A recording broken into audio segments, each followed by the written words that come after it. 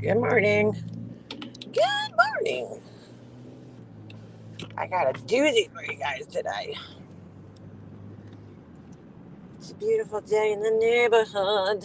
It's actually really shitty out. It's like raining. It's been raining for like 2 days now. It's pretty gross. Pretty gross. Well, it hasn't really been raining for 2 days. It's been morning rain. Yesterday was kind of crappy though. It's been real muggy and just ugh. Today's actually 71 degrees. Cooled off a little bit. So hopefully it don't get that hot out. I just drop coffee on my pants. This is why I don't wear light colored pants on the regular. I'll just wait. I'll wait. I'll wait. See what we got going on in Sirius XM. Oh my god. Terrible. Terrible. Who turned this radio station on? Oh my god. What the hell? Wait a second. Stop it. I didn't know you could do that on XM radio. Holy shit. I did not know you could do that. Oh, good morning. Good morning. I didn't know you could rewind XM radio. That is so crazy. You could go back, but you can't go forward. You can go backwards, though, and repeat songs. I did not know you could do that. That's interesting. Good morning. Good morning. 6 a.m. Oh, my God, girl. It's so early. What you doing up that early? What's this idiot doing? Um, that's early, girl. I did not want to get out of bed today. It was just one of them days, you know? I was like, oh, I don't want to get up early. I can't wait until I can sleep late for like a couple of weeks. It's going to be great. Not late, but late-ish. Good morning. Good morning. How is everybody this morning? Yeah, it's all crappy here. That's a new feature. I found it last week. I hate XM. I use Pandora most of the time, but I just I thought it was changing the station, but I was like, oh shit, you could go backwards on the songs? That's crazy. But I hate XM radio. Not hate it, but I don't know. I feel like there's too much like I like Pandora better because you could get a more personalized, experience where XM it's just like so random. They play like the most random songs and they flip flop from like so many different I don't know. It's bad. I just don't like it. I sent you a text. Did you get it about Gilgo and Oak? No, I didn't. I didn't get a text from you. Life reminded. Um, I'll take a look when I get home though. Did you send it this morning? Because I didn't. I don't think I looked at my text. I don't have my. So a couple of years ago, I had a problem with my battery on my iPhone, my old iPhone. I had like the iPhone 11 or whatever, and I had a problem with my battery. It was like was dying like literally within like minutes of me charging it. So I turned off all my notifications for everything because like that'll kill your battery. I don't put notifications on for anything. So including my text messages, right? Because I was like looking, online, like how do you save your battery? So I turned off all my notifications. So when I get text now, I don't know that I have text. Like I have to manually like check to see if anybody texted me. So I miss a lot of texts. But I kind of like it that way. I got to be honest with you. I kind of like it without, like, I don't know. I hate when your phone's like vibrating all the time. Plus, it just kills the battery. Oh, the comedy channels. I didn't even know they had that. Interesting. Where are you going, Remy? Packing? A week early and I hate it. Does your son get a summer vacation? Um, yeah, a little bit. Not really. I ask him every year if he wants to, skip camp or maybe only because you don't have to go the whole summer. You could go for uh it's 8 weeks. So, he could go for 6 weeks, he could go for 4 weeks, he could go for 1 week. But he wants to go every week. He wants to do the whole summer. I'm like, all right, dude, like whatever you want to do. So I mean, you gotta remember he's an only child, and there's really no like he has a couple of friends that live close by, but the area that I live in, it's just I don't know.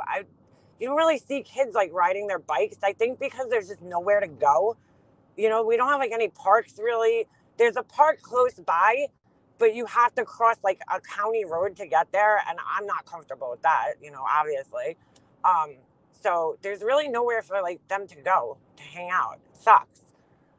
But so he really doesn't have any like he doesn't have many friends around my house, so he likes going to camp. I mean, he loves going there, so he's only got a few more years, and then that's over. So we'll see what happens. But he loves going to camp, and I'm like, all right, dude, whatever you want to do. Like, I don't care. I just don't want him sitting home all day playing video games. But he probably wouldn't do that anyway, because my son just has no interest in that. Like, he'll play. He's had his PlayStation. I don't even think it's connected to his TV. Like, he's just, I don't know. He's a weirdo. He's a weird kid. Because most kids his age are like, that's all they're doing is playing video games, but he just has no interest in it. Like, he does a little bit. He plays games on his phone mostly. He don't really play on the PlayStation that much, which is good because there's a lot of kids I know, like a lot of his friends, if they didn't go anywhere, they would just sit there all day and play video games. So I don't mind that he's at camp. He loves it. He's very active, so it gives him something to do, keep him busy all day, and he absolutely loves it.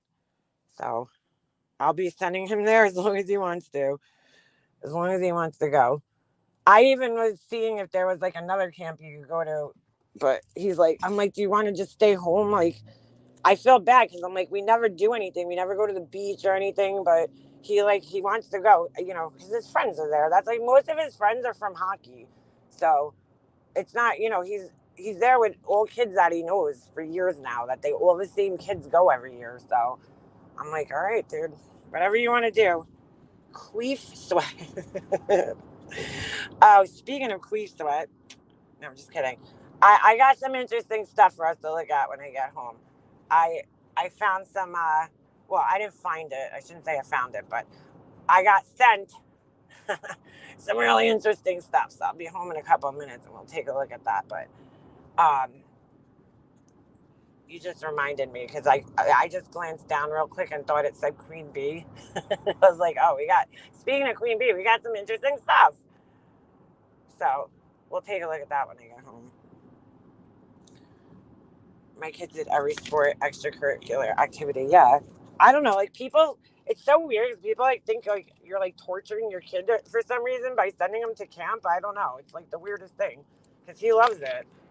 I mean, he has an option. You don't have to go, but he likes going. So I ask him every summer. I'm like, you sure you don't want to go? Maybe just like a week or two, and take a month off. He's like, nope. I'm like, all right, dude. As long as he stays busy, I don't care. He's not getting into trouble. Yeah, fresh start. I don't know if it's Laura. You know what? We'll talk about that when I get home. But I don't know if it's Laura. A lot of people think it is, but I'm not quite sure. I'm not quite sure. I do know this, okay? Whoever this person is, first of all, they're just fucking stupid. I mean, besides the fact that they can't spell or punctuate properly, which I think they do on purpose. I think that the spelling mistakes and all that, I think it's done purposely to try to disguise, who they are. They use all those like weird abbreviations, like, they'll write someone or about. But here's the thing, you can't fully disguise yourself no matter how much you're trying to troll. There's still just certain things that people do when they're typing that it's pretty obvious who they are. And I actually don't think it's Laura, believe it or not. Believe it or not. I think that it's somebody who's been around this community for a really long time, who, I don't know, who just likes to harass people, really. Like, it's like their hobby. So, and I don't know what their problem is, but we're going to take a look because, this person is really funny to me because, not only are they like, they come in here and they're like, oh, you're obsessed with whatever, but this person spends an exorbitant amount of time not only, trolling me and other creators, because they used to troll Nonsense and Alicia and, other creators. But I mean, they're like, now they're going into subscribers, right? Community posts and writing about me. Like, so they're spending a pretty great deal of time talking about me on a daily basis. But then they're going to come in here and be like, you're obsessed with Laura, or you're obsessed with this person. So we're going to take a look at that. Some of the shit they've been writing, because it's pretty funny. It's actually really funny. But I got to get home first. They got me in Nonsense chat too. Called my kid the R word. Oh, that's nice. Yeah. See, Remy, for somebody to say that, think real hard. That there's some stuff in their vocabulary that makes me think it's a certain person.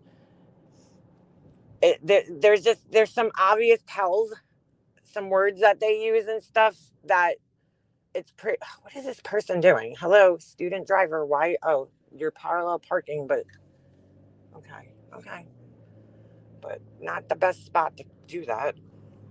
Oh no, they've messed up plenty of times, and I'm pretty sure I know who it is.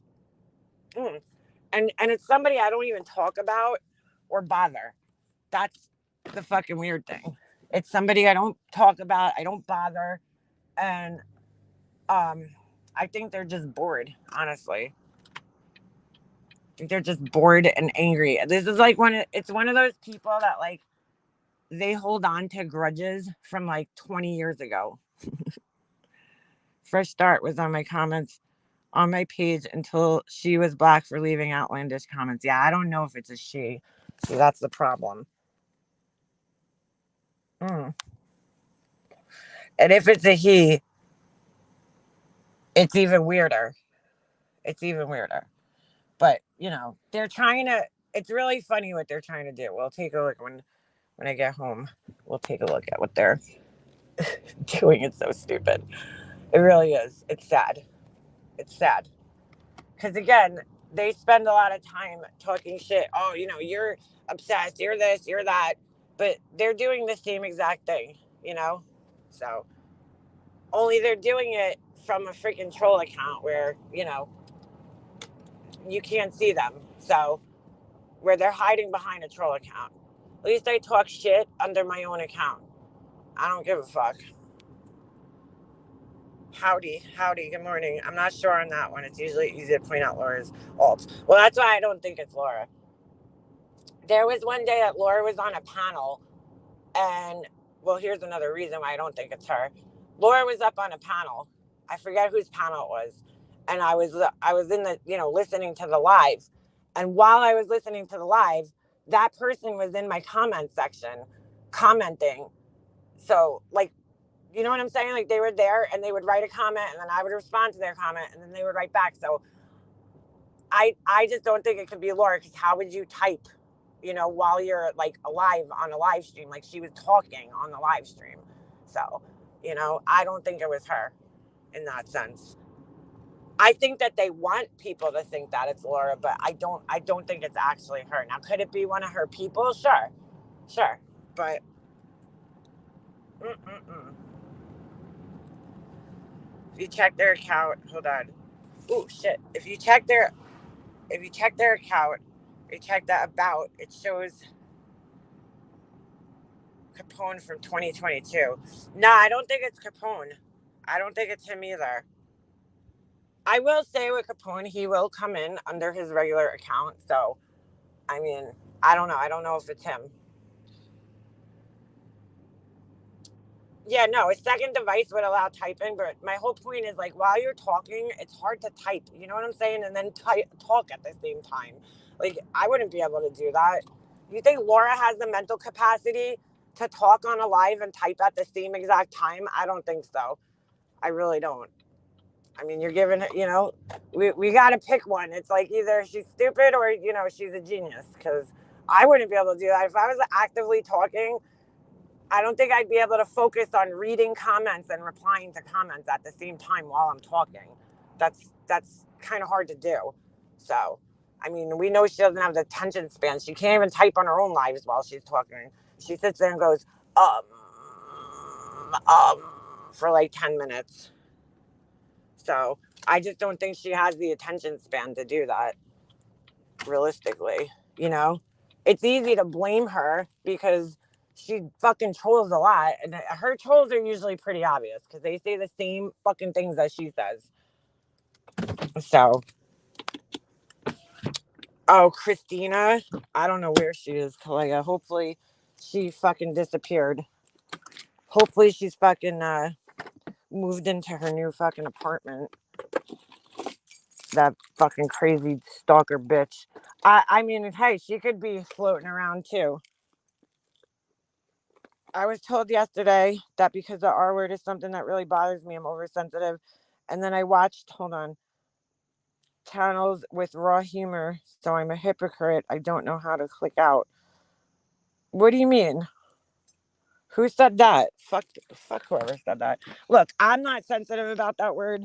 I grew up, people used to use that word all the time, and I personally, don't get offended by it because I know it's not meant when people use it's, in my opinion, okay, it's not meant to make fun of actual, disabled people. But I feel like if, if you're offended by it, you have that right to feel that way, so I don't know why I don't use it because I know it offends people. I try not to use it on here, I know it offends people. And it's like, there's a million other words you could use. You got a pretty colorful vocabulary, I could find other words to use in its place. All right, so let's feed the monster. I gotta trim my wicks on my candles. I'm testing 2 candles right now. So let's do that real quick. I had them burning. They're looking pretty good. I hate when the little black crap gets in there, though. All right. I got to do day 2 testing. I let them burn for 4 hours last night. They look pretty good. And now I got to let them burn for another 4 hours and see how they continue to burn. I think I'm getting a hang of this candle making shit. Getting a hang of it. It's been like a good year. I mean, shit. Should be getting a hang of it. All right. Let's feed Obi, and then we'll get on my laptop and we'll take a look at all this stuff. Good morning. Good morning. I am disabled. If they use that word, then it's Laura's group. Well, in all fairness, I've heard other people using that word too. So, in all fairness, it's easy to blame Laura's group. But there's this one person who I really think it is. And if it's that person, they're pretty pathetic, honestly. Here. Come here, you little rabbit. Eat your breakfast. All right, let's get on there. Oh, thank you, Punk Rock Girl. Thank you for joining. Thank you. I was thinking like, oh shit, there's 111 people in here. So weird, dude. I keep getting that number. Something I was thinking of last night. I just want to say thank you again to all the people that joined memberships. Thank you guys for hanging in here and for joining. I forgot. I was like, I got to start showing some gratitude towards my members. Because I really do appreciate it. Everybody who joins memberships. And don't forget, if you join memberships and you want to link, hey Beefers, if you join memberships and you want to link to the Discord, email me. My email's in my about section. And I'll send it to you. Because that's part of the memberships is the Discord. So if you're interested, you don't have to join, but if you want to join, you are more than welcome to. Just send me an email and I'll send you a link. All right. So wait a second. Oh, I was just like, what the fuck? I joined. How'd that happen? I joined my old live from yesterday. That was weird. Queef sweat. We're going to look at that. I'm not in Lori's group. It's what people said in the 70s and 80s and beyond and never blinked an eye. It is, It was said on TV. It was said in movies, but our society has changed. Dude, why does this keep sending me into a different life? Hold on a second. What the fuck is going on? That was weird. That was so weird. It was sending me into like a different life. All right, let's see if this works. Ah, there we go. All right. Poopy me is gonna have to go. All right. So let me grab this. All right. I want to show you guys what this asshole has to say because it's pretty funny. Not only are they bothering me, but they're now going around like, dude, you got to get a fucking hobby or something, bro. Seriously. They're going around now bothering my friends because I guess they feel like if they can't get to me and bother me, they're going to bother my friends. And I just find this really weird. I'm sorry. Like, this is somebody who needs to get a fucking life. So, B Fergs, are you in here? I'm sending big hugs today to you. Giant ones. Giant hugs. So, B Fergs has a community page, okay? She just got it recently, which is crazy because she doesn't have any any videos or anything, but she somehow got herself up to 1,000. What is it? 1,000? No. Oh, it must be 100 or something. They must have changed it. I thought it was 1,000.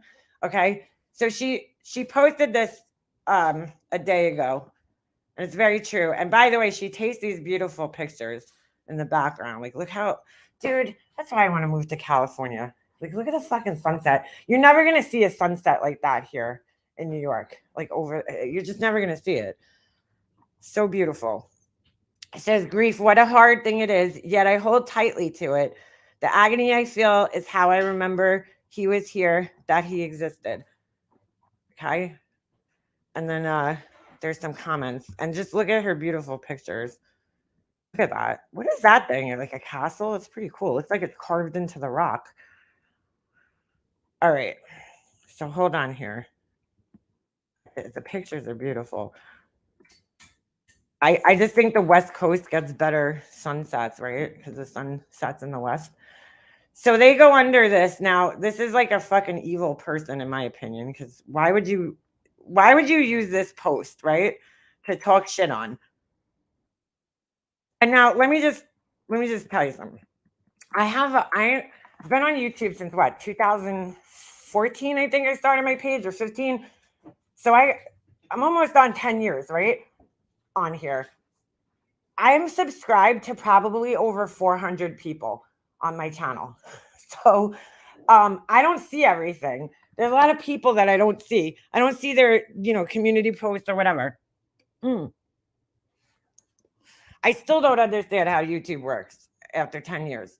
But anyway, this person seems to think because I don't see B Fergs's community posts, every single one of them, which I'm sure she doesn't see every single one of mine either, they seem to think that means that we're not friends. It's so fucking weird. Or that I don't care about her because I don't comment on her community posts. It's like the weirdest thing.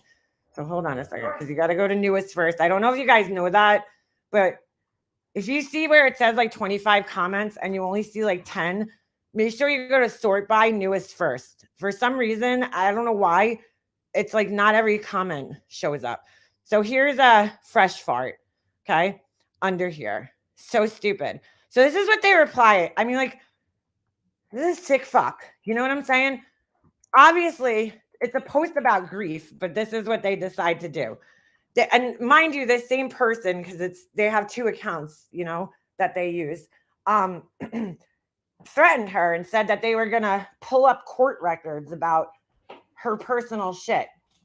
Okay, like, this is a sick fuck. So this is what they write.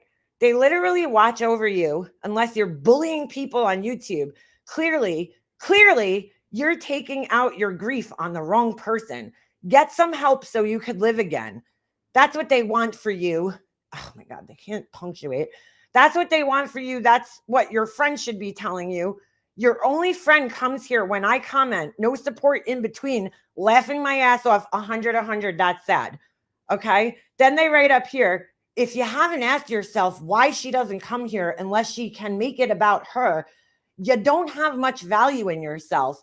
It explains why you're here hurting other people. Y'all haven't made one accusation without admitting how y'all feel about yourselves. You believe someone doesn't care when they're carrying on until the next day laughing my ass off. I don't even know what this means. Like it's just babble, psycho babble. If you could defend it, you would. You don't, because you can't, laughing my ass off. Like, I don't even know what the fuck that's supposed to mean. But I don't think this person realizes that me and Beefergs have been friends since, what, 2018 or 19? Okay? We have each other's phone numbers, and we talk every single day. We talk every day through text messages, right? Like, I don't need to come to her community page. I don't need to put our friendship on display and support her. Like our friendship is a real friendship. We talk about things on the phone, dude. Like, we don't need to talk about our, you know what I'm saying? Like, we don't have to do this on YouTube because we actually talk to one another. So I know what days of the year are hard for her. She knows what days of the year are hard for me because we've been friends for years. So it's so stupid. It's just so stupid. So they're trying to do this thing where they're trying to go around and get like all my friends paranoid that I don't care about them. You know, one of the things we talk about is she'll be like, look what this asshole wrote on my fucking community page, you know? So and I don't see all her community posts, just like she probably doesn't see all of mine. She doesn't comment on every community post I do. All right. So I wrote, you're a real idiot. Now I didn't see this. I guess they wrote back. I said, you're a real idiot. You realize me and Beefergs have one another's phone numbers and we talk daily, right? So unlike you, I don't need to come here daily because we already talk. Now this person, like, they must be typing her name in every day to go check her community post every day. It's fucking weird. They're like stalking her. Beefergs writes back, someone doesn't seem to understand friendship or loyalty is not something you necessarily need to make a huge display of when it's real. I said, yeah, exactly. Clearly they don't understand the concept. So they come back and just more. Oh my God. Look at how many fucking comments they wrote. Nobody's even talking to them and they're writing all these comments, dude. But you know, where are the obsessed ones? You literally act like your brother's controlling, bitter ex-wife, laughing my ass off, and Molly and Laura's. What? My brother's ex-wife? My brother's still married, you fucking idiot. Like, what is this person talking about? I'm like, dude, they constantly have to bring up my brother's wife because I don't know. I guess they think that's going to bother me. Like yesterday in the chat, they were like, you know, they just have to bring. It's so fucking stupid. Molly Hurt. Now they're just talking to themselves because nobody's answering them here. I didn't even see this. Molly hurt a lot more people after you took her down. John Graff, laughing my ass off. What? Wait, what? Molly hurt a lot more people after you took her down. John Graff, laughing my ass off. Who the fuck is John Graff? What the fuck? It's you that slanders people and obsesses and fixates and destroys Marissa. Put your number online after you tried to destroy her. Wah! Take all your complaints and help yourself because it's you, not strangers you choose to watch. I don't know what the fuck that even means. I don't even know what the fuck that means. When did I try to destroy her life, dude? So apparently, according to this person, when you comment on somebody online, you're trying to destroy their lives. Okay. Oh my God, dude, this is so stupid. So this is like, dude, like they're telling me I'm obsessed. Meanwhile, they replied to me 4 times without me even saying a word to them. But I'm the obsessed one. Oh my God. You're an adult who's obsessed. Look, every fucking comment, obsessed. But yeah, I'm not even talking to you, bro. 14 hours ago, I was sleeping probably. You're an adult who's obsessed with how other people spend their money. Oh my God. And you throw everyone else's hard-earned money away What? You're no better than any other narc. You only compare yourself to other narcs. You're creepy, trying to shut me up because you're creepy.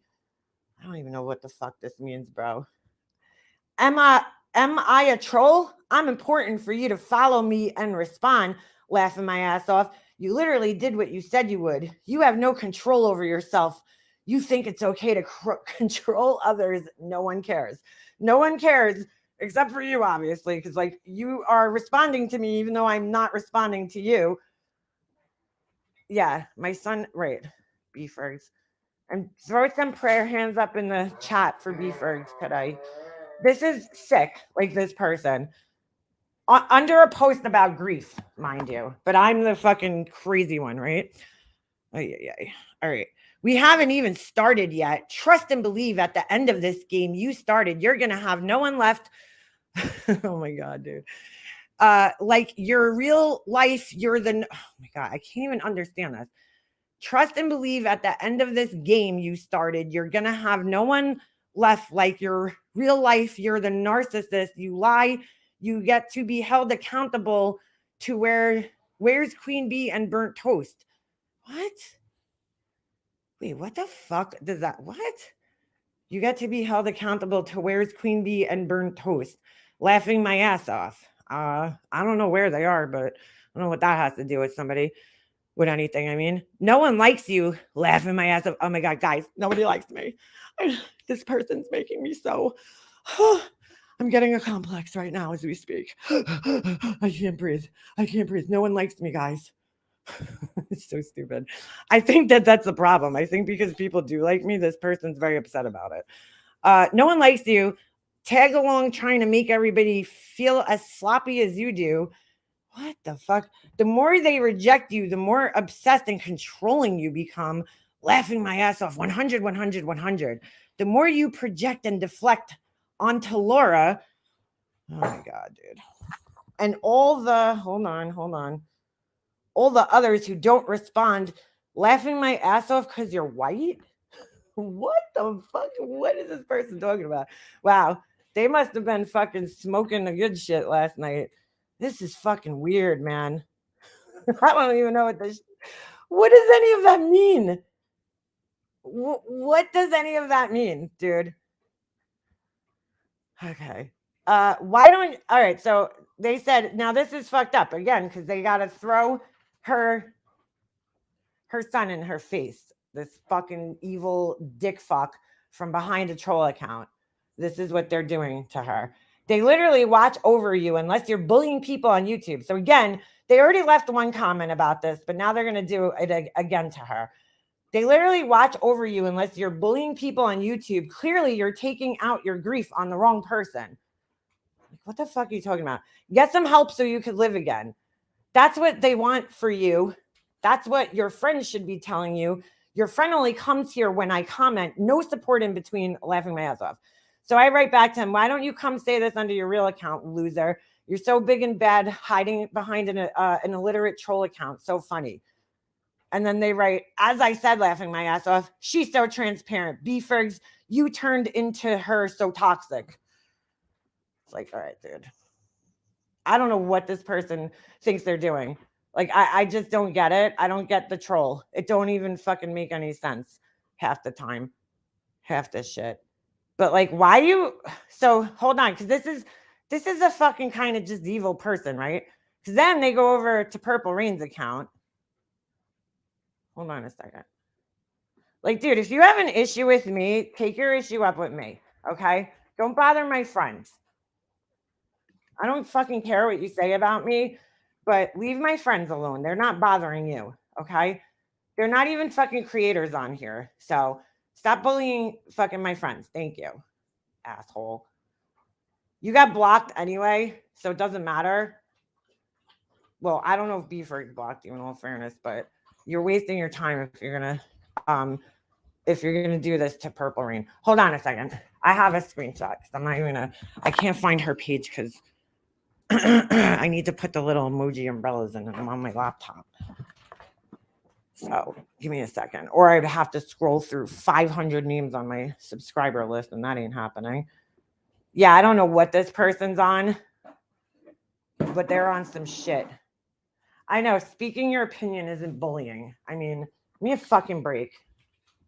You know what is bullying though? Going around under people's grief under their grief posts that have nothing to do with anything here. That's fucking bullying. That's bullying. Okay? Fucking loser. I honestly, I don't care what they say about me. It's like, leave my friends alone. But they're doing this on purpose because they want me to get pissed because they know like talking shit to me is like whatever. I don't really fucking care. But bothering my friends is going to piss me off. So, fucking loser. All right, so hold on a second. Yeah, she did, Queenie J. And they're throwing that in her face. And that's where I have a fucking problem. Ugh. I can't even, I don't know. I can't send this. I'll just read it to you. So it says, Purple Rain, did MM's grief series get you through? You're beautiful. You don't look like the type who would try to control your family and tell and them how to grieve. Control your family and them how to grieve. I don't know what that means. Your loyalty goes one way. She's not over here supporting you, but maybe now she will. So Purple Rain writes back, she supports me behind the scenes. She doesn't need to be over here supporting me. So again, this person doesn't understand that I have an actual friendship with Purple Rain and we talk regularly. Okay. And trust me, you don't even know what a fucking actual friendship is, which is sad. It seems like you don't have any real friendships in your life. So then they write to her. And now this is under a post that she wrote about her mom. Okay. This is what they're choosing to focus on. Fucking asshole. That's what Ferg said. But MM showed up laughing my ass off. MM doesn't support herself. How could she support you? She talks so much ish behind your back. I saw it. The minute she thought she had something better in someone else, you were history. Like, dude, what the fuck are you even talking about? You saw it? Sure, Dan. But here's the other thing. What are you talking about? Like, had someone else better? Am I like fucking? Are we fucking each other or something? This sounds weird. If she wasn't a narc, you wouldn't to cover her flaws up, laughing my ass off.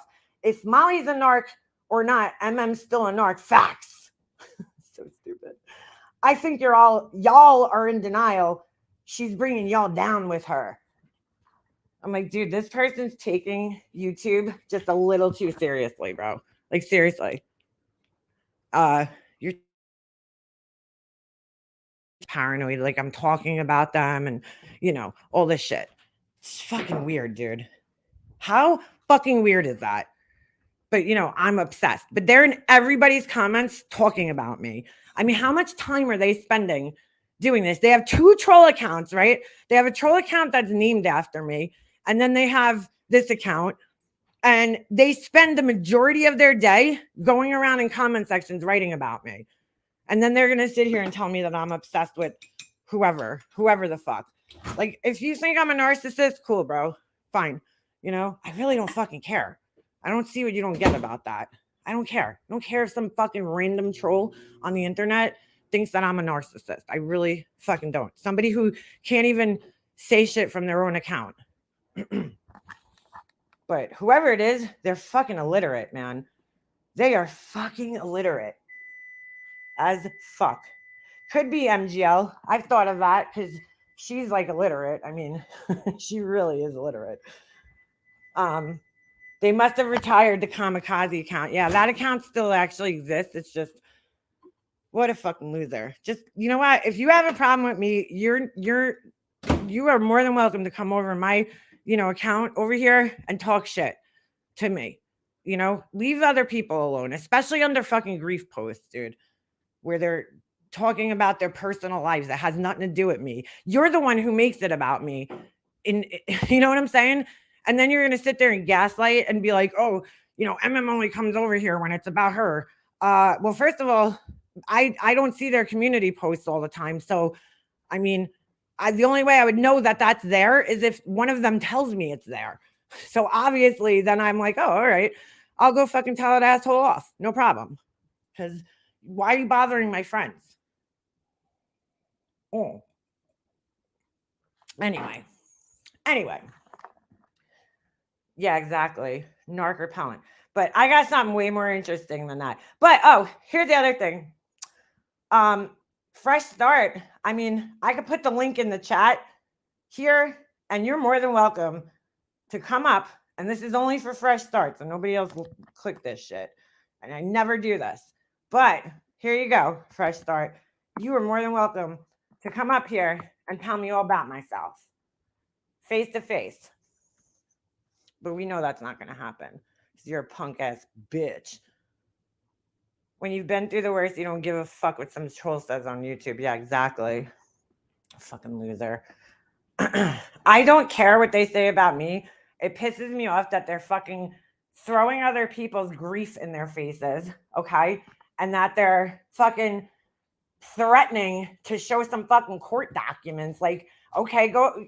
I'm not saying, well, don't do it because there's no need to, but I'm just saying, like, B-Fergs didn't do anything wrong. So I don't even understand why you would fucking threaten that. It doesn't even make sense.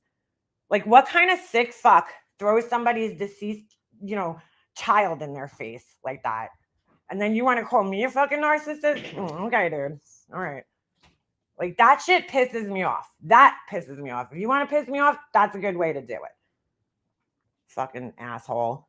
Say it under your fucking real name, bitch. Oh, fuck. I'm sorry. Illiterate fucking bitch. Sneaky Slobster, whatever their fucking name is. AKA Fresh Starts. The same person. Come on and jump up on the panel. Links in the chat. I don't know how to pin it. Otherwise, I would. Actually, you know what? Hold on a second. Where's my phone? Because I think I could do it from there. I'll pin that motherfucker. Right there. Fresh start. You're more than welcome to come up here and tell me all about myself. Tell me all the fuck about myself. Curse me out even. I don't give a fuck. Hold on. Let me do this again.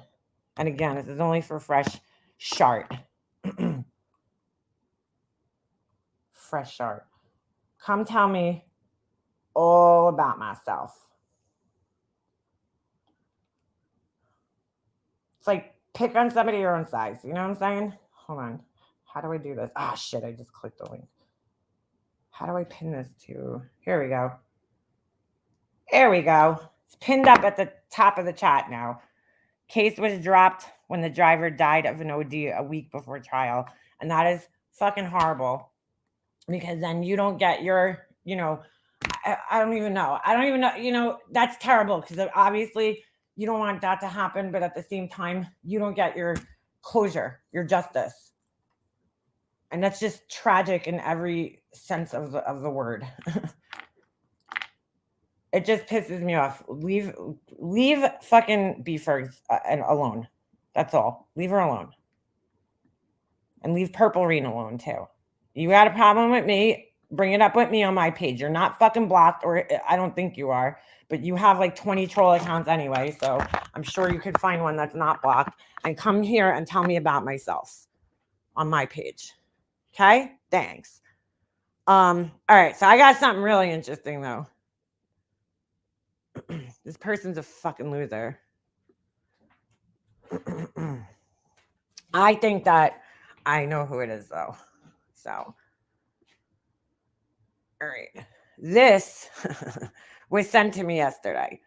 And we're going to take a look at it. Hold on a second. All right. Oh, I saw this. This is so funny. All right. Let me find this again now. Oh, all right. First off, hold on. I'm going to play this real quick. Somebody found another clip of BHB saying that she's coming here.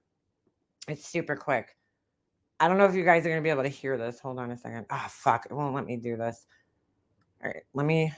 I could actually play it from my phone. But hold on a second. Uh-oh. What? What the fuck is this for?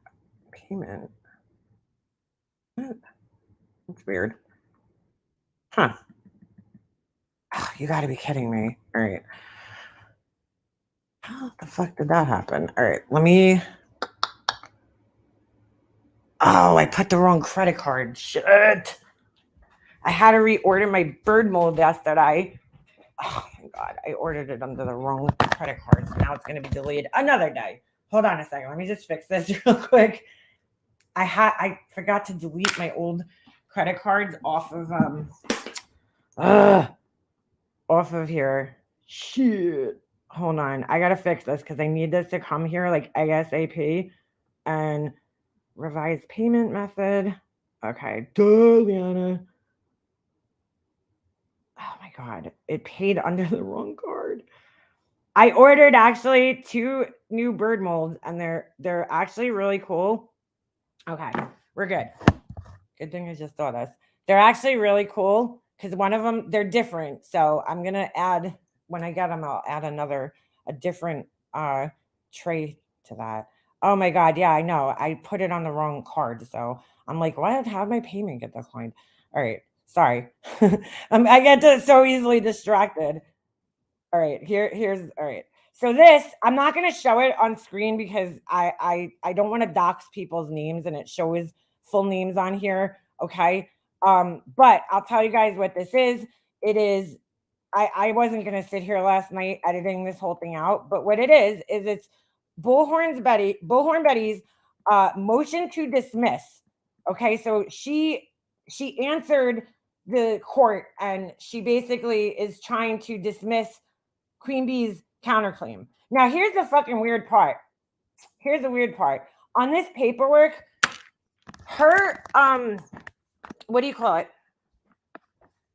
Heels in the Air is still on. She's still on this paperwork, which is weird. Didn't she say she was going to take her off? So I don't want to read this whole long thing because it's written in court babble and it's just not even like it's not interesting. So I'll give you guys a summary. Okay.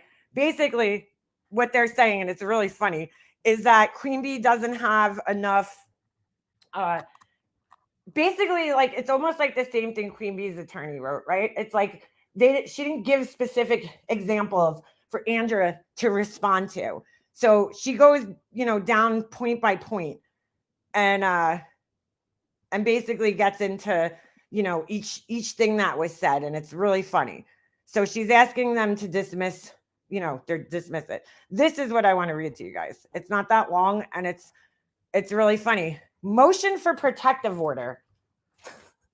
This one's really funny. Okay. Because, and you'll see why it's really interesting. And again, I'm not going to show it on screen just because I don't want to dox people. I'm not about that life. But I do want to read it because it's pretty funny. Okay. So here we go. On or about June 21st, 2023, Andrea, okay, well, we'll call her Betty, served Queen Bee, with a complaint alleging defamation, tortious, how do you say that word? Interference with prospective economic advantage and intentional infliction of emotional distress. Okay. Betty has alleged, among other issues, that Queen Bee has conspired and communicated with others through private chats such as Discord and other similar sites to elicit help with Queen Bee's campaign of harassment, cyber stalking, bullying, intimidation to receive financial compensation to damage Bullhorn Betty personally, professionally, and financially in an effort to remove Bullhorn Betty from the YouTube platform. Claim, okay? So it says, Queen Bee learned of the pending action on or about June 20th, 2023. Queen Bee publicly threatened Betty Bullhorn on or about June 20th, 2023. So it says argument. This is really funny. You guys are going to see how funny this is in a second here, okay? On or about June 21st, 2023, Queen Bee was served with Bullhorn's complaint. However, Queen Bee learned of the court action on or about June 20th, 2023, upon another YouTuber live streaming known as Down the Rabbit Hole News. So now she dragged rabbit into this. And then it says in parentheses, rabbit. And an acquaintance of Queen Bee. Although the hours-long live stream has been removed, placed in its private status, members-only status, or deleted altogether, however, Rabbit posted a short YouTube video on June 18th, which alerted Turner of the impending lawsuit. That short video URL is this. And guess what? We get to click on these. Now, I just have to say, I don't think that Bullhorn Betty wrote any of this. If you go back to the other complaint, the motion to dismiss, it's very clear she didn't write it. I mean, if you guys want me to read it to you, I could read some of it. It's kind of boring, to be quite honest with you. Like a lot of court, jargon.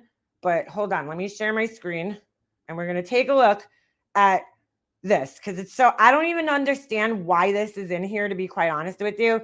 But I think it's pretty clear that she's having somebody, write this for her. She is not writing this stuff herself. Okay. But this is really funny. So here we have Rabbit. Hold on. Let me rewind all the way. And here's her video. And literally it's 11 seconds long. I don't understand why this is even included in there. Bullhorn Betty is suing Queen Bee in heels in the air.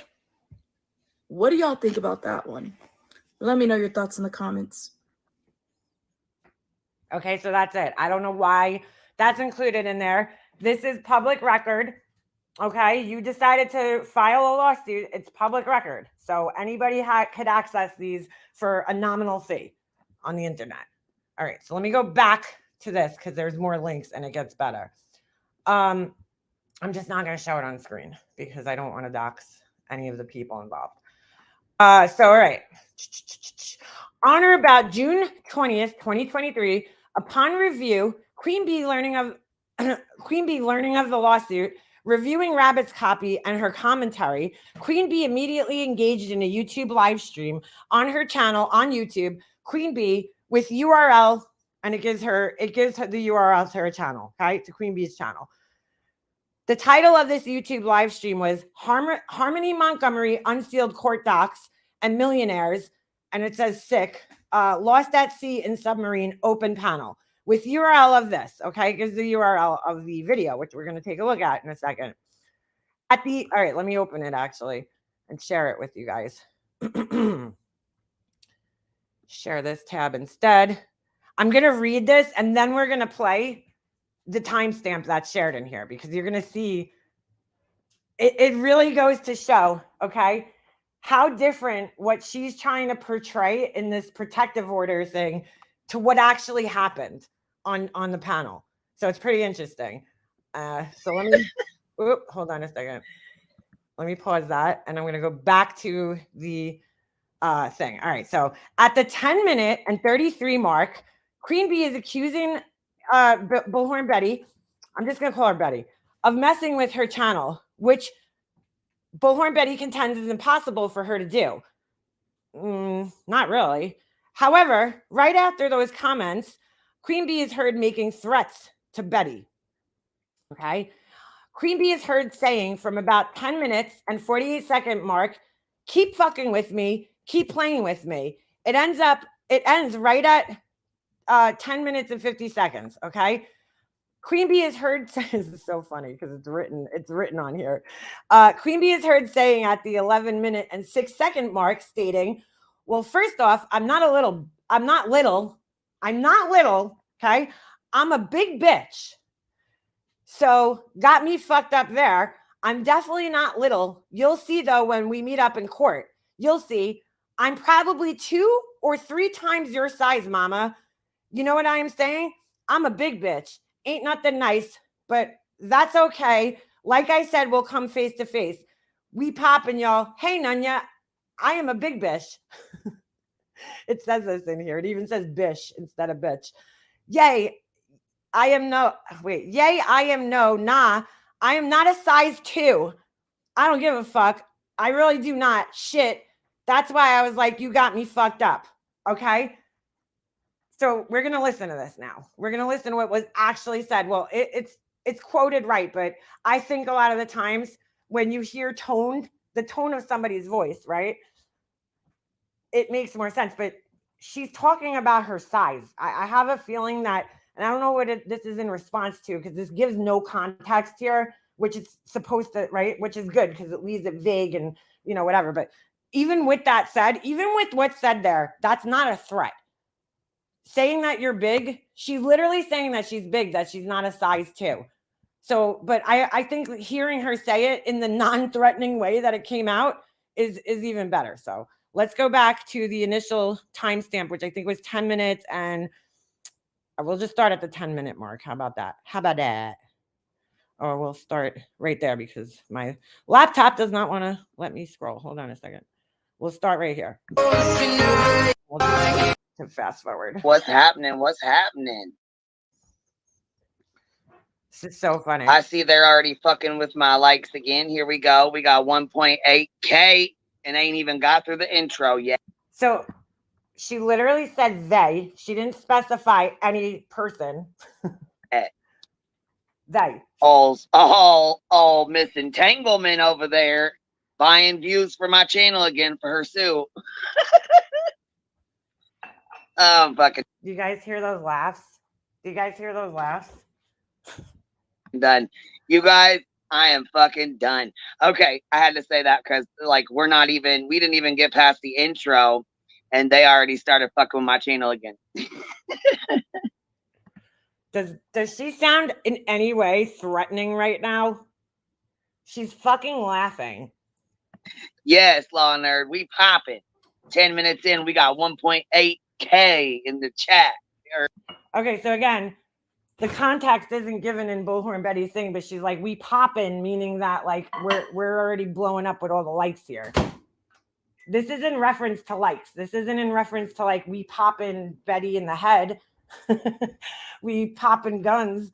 This is literally we poppin' because we got so many likes. But I guess when you're Betty Bullhorn and you talk like a fucking 79-year-old woman, okay, and your sense of humor is like that, and you're for some reason seem like you were born 4 generations before you were actually born, you don't understand like the slang and terminology of people that are younger than you or your age, apparently, even. In the light, sorry. Another laugh. Like, how stupid can you fucking be? You're in an active lawsuit and you're fucking with my shit. Okay, go ahead, keep playing. So again, she doesn't specify who she's even talking to. How does Bullhorn Betty, in all fairness, if I was an attorney in court, I would argue this, right? How does Bullhorn Betty even know who she's talking about? She never specifies a name in this. So she could be talking about JLR, right? Because he's in an active lawsuit. She could be talking about Unirock. He's in an active lawsuit, right? Could be anybody. She doesn't specify who she's talking about. Keep fucking playing. She said, this is very serious. And if you think they're going to laugh me out of the courtroom, then you don't even know. You better take this serious. Oh, shit. I probably shouldn't have went that far because I feel like that's quoted in her protection order. So you just heard. Oh, no. We got to go on to the big bitch comment. Hold on a second. Where was that? Let me just go back to the timestamp. Oh, okay. 11 minutes, 6 seconds. So we're getting there. So she cut this part out. She edited Queen Bee. She edited her in the document. She cut this part out. This isn't included in her quote of what was said. She picked very specific timestamps, 10 minutes and 48, 10 minutes and 50. Now we're at the 11 minute and 6 second mark. So let's see what was said here, because it's about to happen. Little girl. Well, first of all, I'm not little. I'm a big bitch. So you got me fucked up there. I'm definitely not little. So all she's saying is, I'm not little, I'm big. I'm a big bitch, meaning, she's big. That could mean she's tall. That can mean she's, big. She works out a lot. That can mean she's heavy, just, overweight.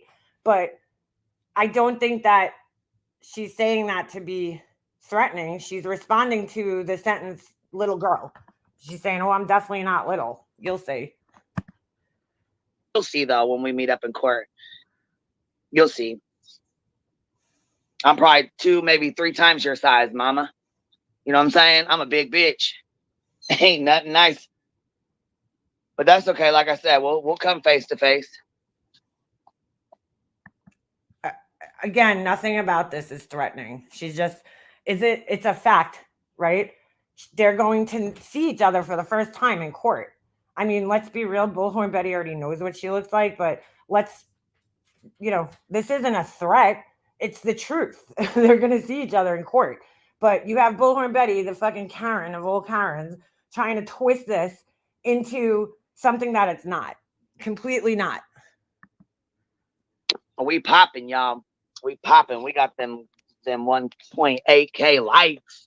So again, the we poppin' is in reference to the likes that she has, because everybody knows that's a lot of likes to have when you're only 10 minutes into your video. That's what that means. We poppin'. I mean, come on, Betty, you don't know what poppin' means? We poppin'. If you walk into a party and there's a bunch of people there, okay, and the music's loud and everybody's, having a good time, dancing and shit, you walk into the party, you'd be like, yo, this party's poppin'. I mean, that's slang. That's what that means. And this fucking idiot, for some reason, doesn't understand that. She doesn't understand that because, again, she was born in like another century, I think.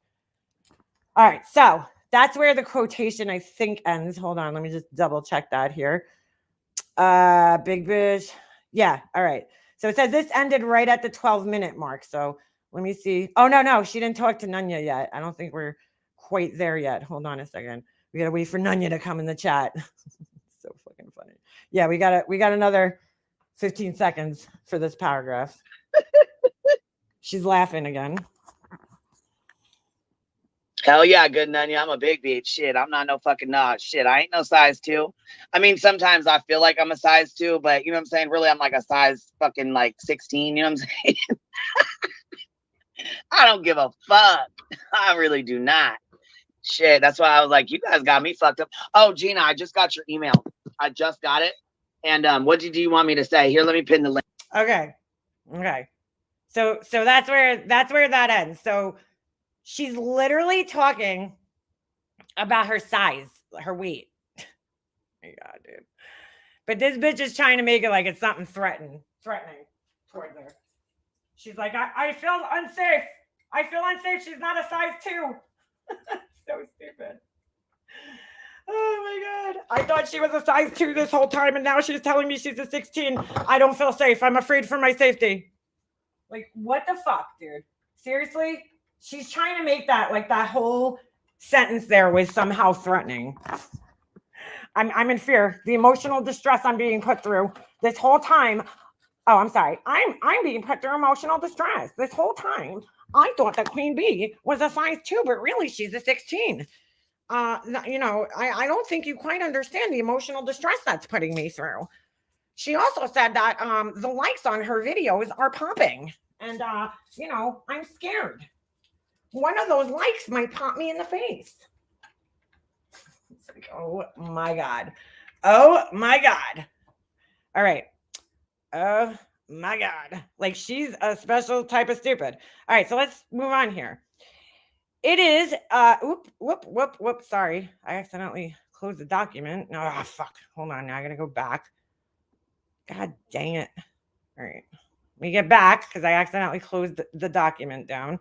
This is like, girl, this is embarrassing. Why does it keep closing the document down every time I move my mouse? Hold on. Fuck's sakes. Let me open this. Can I open this somewhere else that doesn't keep doing this? Whatever. All right. I mean, girl, how you not embarrassed about this? I mean, you're like, oh my God. Oh, no wonder why. I'm on the wrong document. Hold on a second. Let me get back to the right document. I mean, this is embarrassing. It's embarrassing, honey. Oh, request for telephonic hearing. Dude, I got a whole shit ton of stuff here. I mean, all right, here. We're back at the protective order. Fuck, dude.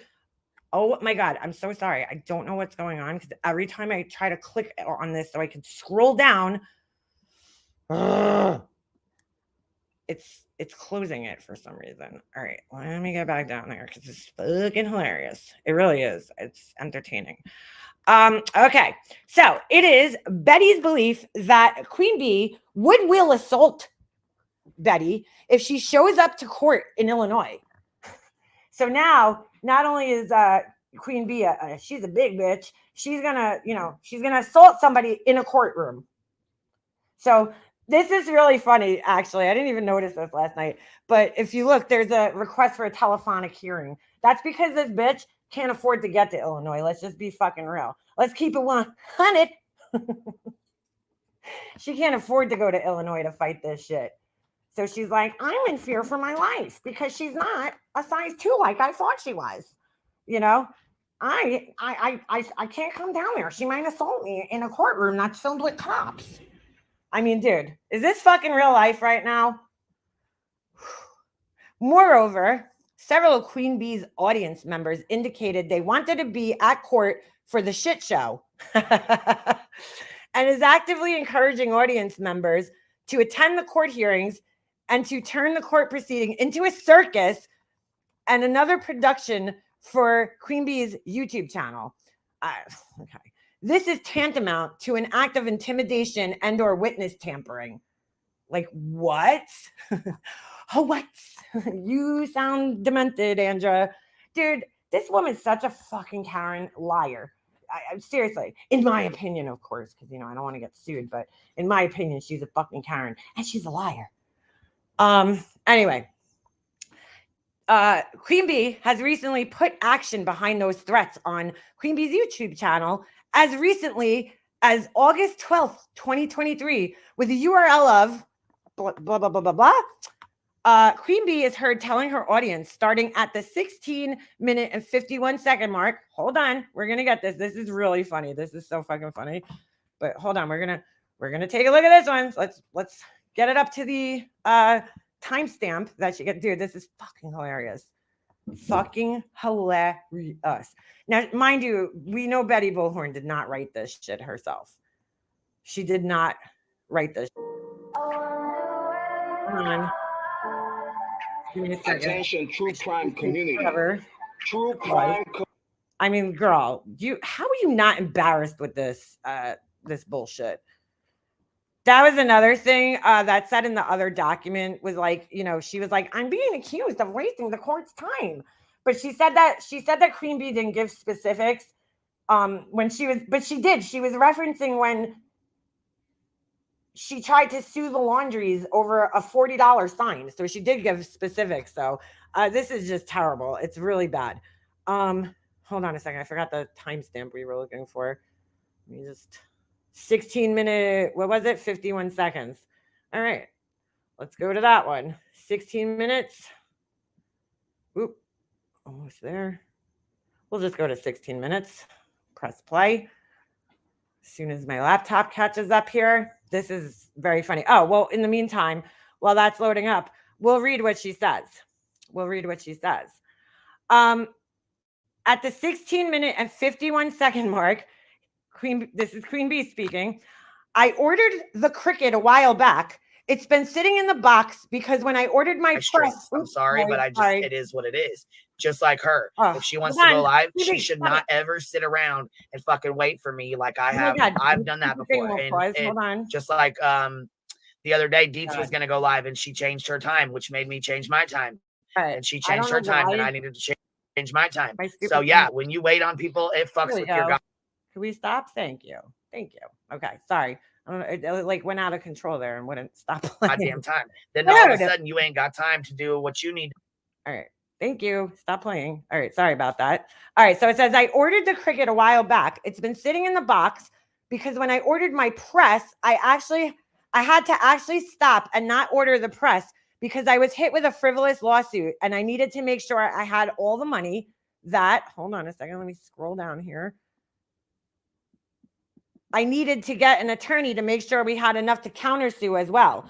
So I have been pinching pennies and trying to make sure that I don't spend anything extra. Why? It says, I don't know, sick. I finally had the money to get it and it just came today. So I'm tickled as fucking pink, you guys. We are going to fucking open the cricket and the press. Chuckles. It says chuckles in parentheses. We're going to get to town later. Okay. And then for some reason, this is underlined and it's written like in italics. Okay. I'll probably do it in Discord or something because I am not going to do a live stream on it. But I think it'll be fun to get it together so that we have all our shirts made and stuff for the first hearing. And last, and say, ending at the 17-minute and 39-second mark. Okay, so that is threatening. She got a cricket. Oh my God, she got a cricket and she's going to make shirts for the first court hearing. I feel threatened for my life. That is some scary shit. Excuse me. I think I need to call 911. Officer? Yes. There's a woman with a cricket and a heat press. And she's going to kill me with it, apparently. Yeah, she's going to make shirts and show up at court with them. I'm very scared for my life. Can you arrest her, please? Oh, my God, bro. The cringe. The cringe. All right. You're going to listen.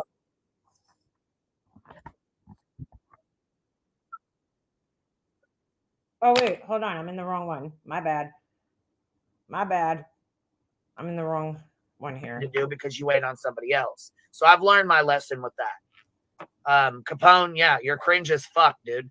You need to go back over and simp on Laura's ass because that's where you belong. Okay. Yeah. Okay. Dude. Yeah, that simp needs a fucking hobby, straight up. But he ran and fucking hid, man. He fucking hid his ass off when he thought I was going to show his picture. But it's okay to show everybody else's picture according to Laura logic, right? That's okay. Okay. Laura logic. All right, hold on. We're getting to the marker here where she's, really threatening people with crickets and T-shirts, apparently, and heat presses. Oh my God, I'm scared for my life. She might use reflective vinyl. Oh my God, is she going to use that HTV on me? Anyhow, I wanted to let you guys know today I'm super excited. So you guys know I ordered the cricket a while back and it's been sitting in the box because when I ordered my press, I had to actually stop and not order the press because I was hit with a frivolous lawsuit. And I needed to make sure I had all the money that I needed to get an attorney to make sure we had enough to countersue as well. So I have been pinching pennies. Oh my God, she mentioned the lawsuit on her channel. How dare she do that? And trying to make sure that I don't spend anything extra. Well, I finally had the money to get it, and it just came today. She called my lawsuit frivolous. Is that what she's going to put on the T-shirts? So I am tickled fucking pink, you guys. We are going to fucking open the cricket and the press, and we're going to get to town later. I'll probably do it in Discord or something because I'm not going to do a live stream on it, but I think it'll be fun to get it together so that we have all of our shirts made and stuff for the first hearing. Clearly she's joking, but like, I'm so threatened. Oh my God, she's not going to make shirts. I mean, dude, really? This is embarrassing, Betty. And again, I think it's just fan fucking tastic too that Oh, sorry, we're going past the mark here, right? What do we? Yeah. All right. So let's carry on here because it just gets funnier and funnier. Oh my God. Wait a second. Did I go to the? Yeah. All right. It's 3 more seconds. 6 more seconds. Hold on. Dolly wants to sit here and say people don't need to be showing up at my court date. She gave the wrong timestamp because what she quoted, this goes on. It says 1749, but we're at 1747, and she's still talking. They don't need to be showing up at my court date, but you. So is that even about is that about Dolly? I don't know. I don't even know. I don't even know if that was directed at Bullhorn Betty. Because again, I don't include the context of anything. I'm not into context. All right. So here, this is really funny. Due to the number of violent offenses Queen Bee has been convicted of, and the number of protective orders that have been issued against Queen Bee that were extended multiple times, Queen Bee is now, Betty is now concerned for her safety. And that's really funny and rich that she writes that, because in her other court document, the first one, she writes that she's basically saying to the court that none of her other lawsuits that she's filed have anything to do with this one, right? So like, in other words, you can't use my other previous lawsuits against me because they have nothing to do with this one. But here she is using Queen Bee's other, I don't even know if this is true, okay, but let's just say it is for the sake of speaking right now. You can't use that against her in the same respect, you know? You can't, just because she had a protective order against her once, that doesn't mean that you deserve to get one, because that doesn't apply to this case. But she's going to make it apply because she's an idiot. So funny. Anyway, this is so funny. This is so funny. Betty takes this threat very, very seriously. And this is not the first time Betty has been threatened by Queen Bee. Although Betty cannot figure out or find which other live streams Queen Bee has threatened her on. The one listed above is the most recent. Did you guys hear a threat in either one of those? I mean, this is definitely going to get denied because it's so ridiculous. There was no threat in either one of those. She's like, let me find anything I can and turn it into a threat. Oh my God, she's going to wear shirts to court. I'm so threatened. I'm scared for my life. It's like, oh my God, right. Says the woman with 42 fucking battery charges, arrests. I hope, well, if Queen Bee's going to wear shirts, I sure hope I have a pair of pants on at this court thing, because I kind of been known to not wear pants. This is ridiculous. I mean, anyway, Queen Bee clearly does not have an issue with carrying out assault, as she has been convicted of the same in this court, which can be found at the URL, and I'm not going to click on that. And it causes great concern to Betty and her personal safety. Now, even if that's the case, again, it doesn't matter what she's been convicted of in the past. If you know anything about the law, you cannot use past convictions in current cases. It's null and void. It doesn't count against you, especially in a situation like this. So, in a civil, case. But due to the reasons set forth herein, it is necessary for a protective order to be granted to protect the safety of Bullhorn Betty as she litigates this case. I mean, this is a joke, right? Queen Bee does not appear to be taking these proceedings seriously, has threatened her. So it's like, she's like, there's other threats. I just can't find them. Now, you would think, right, if there was other threats, like real threats, because nothing you've listed so far sounds threatening at all. Saying we poppin' ain't threatening, girl. But as much as you want to twist it, we understand the context of why she said we poppin', and it's in response to how many people like the video. I mean, come on, girl. She's like, there's other more serious threats. I just can't find them. I mean, that's so ridiculous. But she wants a judge to believe this. I can't find the more serious threats. You would think that those would be the first ones you would save and timestamp, right? But no, she doesn't do that. Anyway, wherefore, Andrea, praise this honorable court will find it necessary and grant the order of protection against Queen Bee and for such other and further relief that the court deems just and proper.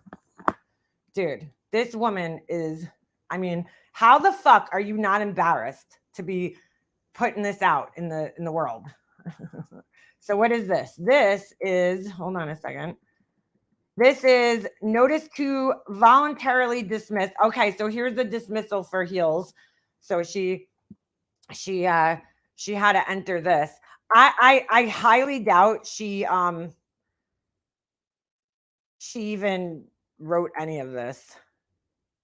Like, Betty ain't writing, whereas Heels has not been served and has not responded to this action. Okay, so that's that. Let me move on here. There's a lot. Objection to Queen Bee's first set of discovery PDF. Let's see what this is. I didn't look at all of this last night because it was a lot. Okay, served. Hold on. Let me see. This is 4 pages. We'll take a look. So this is, again, this is her objection to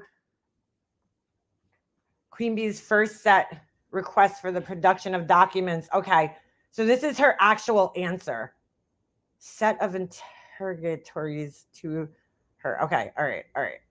So it says, comes now plaintiff, Bullhorn Betty, pro se, which I don't believe, files this objection to Queen Bee's first set of requests, blah, blah, blah. We're just going to go.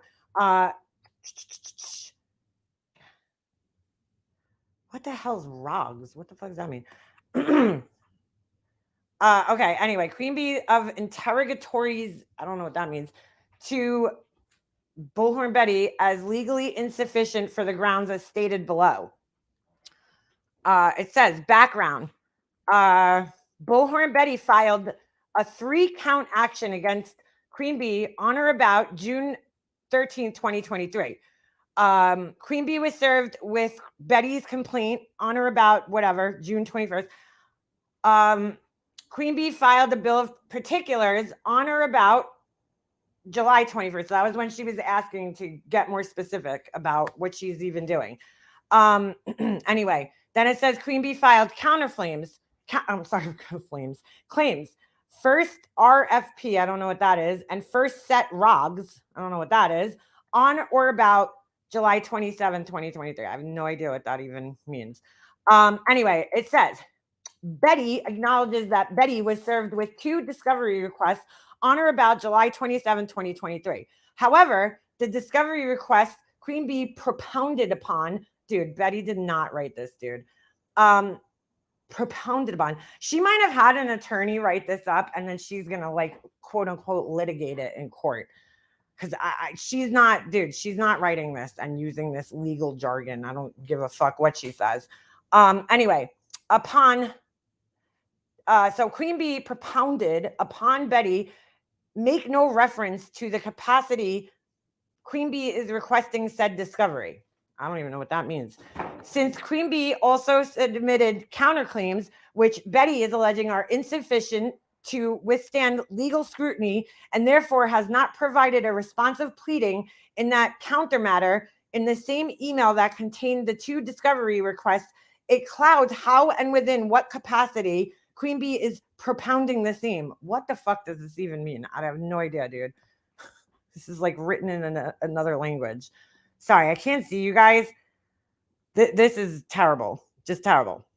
Upon review of both discovery requests, it states Queen Bee, by and through her attorney, requests that but Betty answer the following. Sorry, it's like so hard because I'm reading their real names and then I'm trying to mentally verbally plug in their YouTube names as to not dox anybody. So I'm trying to be real careful as I'm reading this.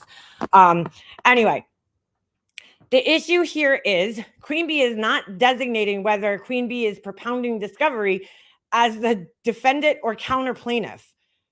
Betty is unable to respond to any discovery if propounded by Queen Bee in her capacity as counter plaintiff because Betty will lose certain rights and remedies afforded to Betty. Betty has not submitted a responsive pleading in the matter referencing Betty as the counter defendant. And as such, if Betty responds to discovery as a counter defendant, Betty's response may be misconstrued as filing a responsive pleading in a matter being challenged on legal sufficiency and waive certain rights and remedies afforded to Betty. Oh my God, dude. So she's basically saying she doesn't know if she's wasting people's time is basically what's going on. If you read this whole thing, she's acting like she doesn't know what to do in anything. She doesn't know how to respond to anything because she just doesn't understand what's going on. Meanwhile, it's really funny because like I worked for a judge. I was a paralegal, but I just don't understand anything. I don't understand how the court system works. It's like, okay. But yeah, this just doesn't really make any type of sense. She doesn't want to give any discovery because she doesn't know if she's giving it in her suit or the counter suit, basically, is what she's saying. So it's basically, this is just a way for her to get some extra time and buy herself some extra time, and also waste Queen Bee's time by, you know, having to have her attorney once again write up more shit to answer this. You know, she's playing a game, basically, a bullshit legal game that doesn't need to be played, because as you can see, it's all bullshit. Anyway, when Queen Bee propounded discovery upon, oh, sorry, I think we read that already, right? Let me see. Hold on. No, we didn't read this yet. Okay. When Queen Bee propounded discovery upon Betty and failed to state whether it was submitted as a defendant or counter plaintiff, it put Betty in a quagmire. Isn't that the guy from like fucking, I don't know, Quagmire? Isn't that from like a Family Guy or something? As the law states, Betty may waive all objections to the court's jurisdiction over Betty. Statute blah, blah, blah, blah, blah plainly provides that a party waives all objections to the court's personal jurisdiction by following a responsive pleading or motion before challenging the court's jurisdiction. Under section blah, blah, blah, blah, blah, the waiver of objections to personal jurisdiction is comprehensive when a party submits to the court's jurisdiction by initially filing a responsive pleading or motion. I don't even know what the fuck any of this means. Due to the reasons set forth herein, it is necessary for a Queen Bee to clarify how Queen Bee is propounding discovery upon Betty. Oh my God, dude. It's just a waste. Yeah, giggity, giggity.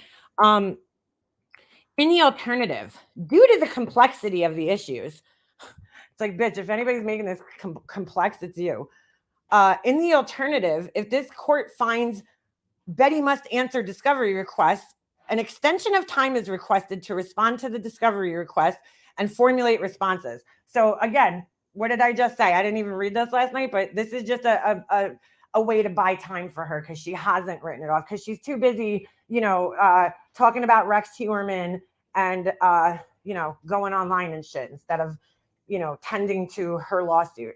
She's too busy cooking dumplings and fucking steaks, Salisbury steaks and shit, you know, than answering this, apparently. I mean, this is like crazy. Only in the alternative, Betty is requesting additional time to respond to the RFP and ROGs as deemed appropriate by this honorable court. The request for additional time to respond to the discovery request is not made in bad faith, and there will be no prejudice to either the court or Queen Bee as a result of the additional time. So she's just fucking wasting everybody's time, dude. That's really what's going on here. And I think, like, eventually, you know, the judge is going to see that, because this is like so silly, especially the request for the protective order. So here she puts in a request for a telephonic hearing, okay, because she's so scared. So let's see what this says. Plaintiff Betty, pro se, files this request for a telephonic virtual hearing, and that the court enters an order allowing appearance by telephone for hearing scheduled in this case on the grounds as follows. I am presently residing in Bradenton, Manatee County, Florida, and I'm not doxing her because she constantly talks about where she lives. And travel to hearings would create financial hardship. Bro, like, seriously? So wait a second. In the first document, you're saying that you don't want to go there because you're scared, okay? Because of all these ridiculous reasons you get. You know, her followers are going to show up there. They're going to wear, oh my God, they're wearing t-shirts that were made on a cricket. I'm terrified for my life. But now it's a financial hardship. So the truth comes out. This is the truth as to why she can't show up. So, like, why are you suing somebody, you know what I'm saying, in another state if you can't afford to do so?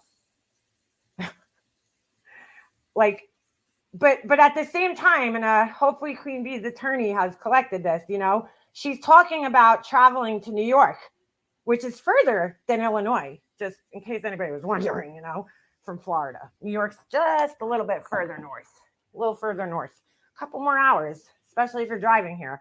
But she's going to come up here, and I have the clips if Queen Bee needs them. I actually have the clips and the timestamps.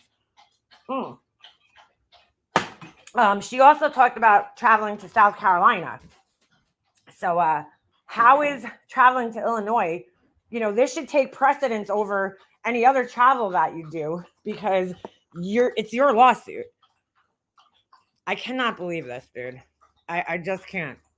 And again, again, I remind you that in the first document that I didn't read because it's really just confusing and like in a bunch of legal jargon and very repetitive.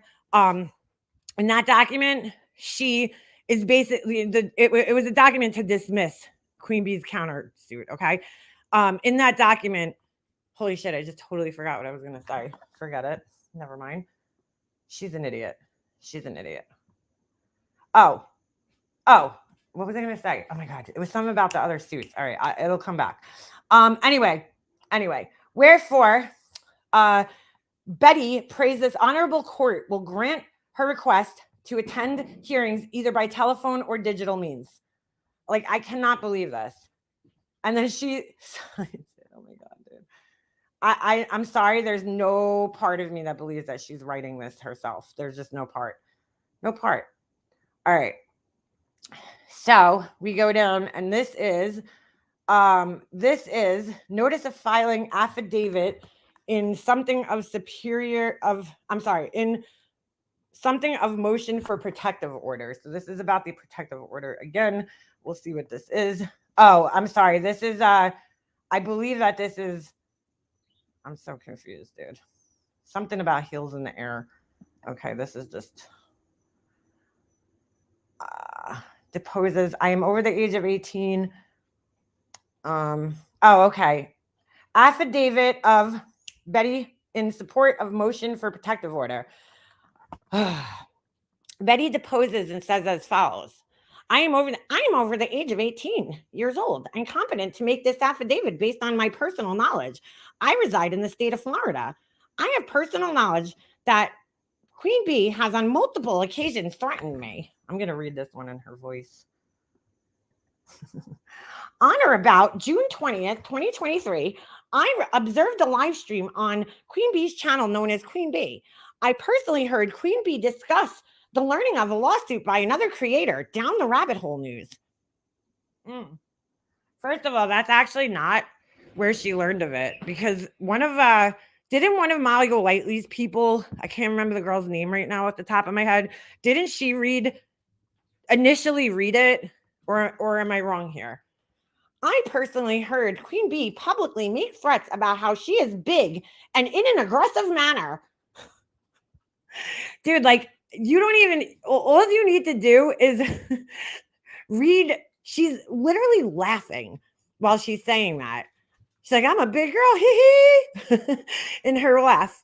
She's saying that was in an aggressive manner. I mean, do I need to play it again so you guys could hear how non-aggressive that was?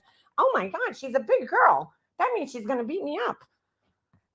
I personally heard Queen Bee publicly say, I will have to see her at court. Oh no, I'm so scared because she's actually going to have to see me at court. Because that's how court works, Bullhorn Betty. I don't know if you're fucking aware of this, but typically that is how it works. You'll have to see each other at court. So why are you threatened by that? I don't know. Okay. I believe it was implied that she would hurt me when she sees me in court. Oh. Well, guess what? I believe in fucking unicorns. Doesn't mean it's fucking true, does it? I personally heard her tell her audience she would not be alone. Oh my God. I personally witnessed many comments stating some of her audience would attend just to see me get hurt. She did not say that. She did not say that, which has happened over the course of the last several months. You never heard that because that was never said. It was never said. Period. Where's your proof of that? I personally heard the following statement. Oh boy, here we go. Here we go. Here we go. She doesn't give a Oh, this is again about the she's big. At the 10-minute and 33-second mark, Queen Bee is accusing me of messing with her channel, which I contend is impossible for her to do. However, right after those comments, Queen Bee is heard making threats to me. Queen Bee is heard saying from about 10 minutes and 48-second mark, keep fucking with me, keep playing with me. It ends at 10 minutes and 50 seconds. Queen Bee is heard saying at the 11-minute and 6-second mark, well, first of all, I'm not little, I'm a big bitch, so you got me fucked up there. I'm definitely not little. You'll see, though, when we meet up in court, you'll see I am probably 2 or 3 times your size, mama. You know what I'm saying? I'm a big bitch. Ain't nothing nice, but that's okay. Like I said, we will come face to face. We poppin', y'all. Hey, Nunya, I'm a big bitch. Yeah, I am. No, nah. I'm no size 2. I don't give a fuck. I really do not. Shit. That's why I was like, you got me fucked up. And she doesn't include the part where she says I'm probably a 16. She doesn't include that in here because she needs to make it sound scary and threatening, which it doesn't. I fear for my safety when attending court and other proceedings in person in Knox County, Illinois. So it's like, which one is it? Is it a financial hardship or are you scared for your life? Because it can't be both. I mean, I guess it can be both, but you're not making too much sense here. It is necessary to have a protection order in place until the conclusion of this action. I certify under penalty of perjury pursuant to the law of the state of Illinois that the foregoing is true and correct. Oh my God, this lady, dude. This is embarrassing. This is fucking embarrassing. Oh, this is interesting. She had it notarized, so I wonder if that's notary is somebody who's in her attorney's office or whoever wrote this up, actually. So this is, what is this? Motion to strike defendant's bill of particulars. Interesting. Motion to strike Queen Bee's notice and demand for bill of particulars. Okay. Oh my God. So on or about June 21st, Betty served Queen Bee with a complaint alleging defamation, tort, whatever that word is, I can't say it, interference with prospective economic advantage and intentional infliction of emotional distress. Oh my God, I'm so emotionally distressed. As you can tell by me constantly laughing on my channel.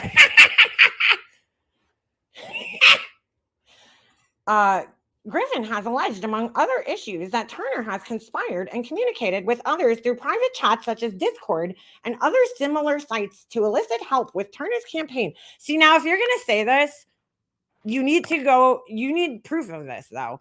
You can't just say that, oh, yeah, she's using Discord to, cyber stalk me, harass me, yada, yada, yada. Where's the actual proof of that?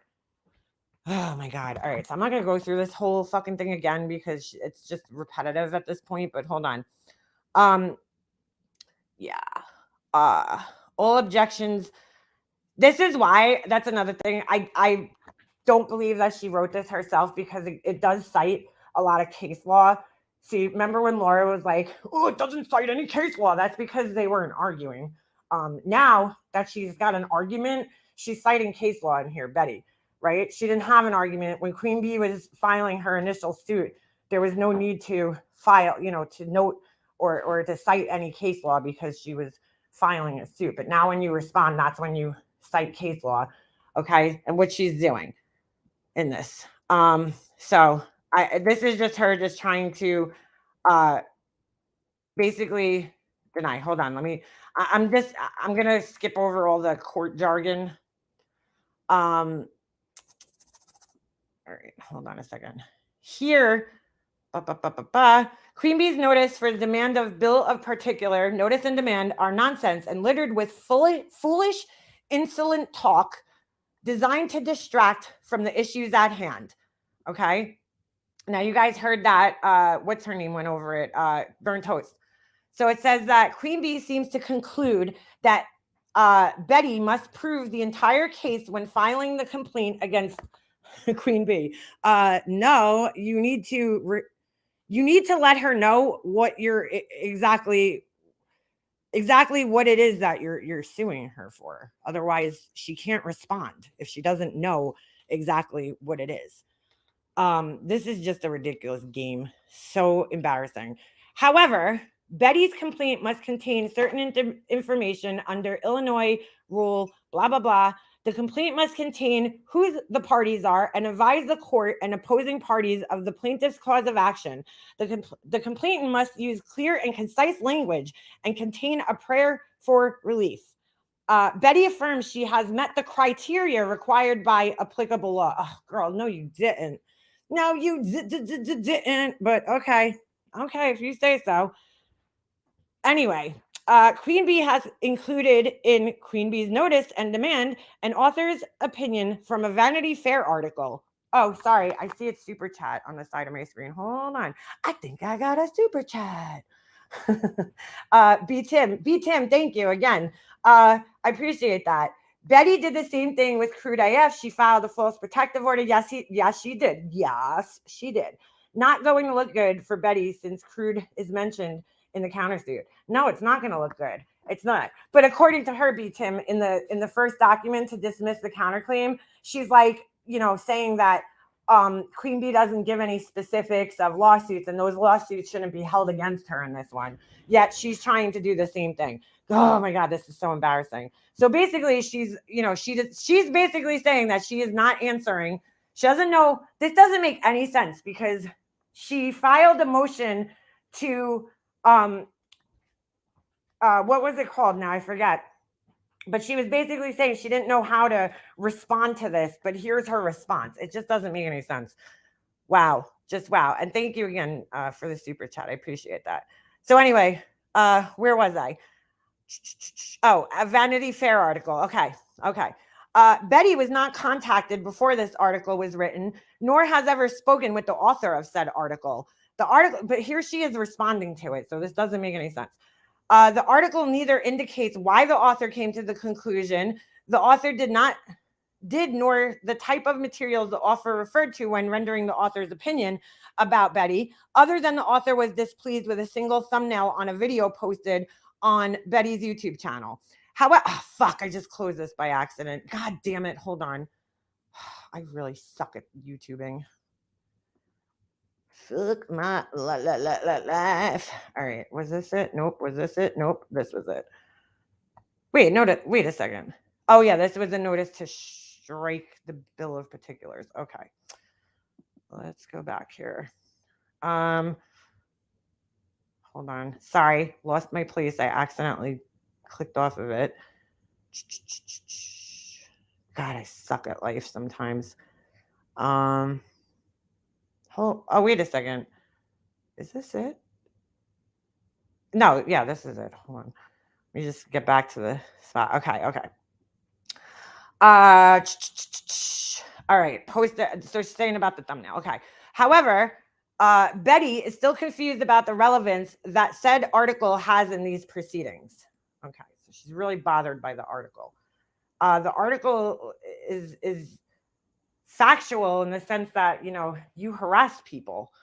Anyway, Betty contends the nonsense has no relevance, is immaterial to the case at hand, and is a poor attempt to introduce inadmissible and damaging information with no good purpose other than to continue the campaign of harassment, defamation, and additional infliction of emotional distress through improper mechanisms such as this notice of demand. Let me just go back there to the article for a second, okay? The fact that, forget the content of the article and what it says, right? The fact that you even had a fucking article like that written about you says a lot about you. The average person isn't getting articles like that written about them. You know what I'm saying? Like the fact that fucking Vanity Fair put you in an article speaks volumes in it by itself. That like you're doing something so fucked up that a magazine picked it up. Oh my God. Unbelievable. And it does prove something because her whole argument is basically that your character it's in a character assassination. Well, not assassination, but it's to show your character, right? And your character is one that you harass people. You're the harasser, okay? You're the real person who harasses people. And here's the proof. You go stand out inside in front of people's houses. You have sued people for frivolous reasons before. So it very much does count when it's, showing your pattern of behavior in life. You do this type of thing to try to control, threaten, and intimidate people. So yeah, it is relevant in the case. Okay. Very relevant, in fact. Anyway, moreover, the material asserted is inadmissible and or irrelevant at trial because Queen Bee has no avenue to authenticate the article, call the author as a witness at a trial on her behalf or against Betty. Betty maintains that Betty had no contact with the author of the Vanity Fair article. It doesn't matter, though. You don't need to have a contact for somebody to give their opinion on you. But again, as we could clearly see, she doesn't understand that. Oh, God. This woman, no wonder why she's single and living in her home and getting excited about chicken noodle soup, okay, and ceiling fans, because this woman is clearly, I mean, think of the amount of time wasted on this. You know what I'm saying? For her to be doing this even. I mean, I really just think that they need to change Karen to Andra and just call people Andras from now on, because that's what they are, or Betty's. Because I mean, this is another level of Karening, you know, here. Karens are just people that like complain and, you know, flip out at managers and shit for no reason, you know. This is a whole nother level of it.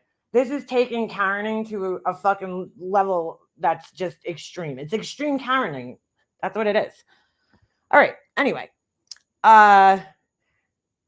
Betty could also assert these articles are unfavorable to Queen Bee and or promote Queen Bee in an unfavorable light, such as, and she posts some news article, which states that Queen Bee, blah, blah, blah, manufacturing 1 to 15 grams cocaine, bro.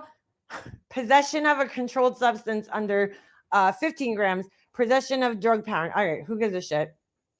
Honestly, I don't understand what that has to do with anything. Although true and accurate, it is inappropriate, irrelevant, and immaterial for purposes of the allegations sent forth in Griffin's complaint. Well, why'd you even add it in there then? You know what I'm saying? You said that it's like inappropriate, and you're 100% right. It is. It has nothing to do with anything, but the Vanity Fair article does have something to do with it.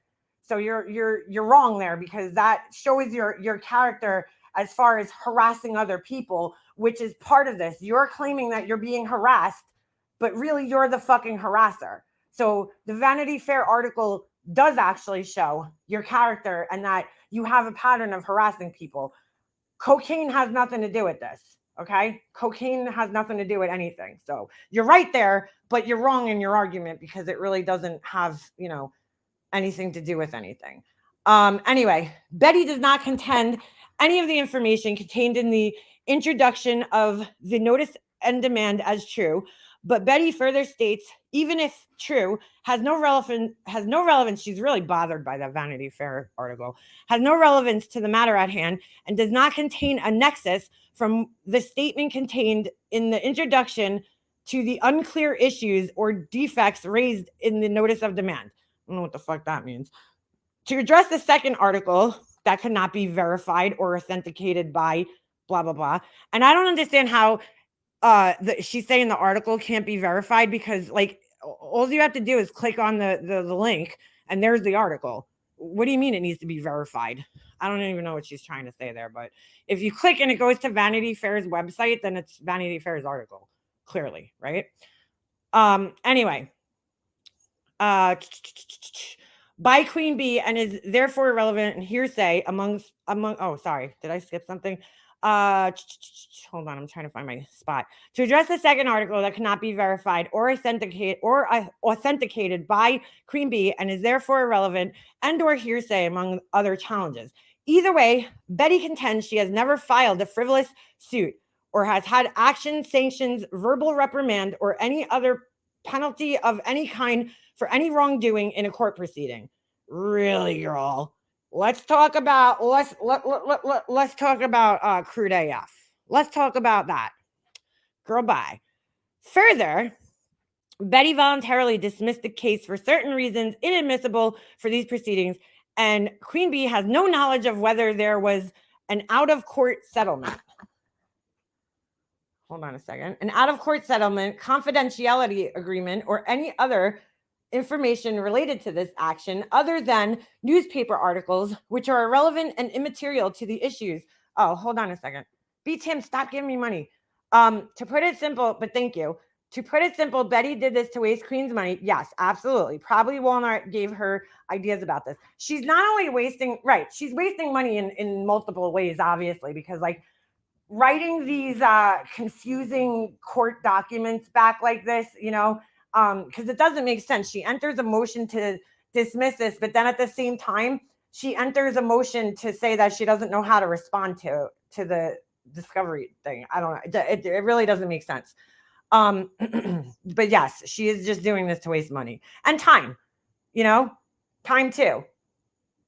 All right. So any other individuals, hold on. Information leaves Griffin confused. Wait, what? Material to the issues at hand and leaves, oops, I just said our last name. Everybody knows our last name. Confused. It appears Queen Bee is raising other claims on behalf of other individuals not included or made part of this action. Queen Bee has no rights or authority to raise or assert claims on behalf of any other individuals except in certain circumstances, which usually involve a fiduciary duty on behalf of another person or other reasons.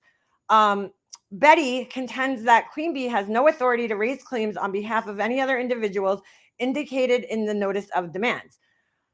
Queen Bee states she is unable to understand what Betty's grievances are. Betty has gone to great lengths to provide concise language and an abundance of exhibits to support the legitimate claims asserted therein. No, you didn't. No, you didn't. This was done in good faith, so there is no unfair surprise. Betty has the burden of proof. Yeah, that's right, bitch. You do. As such, Betty has the burden of proving her case in a court of law, which I don't know how you're doing that. Queen Bee is entitled to discovery in this matter, but in another document, you're saying that she's like basically not. I don't know. Betty understands that Illinois courts historically disfavor motions to strike, and I don't know what the fuck. This is some case law that she's citing. However, Betty prays this court will observe the intentional, malicious, and prejudicial actions of Queen Bee and find this as an appropriate remedy. What? I don't even know what that means.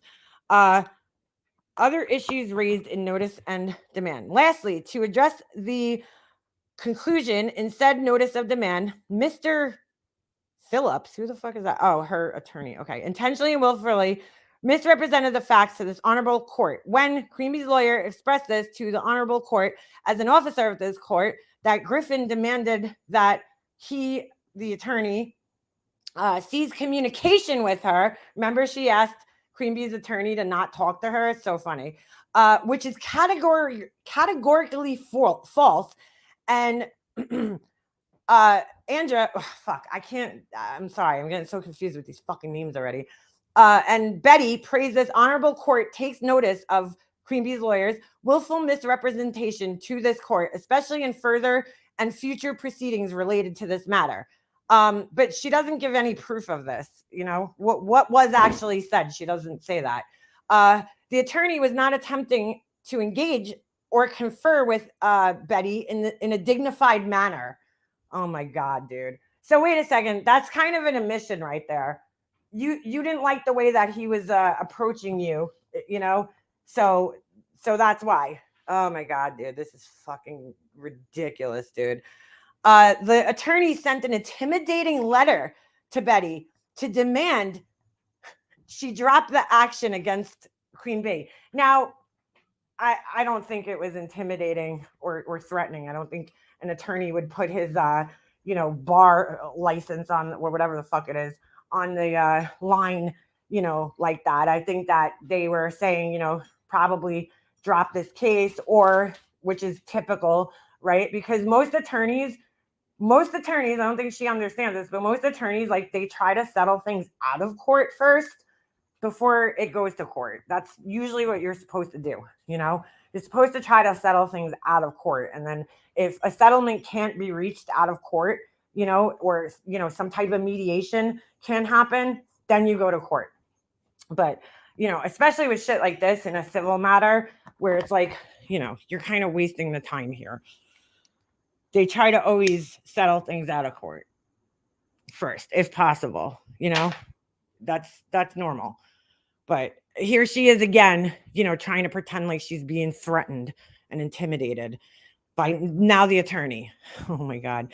In good faith, Betty reached out to the lawyer by email to express that the letter was not well taken and politely told him Betty would not drop the lawsuit and that the statements disclosed in the letter were more untrue statements by the lawyer's client, Queen Bee. His response was unprofessional and did not display proper or professional decorum. Meanwhile, she doesn't give any example of that. Okay, your opinion on somebody's approach doesn't matter. In a case like this, he was trying to reach out in good faith to settle this out of court or to get you to drop it.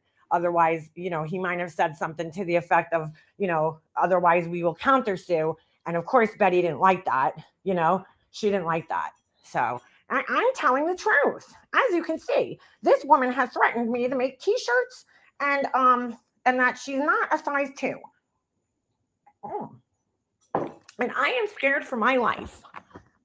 Unbelievable.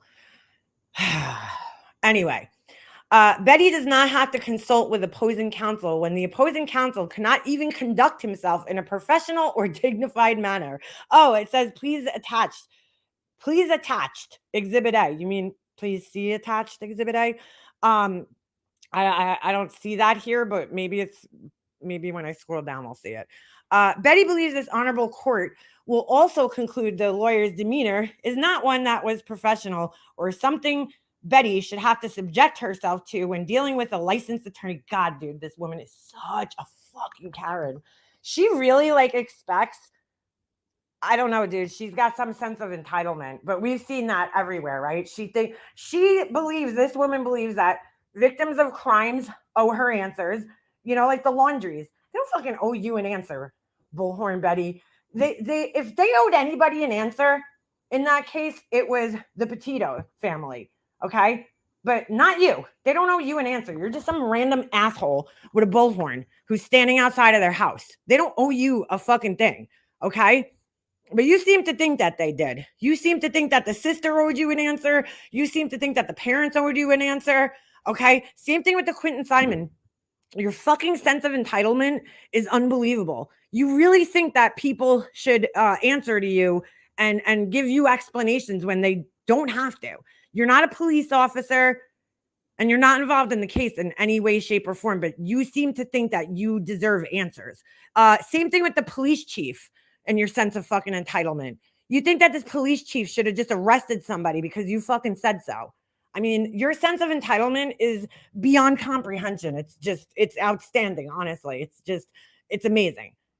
So, wow, just fucking wow. So now you expect that this attorney speak to you in a very specific manner. Get the fuck out of here. Oh my God. Betty is happy to work with opposing counsel for meaningful resolution only if the lawyer intends to conduct himself in a professional and ethical manner. This non-lawyer, okay, is going to tell another attorney what's professional and ethical. Holy shit, bro. I really thought that MGL was one of the biggest narcissists on YouTube, but I think that Betty is a very close second. Honestly, she is. She might be something else. I don't even know. This is not the first time the lawyer has had issues and or misrepresented details in one of his client's cases.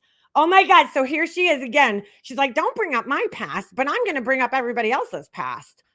Wow, dude. Wow. Although Mr. Blank was not sanctioned, Mr. Blank's clients were. Please see, and she gives a case. What does that have to do with anything? She fucking cites a case where oh my God, bro. Oh my God. So I don't know what this is. It says, based on the above events, plaintiff contends that defendants and their counsel intentionally misrepresented the number of hard drives in their household in their discovery responses and their communications. Oh, so this is the case she's referring to. Okay. Plaintiff argues that this constitutes perjury and that default is the only appropriate sanction for the alleged misconduct. Again, she just said, so I don't even know why she's including this in here. That means that the plaintiff or whoever was in this case lied about the number of hard drives. Okay. So they were sanctioned for that probably with some perjury or something. But the attorney wasn't, because the attorney's only, speaking based on the information that his client's giving him. So like, I don't even know why this is being included in here, because why are you blaming him for what his client did? Unbelievable. The court referred plaintiff's motion for sanctions to the undersigned judge for proposed findings and recommendations, and the judge set the matter for an evidentiary hearing on January blah blah blah in the morning. Whatever. This is all bullshit. Says the lawyer concluded that this created a conflict of interest between the defendants and blah blah blah, committed to withdrawing as counsel. So wait a second. So he withdrew as counsel for these people. Wow. That's, I don't even know why that's even included in here then. That's fucking stupid. But anyway, she's an asshole, dude. Holy shit. Moreover, the attorney included in the intimidating letter, none of the foregoing will be looked kindly upon by the judges of the 9th Judicial Circuit Court of Illinois. I have no doubt they will, being in receipt of this information, have no issue with awarding fees for a frivolous suit filed for improper purposes. I don't know what the fuck that means. So she's now guessing what the judges are going to do. That's pretty sick. Okay. So then it says, Betty affirms that Queen Bee has not paid for her attorney fees and is rendering payment to her attorney by eliciting donations through PayPal. So what? Why is that even in here? Who gives a shit? Who gives a shit? That has nothing to do with anything. How she's paying for this has nothing to do with anything. The court doesn't give a shit how you're paying for your attorney, as long as you're not doing so by illegal means. Wow. This is just such a waste of her time. Oh my God. Okay. The first campaign was for $6,000 and the second campaign was for $10,000. At this moment, the first campaign ended and is no longer active. Turner raised more donations than requested from Turner's donors, and her second campaign is active and ongoing as she is currently eliciting donations from her donors as of the date of this filing. I'm sure her attorney knows that, and I'm sure he's okay with that, so I don't even know why that is being included in here. Betty, oh shit, did I just say her name? I don't even understand this. Wow. Betty further agrees to this motion to strike does not bar defendant Queen Bee from raising more concise bill of particulars, but believes the current notice of demand for bill of particulars are improper and in its entirety and must be stricken for the above stated reasons. Okay. And then she goes on and writes whatever. And it's all just signatures. Oh, and here's the letter from the, who's this? Oh, this is from the attorney. Okay. And it says, dear, why does it say dear MX? They must have made a mistake here because it looks as if it's written to Queen Bee, but it should say dear Betty, her name. I represent Queen Bee as it relates to your lawsuit against her. This letter serves as our only demand that you immediately dismiss our client from the suit. If you fail to do so, and my client is forced to incur any fees in defending herself from the factually inaccurate and legally frivolous complaint, then we will seek a fee recovery under the Illinois Supreme Court rules and reserve the right to file counterclaims, including for abuse of process. We strongly recommend you consult counsel. Wow, this sounds so threatening, guys. It's really threatening. Wow, dude. This is unbelievable. No doubt you may find this letter to be quite aggressive. Given your past behavior, I expect this may not faze you, but frankly, it is not my usual modus operandi to engage in strongly worded letters. However, through my investigation of the situation, I've become aware that you have filed boilerplate complaints repeating the same or similar allegations against others, which is 100% true, okay? You have been quoted as stating you file lawsuits simply to drive people crazy, which she has. I have also become aware through inspection of metadata that others participated in the preparation of your complaints. almost certainly the unauthorized practice of law. Finally, I am aware that your colleagues stating that you know you cannot win your suits, but you file them simply to cause financial pain for your targets, which is all true. She's said this, right? Live. None of the foregoing will be looked kindly upon by the judges of the 9th Judicial Court. Blah, blah, blah. Okay. I have no doubt they will, being in receipt of this information, have no issue with awarding fees for a frivolous lawsuit filed for improper purposes. And let me just tell you this, like, this is very typical of an attorney to write a letter like this to another attorney. Like, if you watch my Grease series, you'll see that my attorney had to write several letters like this to my brother's attorney because my brother was just acting crazy. I mean, I don't even want to say him. It was his wife, you know, who we were dealing with, but, you know, pretending to be him and impersonate him. But, you know, it was like we had to write several letters like this. They were like to threaten in a sense, right? You threaten them with court action in hopes that, and that's exactly why it's done, right? You threaten them with like a countersuit or something.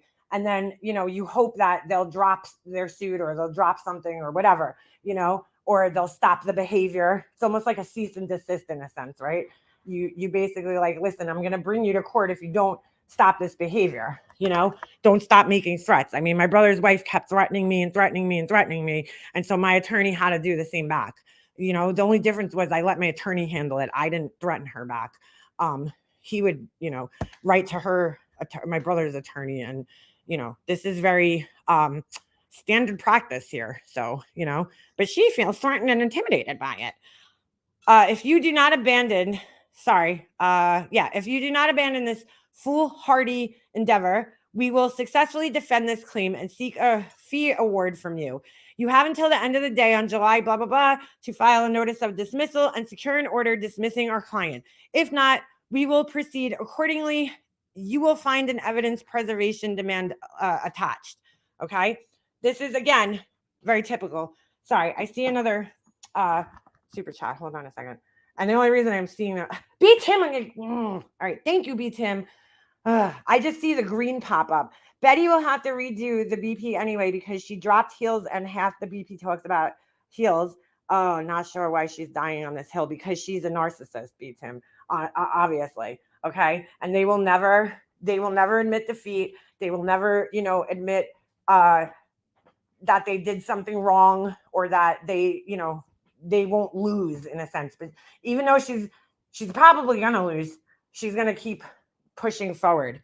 And then once she loses, she's going to blame. Mark my words on this, okay? Seriously, clip this shit. Because I'm telling you, when she loses, okay, she is going to blame everybody else for the reason that she lost. She's not going to take any responsibility for the fact that she lost this suit. She's going to blame the judge. She's going to blame the court reporter. She's going to blame Queen Bee. She's going to blame everybody else. Just mark my word on this because she won't take responsibility for anything, clearly. So she writes back. This is her email back to the attorney. Dear attorney, first, I found your demand letter very insulting and lacking great facts. Meanwhile, what? Lacking great facts. Now, this is how she typically writes. So it's pretty clear that she's not writing all these court documents herself. I mean, this is her typical English here. Just, you know, does not sound professional in any way, shape, or form. She said, I found it very insulting and lacking great facts. What? Lacking great facts? Second, I find it hard to believe an attorney would initially try and intimidate me through a demand letter. Really? Then you must have not been, you know, involved in too many cases, but we know you were. Your information is very much incorrect. There have been 2 lawsuits, both of which I prevailed on. Oh my God, dude. So she admits that there was other lawsuits and she says she prevailed. What does that mean? Does that mean she won? Nope. You didn't win. I don't take the act of suing someone lightly. I have repeatedly told her to stop. No, you haven't. She continues to lie about me. Even your demand letter is defaming and untrue. Oh my God. I can't believe she included this. It just makes her look even more like a Karen. Have her give you all those lawsuits I filed. No, I will not drop the lawsuit. Have a great day. Wow. Oh my God, this woman's such an asshole, dude. So he writes back to her. I received your email. While I disagree with your conclusions, we note your intention to persist and will proceed accordingly. As for my letter, and to prevent a misunderstanding causing you to file another suit, please note that under Illinois law, defamation requires publication to a third party. You can't defame somebody in a private letter, you fucking idiot. Oh, damn, girl. You just got fucking owned right there. Even if the letter's contents were untrue and were not subject to the litigation privilege, then it still was sent only to you. Thus, there's no basis for a claim. Oh, dude. Ooh, that's embarrassing. How is she not embarrassing? Okay, so this is her response to that, okay? Bro, this is like, I'm telling you, I went through this. I went through a case with a person who was just as impossible and crazy as fucking Bullhorn Betty here. Because my brother's wife was fucking, she's a nut job, dude. She is fucking insane. She's a control freak. She is fucked in the head, okay? Completely fucked in the head. She's also a Karen. She spends a lot of time complaining about everything in the world, dude. Online. She writes a lot of fucking complaints to places. This is unacceptable. It's unacceptable. Everything's unacceptable to her. Same way. She has the same sense of entitlement, you know, as Bullhorn Betty. They should fucking probably meet each other. Oh my God. Yeah. Why would she publish this? This makes her look terrible. I don't know, dude. I don't know. My concern would not be okay, so this is her writing back to him now. Okay. Your professionalism is disgusting. Oh my God, bro. Bro, that is, I'm telling you, man, because I've written and I've gotten, I went through this myself, not exactly this, but I'm just saying, I went through a similar situation in my life, right? This is so typical of attorneys to do. I mean, that's what they do for a living. They fucking argue with people, you know? God, that's not unprofessional. It's because she doesn't like it. That's really what it comes down to.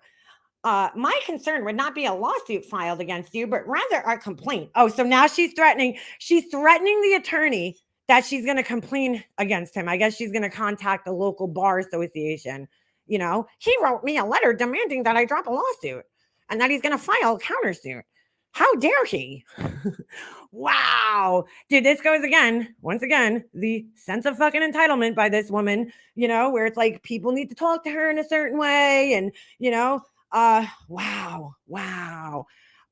Fucking A. Phew. Bro, my head's like ready to blow off my shoulders.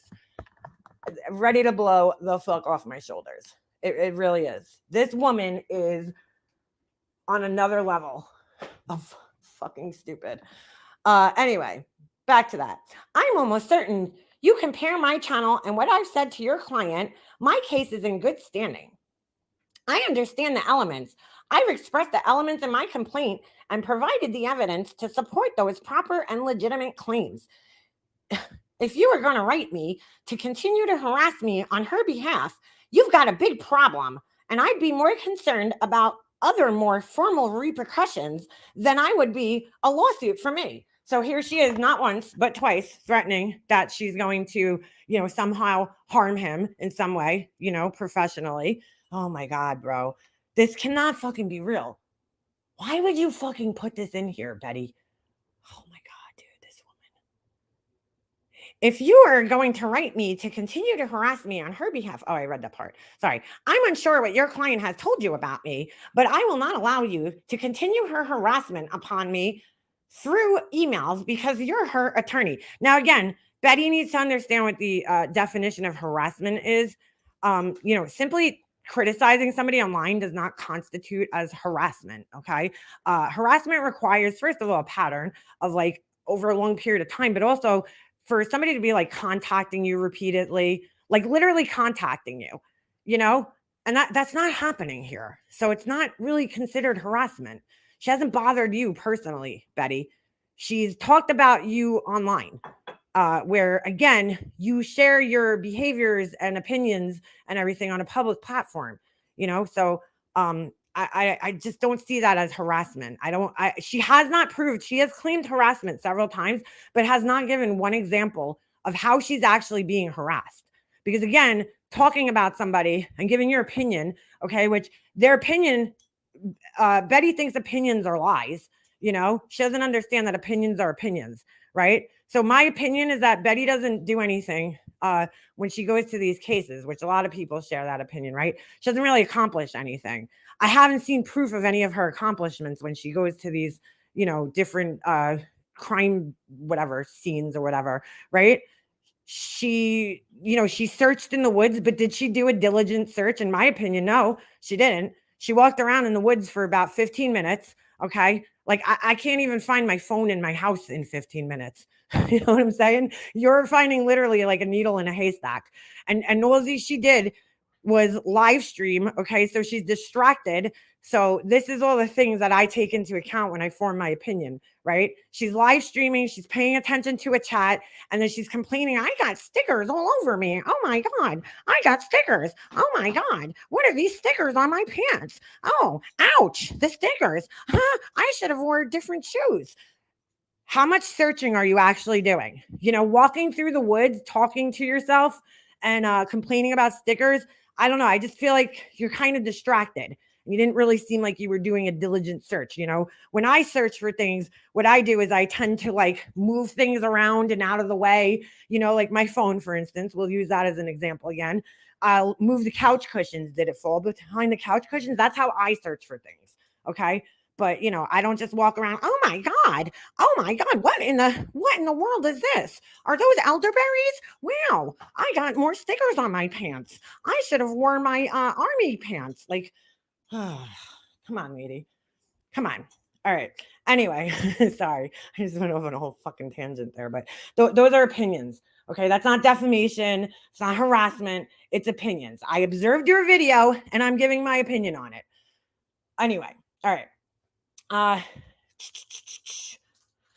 unsure what your client has told you about me, but I will not allow you to continue her harassment upon me through emails because you're her attorney.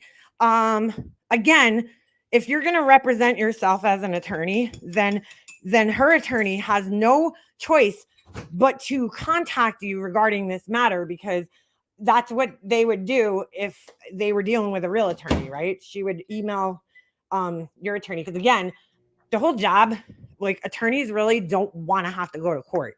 You know, they'd rather try to settle, you know, stupid shit like this outside of court. Nobody wants to go to court and argue this. So that's why they'll write letters back and forth to each other in hopes that they don't actually have to go to court and fight this shit and litigate it. So she doesn't seem to quite understand that though. Which is odd, okay, given the fact that again, she claims she was a paralegal, and like you would know that if you were a paralegal. If you were a paralegal, you would have handled many, you know, letters and shit like this. But I mean, you could be a paralegal in many ways. Like you could work in as a paralegal. It doesn't mean that you're dealing with cases like this. You could be a paralegal for a real estate attorney. You know what I'm saying? So it doesn't mean you know how to handle civil cases or anything else, but God, anyway. Okay. Furthermore, this level of harassment, take a shot every time I say harassment, guys.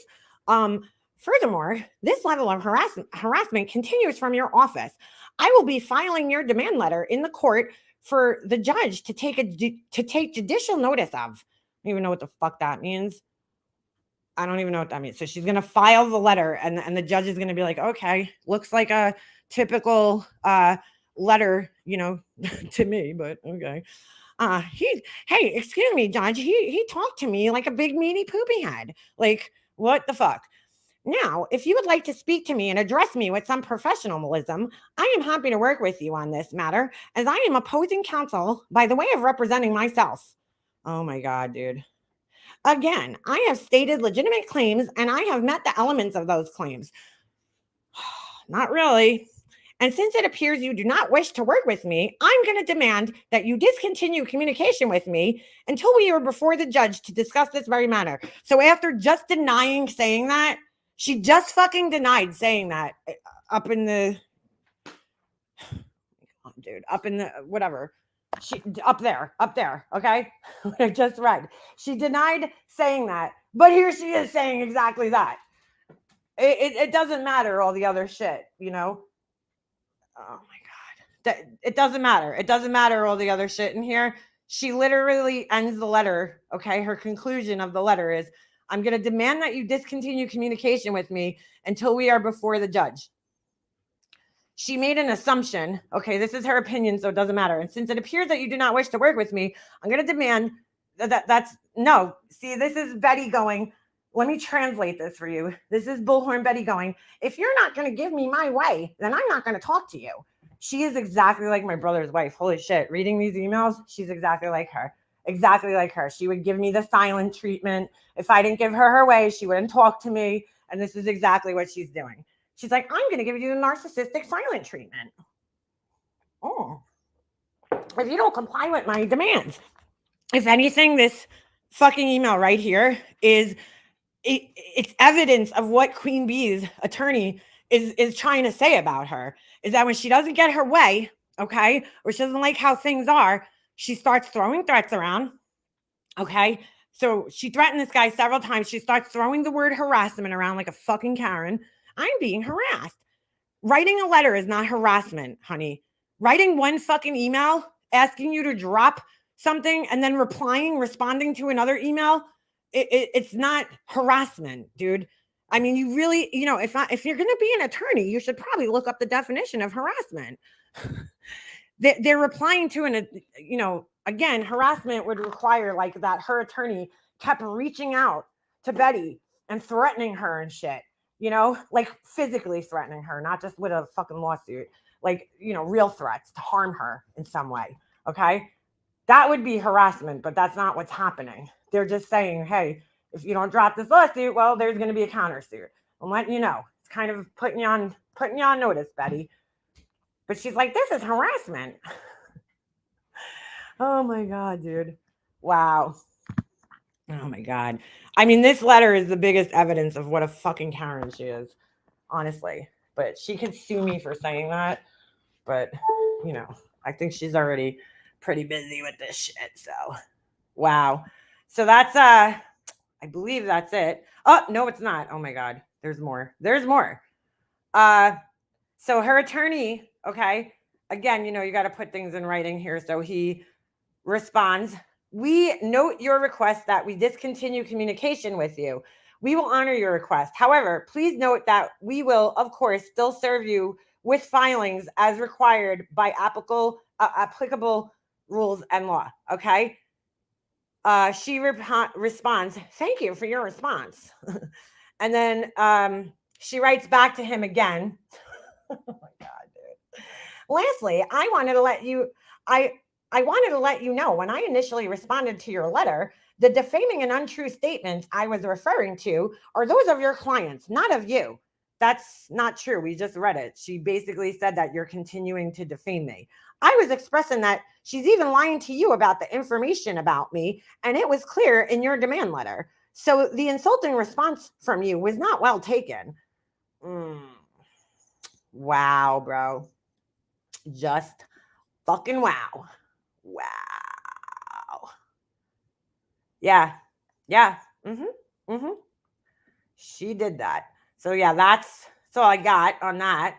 But whew, Betty, girl. A girl. She keeps responding. Yeah, she keeps responding. Who is Fresh Start? Oh, a stupid troll that comes in here. Dude, I'm kind of embarrassed for this lady. I'm not going to lie. The secondhand embarrassment is real. He wouldn't file something unless he personally saw proof. Who is that?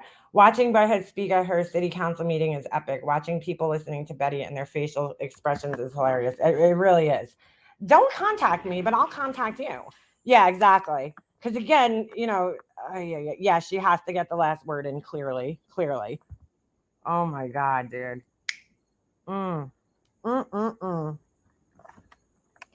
If I was her attorney, I'd be having such a fucking fun time with this. It looks like he is. Like he's enjoying this. Because it's like there's probably nothing better to an attorney or more challenging in a sense to, fight somebody who thinks that they know that, like somebody who thinks that they're an attorney. I mean, this has to be kind of entertaining for him, right? It's like this guy went to law school, like for how many years you go to law school? 7 years you have to go to school. And he's fighting some idiot online, who thinks that she's an attorney, who's writing these ridiculous things. Oh my God. Everything's lies about me. Everything. Wow. I demand this, trials live streamed. We could have white. Holy shit, dude. Holy shit. They call themselves Fresh Start, but I call them Fresh Shart. Fresh Shart. Yeah. I feel bad for her, honestly. That's embarrassing. Sorry, lady. You are embarrassing yourself in this matter. I feel slightly sorry for her. She thinks she's so clever and knowledgeable about everything, yet proves time and time again she is actually pretty knowledgeless. Yeah.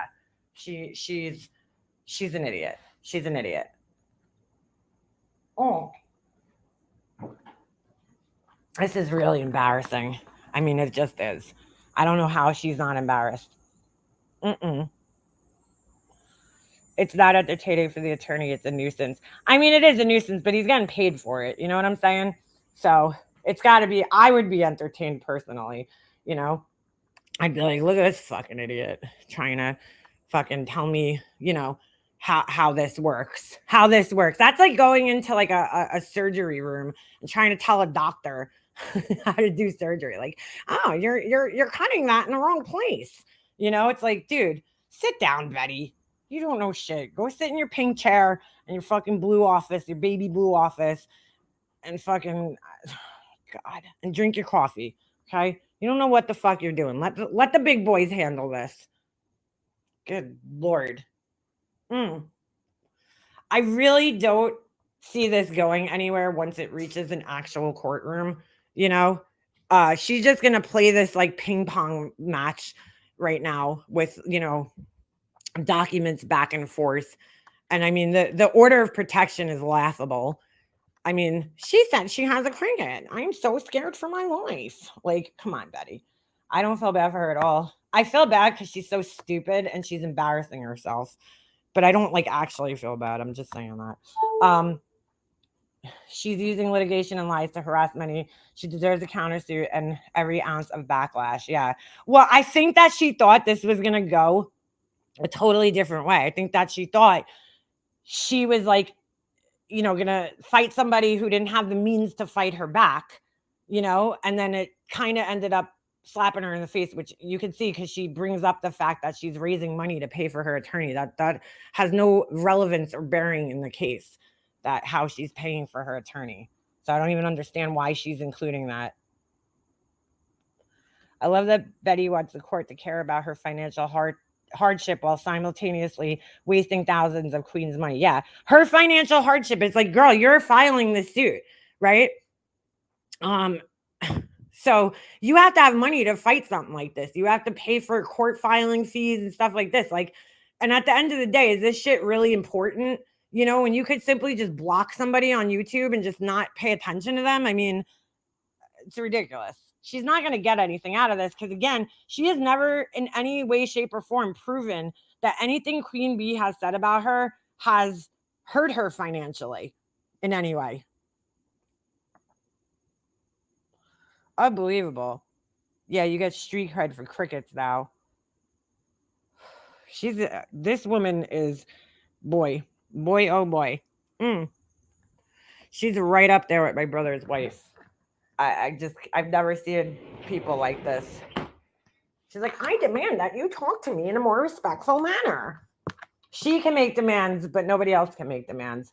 This woman who stands outside of people's houses with bullhorns and goes to every fucking council meeting for her town just to complain about things. You know what I'm saying? Stood outside of a politician's house, right? A local politician's house, and fucking had a law created because she was harassing people.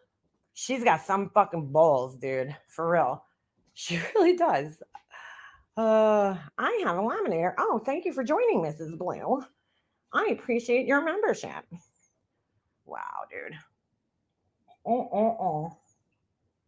I cannot believe she tried to twist Queen Bee saying it's popping into some type of threat, and the fact that she's big and that they'll see each other in court. So basically what she's saying is, I'm a big girl and you'll see that in court. You're going to see that I'm not little. That's all. That's not a threat. That would never be taken as a threat. When I was going through everything with my brother, okay, and his wife, my brother's wife she went and got one of those, like, what do you call it? She went on one of those apps where you could get like a fake phone number and text people from, right? And she texted my neighbor that lived next door to my mom's house, and she writes on the text, and obviously it was from her. There was no question. She goes, taking pictures isn't very nice, Kara. I would, what'd she say? I would think twice next time, or something to that, something like that. So it's basically like a veiled threat towards my mom's neighbor, right? For sending pictures, because she had pictures of my brother's wife removing things from the house. My brother's wife was trying to play it like I was taking all this valuable shit from the house and they didn't take anything from my mom's house. And then it was like, well, really? Because we have pictures of you removing fucking, as my attorney put it, truckloads of material from the house. And you're sitting here trying to pretend like you didn't do that. So I got her, I got her. And it wasn't even my neighbor. She didn't actually even take the pictures. It was a friend of hers that was staying at the house and saw a strange truck in the driveway and was looking out for us and took pictures. So she threatens my neighbor. I go to my attorney, and my attorney's like, there's really nothing you could do because this isn't like a direct threat, So although it's threatening, it's not a direct threat. So there's really nothing we could do about it. So even if Queen Bee, in the sense that she's trying to make it, was threatening her, it's not a direct threat. So I don't know what the fuck she even brought that. Like, what a waste of time even writing that. It really is. It's a waste of time even including that. Like, this is how narcissistic people work, though. And I hate diagnosing everybody, but I feel like that's the only way I could explain this behavior, is that, they think that they're so much smarter than everybody, that if they put something down in writing, right, that everybody's going to see things the same way that they see them. She thinks that we're all going to be like, oh, well, Betty says that this is threatening, so it must be threatening. And the thing is, like, she doesn't realize that you're dealing with a judge who's way more educated than you, Betty. You're dealing with attorneys who are way more educated than you. And they're going to look at that and they're going to be like, well, that's not really a threat, So, it's kind of a waste of time for you to even write that, because it's not really a threat, especially when you're trying to put it in a protective order and you're contradicting yourself, because you're like, oh, well, I'm fearing for my safety, because she's making it seem as if she's going to beat me up when I come to court. And then you put in an order for a telephonic hearing because of financial hardship. It's like, well, which one is it? Is it the financial hardship, or is it the fact that you're scared for your life? Because we can't figure it out. And why is it that you have no proof of the threats on your life? I mean, if they were that scary, you would think that you would have the proof of that, no? Because I know I sure as fuck would. Anytime I've been threatened on here, or somebody said something like, to me that I've taken as a threat, I definitely would save it. Every time Laura's threatened to call CPS on me or somebody else, I've saved the threat. Okay, just in case. So, yeah, so, I mean, it's kind of hard to believe that you don't have that. You're like, I heard it, but I don't have it, and then, you can't just accuse somebody of harassing you and targeting you in a Discord, again, without any type of proof of that. I mean, give me a break. Except she made a direct threat to the attorney's livelihood. Yeah, twice, not once, but twice. Not once, but twice. Yeah, she can travel to New York. She'll be like, well, that's for my job. But that's easily proved, again, to not be true, because her job, quote unquote, is YouTube, right? And so she's funded through YouTube to go to these places. So why can't she just get funding to go to her court date then the same way? You know what I'm saying? She's paying the trips that she's taking to all these other places. You know, in her head, yeah, she tries to make everybody believe it's a job, but it's like her job is not paying for that, right? She doesn't have an employer who's sending her to these places. She's going there voluntarily to these places. She's traveling there on her own dime, going to these places. The same way she would have to travel on her own dime to go to, her court date that she filed. I mean, why would you even file this and think that you can? I hope they deny her request for a telephonic interview. Whatever. You know, you should have to come there face to face. This woman's a psychopath, dude. Forget narcissist. She's a fucking full-fledged psychopath. In my opinion, of course. I just cannot believe that. I cannot believe she thinks that this is going to do anything. Anything. Yeah, what job exactly? That's what I'm saying. You know, she claims it's for her job, but in a court of law, right? If you're trying to explain that to a judge, and there's proof out there that she's said it many times that she pays to travel all these places, well, then pay to travel to your court date.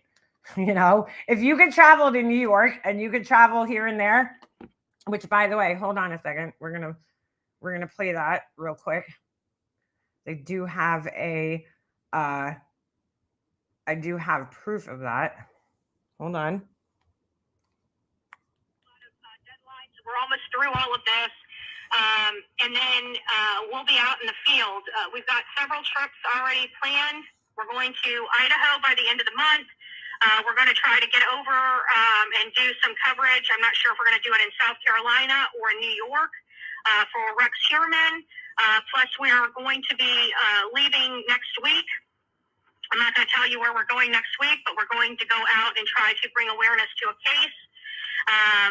And we're just going to do everything we can do, our part. We, aka herself and her fucking huge ego. So she's going to South Carolina, or New York. She doesn't know which one. She's going to be going to Idaho, and she's going to be going to another place that she's not going to tell people about. Wow. But she can't afford to go to her oh my God, you can't make this shit up. She can't afford to go to her court hearing, guys. She just can't. She can't. And I mean, you know, just because you say we know that it's only you, Betty. We know there's no we, unless it's you and your imaginary friend. But wow, dude. These people really do fascinate me, man. I'm telling you, it's fascinating. I don't know how you get like this in life. Like, you know, how do you get so clouded by your own like bullshit, right? That you actually start believing it and then expect others to believe it as well. I can't even wrap my head around that. How somebody gets like that. It's quite amazing, honestly. Quite amazing. So yeah, that's what's going on in Betty Bullhorn world. Amazing. Fucking amazing. What are your guys' thoughts on this? What do you think's going to happen in this case? I mean, I don't watch her. Anything I see about her is typically, you know, on like Burnt Toast channel, but God damn, this lady, she is something else. She is something else entirely. I mean, she really buys the bullshit that she's trying to sell here. Oh my God. Anyway, I think people should check if there are Trump rallies at these locations. Oh, I wouldn't be surprised. I wouldn't be surprised. I love it when you say Betty Bullhorn. What is her name? Bullhorn Betty? I don't even know what it is. Trump has to show up for indictment in person. He also might be held in contempt for what he said now. Yeah, he's in a boatload of trouble right now. Sucks to be him. It's hard work being a legend in your own mind. I'm a world famous YouTuber, guys. I'm world famous. my YouTube analytics tell me so.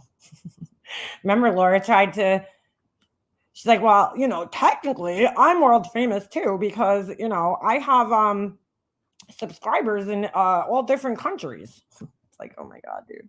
Do you know what the definition of fame is? I just, again, people like this fascinate me because they have this unique ability to convince themselves of their own bullshit. Like they will literally twist and bend things to fit their narrative, and then they think that they're so intelligent that they're gonna fool other people with it. It's like, it's amazing. It truly is amazing. Wow. I mean, I wish I could do that, you know, but I just can't.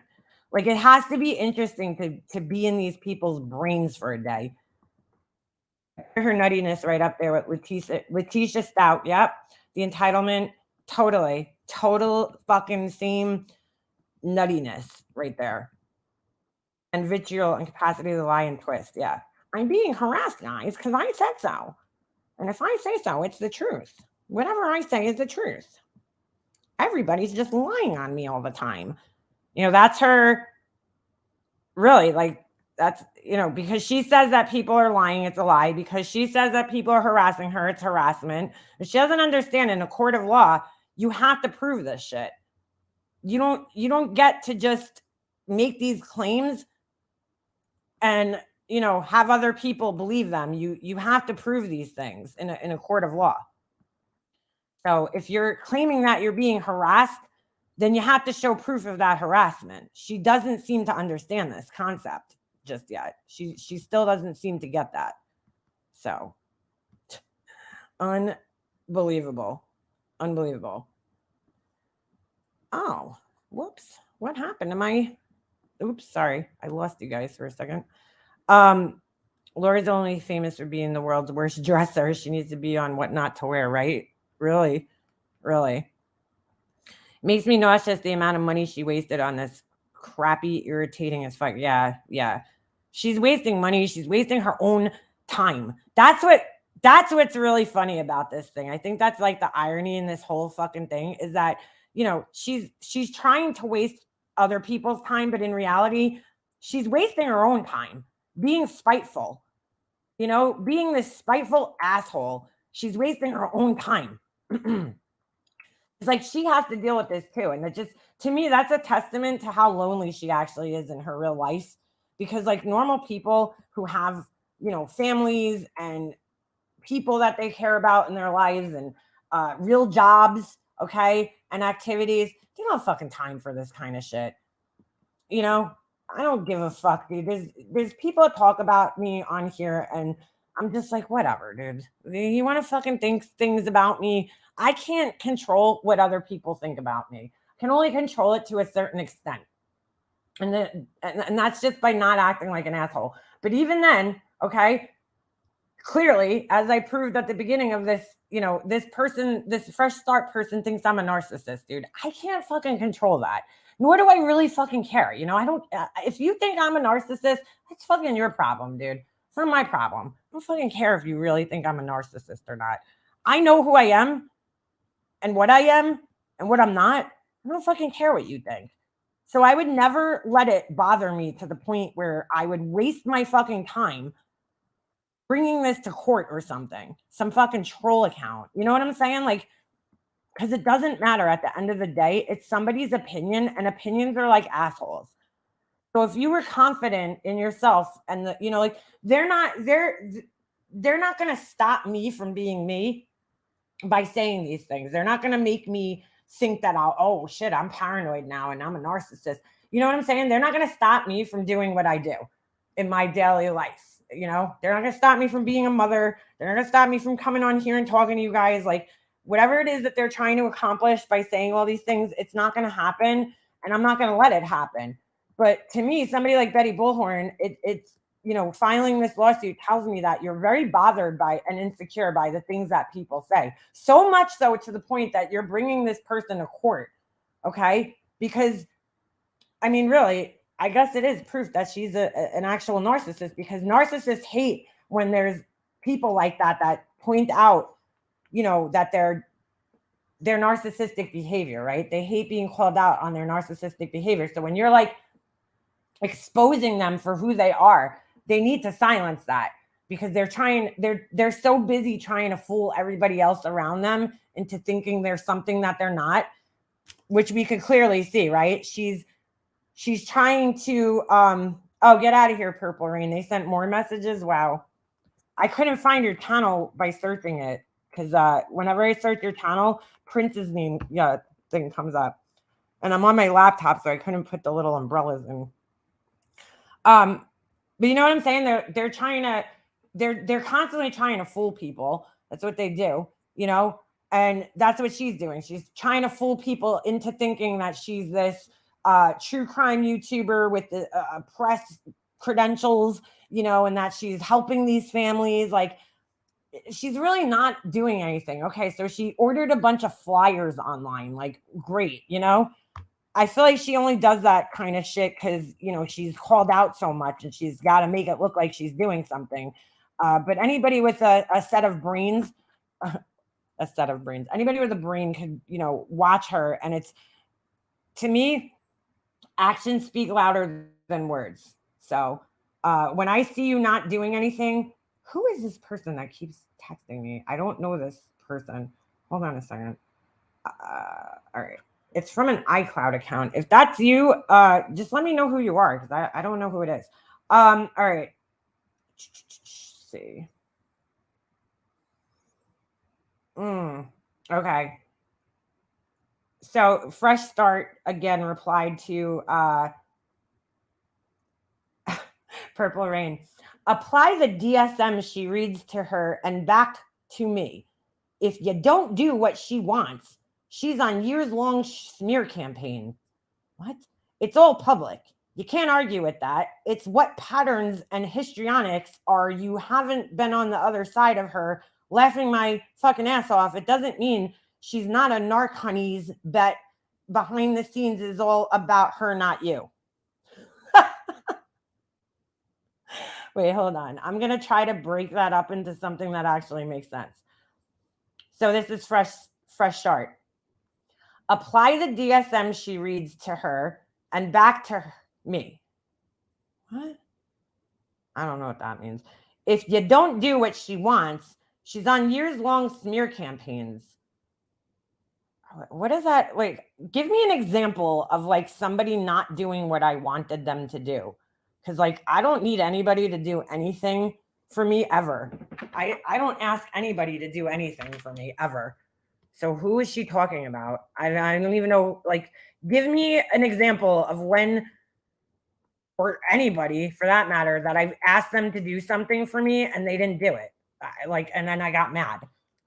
I don't ask anything of anybody on here ever. So anyway, maybe this is my brother's wife writing this shit. It's all public. You can't argue with that. So that should be one sentence. It's what patterns and histrionics are. Okay, so that should be another. You don't know what histrionics are, girl. Histrionics are, if you really want histrionics, then you should probably watch MGL's channel, because that's histrionics, when you're just overreacting to things, like and displays of emotions that are just over the fucking top, like crying, like, oh my God, I got a super chat. That's histrionics. I don't think I do that, but I mean, you're again entitled to your opinion.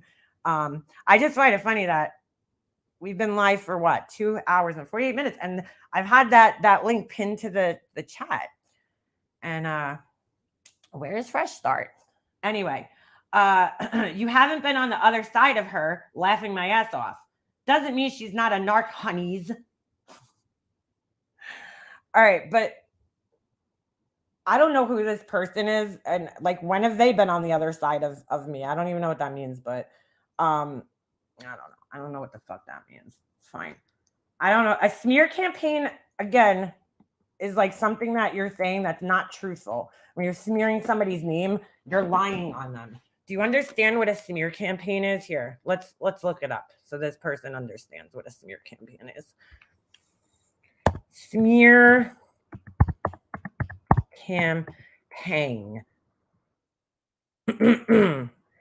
A plan to discredit a public figure by making false or dubious accusations.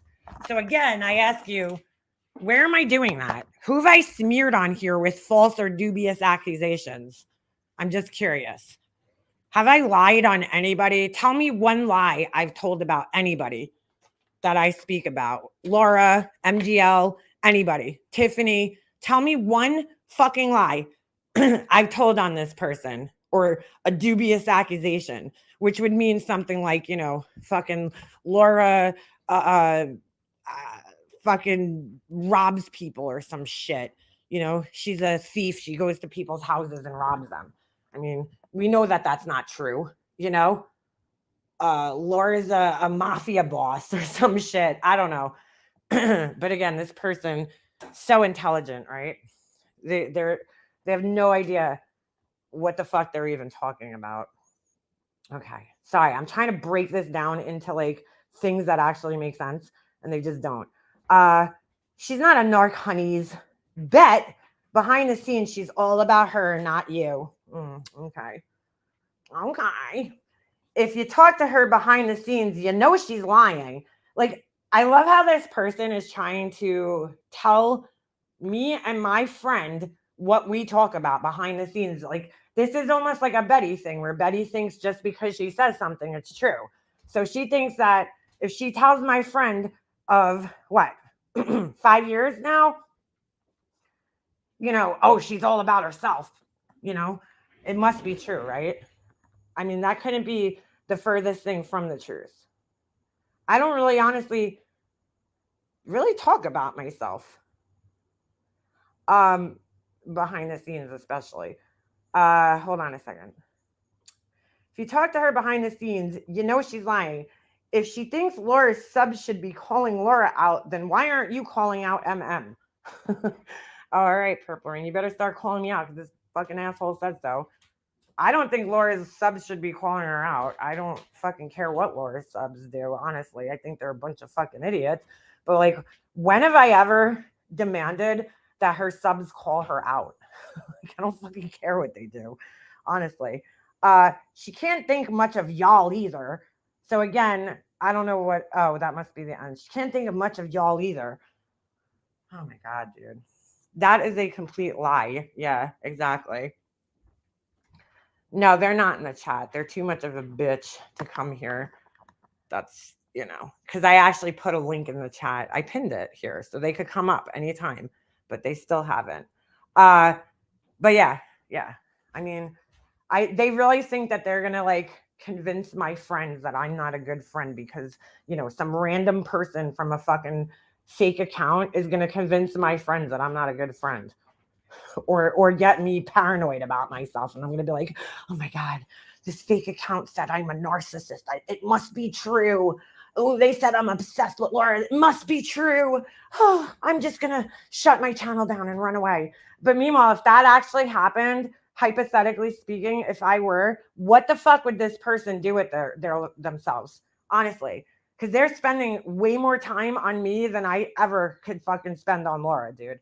I mean, they're in my friends. I don't go into Laura's friends' fucking comment sections and try to sit there and convince, you know, Laura's friends, well, she doesn't have any, but if she did, you know, that she's a horrible, you know, person and, you know, she doesn't care about you. And I'm not doing that. That's a waste of fucking time, you know, honestly. I'm not sitting there in every fucking comment section trying to convince people of whatever. Do I give my opinions about her? Sure. But, you know, you make your own fucking mind up. Yeah, here. I'm going to pin this. My son was killed by a drunk driver, which, by the way, rest in peace. Today's an important day. They think I was involved in a criminal case where someone died and they threatened to get the court records to let the community decide who's at fault. Yeah, they keep making these weird threats even with me. Like, you know, with Purple Rain, they were like, oh, you know, she's talked about you. I've seen it. Didn't they come in here yesterday under the other account and try to pretend that they were in my Discord too. Like, this person's just fucked. Like, they really think that any one of us is dumb enough to fucking believe this random troll account. If you want to have any credibility behind your words, don't say it from a troll account. Say it from your real account, because nobody believes some random troll account who's just going around fucking trolling and making up lies about people. I mean, you know, yeah, they're pigs. They're just a sick fucking individual. So I think I know who it is. And if it is that person, that's sick. I'm pretty sure, you know, people can't really hide themselves that good on here. This person's intentionally using like shorthand and bad grammar and misspellings to try to hide their identity. But again, you can still see that there's just certain things that they do and certain things that they say that it's hard to hide exactly who they are through those things. There's just certain things, which I won't point out because, you know, why would I give them a clue as to how, you know, we figure these things out?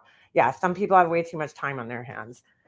It's like, it's just, dude, like, the internet has really exposed how many fucking sick people there are in this world like this. That, like, you're wasting so much time. You're coming in my chat telling me all this shit about myself, right?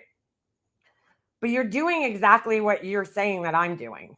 You're wasting so much time worrying about me.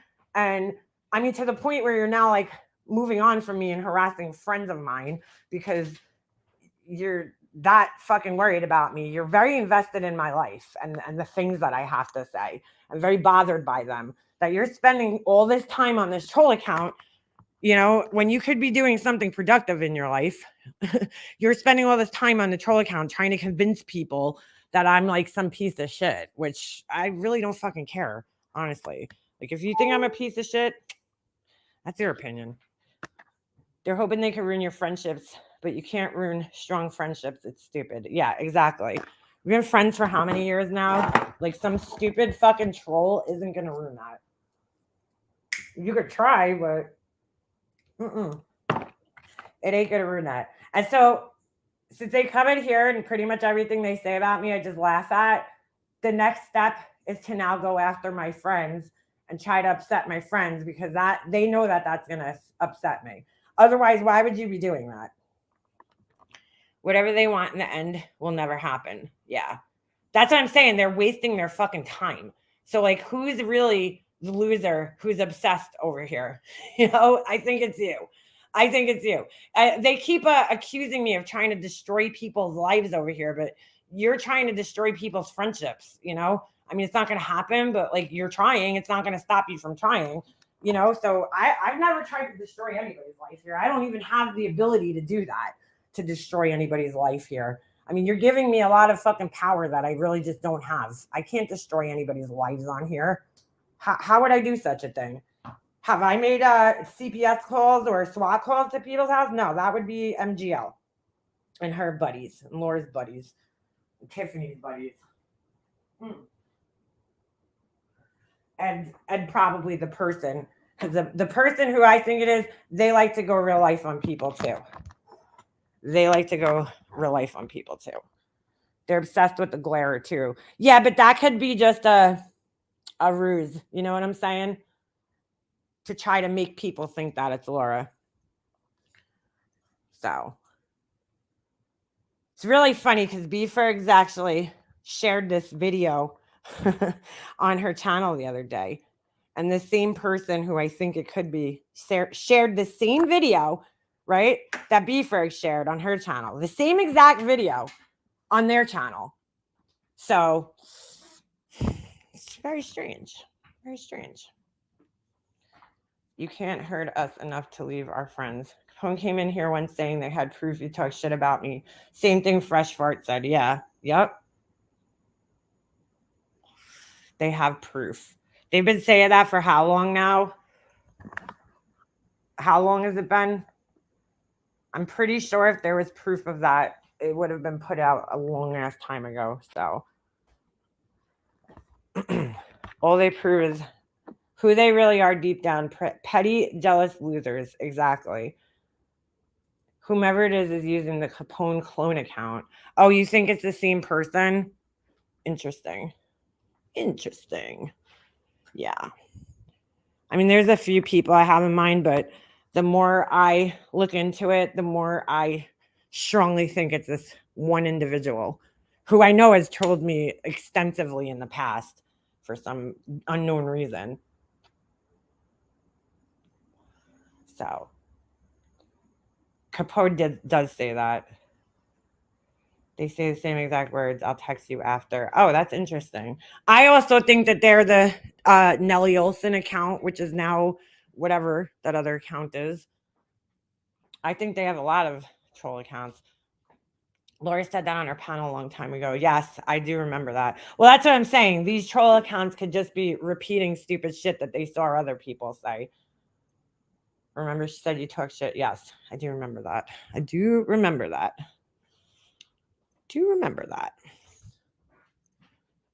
It's like, Laura, shut the fuck up, dude. The clone Capone account could be who you think it is. It definitely could be. They've been around a long time. Yes, they have. Clearly, right? You could tell by the things that they say.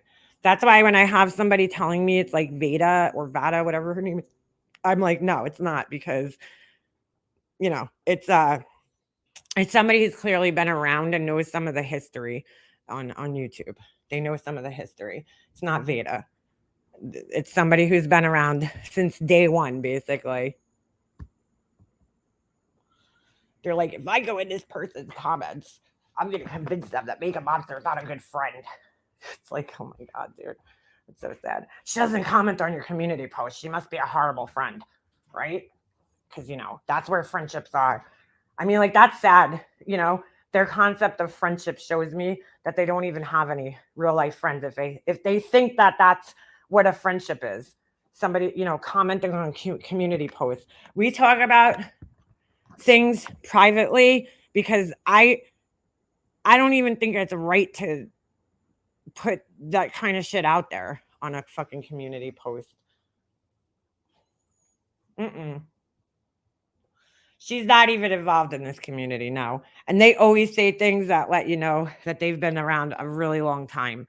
And I think it's somebody who's recently had a, how should I put this? A little change in some life circumstances, and they're really fucking bored. The fake Capone account is from 2017. I mean, clearly they do think that we're that stupid, but, you know. That's not shocking, to say the least. Dude, if these candles have worked out the first time, I'm excited. Hold on. I gotta check on. Oh, did you fart? Yep, they're going good. They're burning good. I can't believe this. I cannot believe it. Yeah, they think you're that stupid. They must be busy today. Some of these older troll accounts have turned into some very interesting names now, targeting an entire different community. I've noticed that, I've noticed that. So that's like a good clue indication to who it is, too. Some of those accounts, or who they were. Because they have some interesting names. Change of names. Somebody said yesterday, Veda's, oh really? Let me see. What's her channel name? Veda. What's the name of her channel? Anybody? They won't be, yeah. Oh, we didn't, sorry, it was Fresh Fart. Yeah. Veda. Maybe I have it in here. Veda. I don't know what her channel name was. If I type just Veda in, I don't think it's going to come up unless that was it. I feel like it was something else, though. Veda Jade, that's it. All right. Veda Jade. All right, let's see. No, it's still here. It's still here. Veda Jade. Oh, but it doesn't have any content. That's weird. Check that out. Hold on a second. Why did she do that? Black Dahlia tried to bully me years back. I just laugh. Oh, they're back too. What'd they say the other day? They were on my community post that I wrote to Laura, right? And they wrote, I just love what these people write.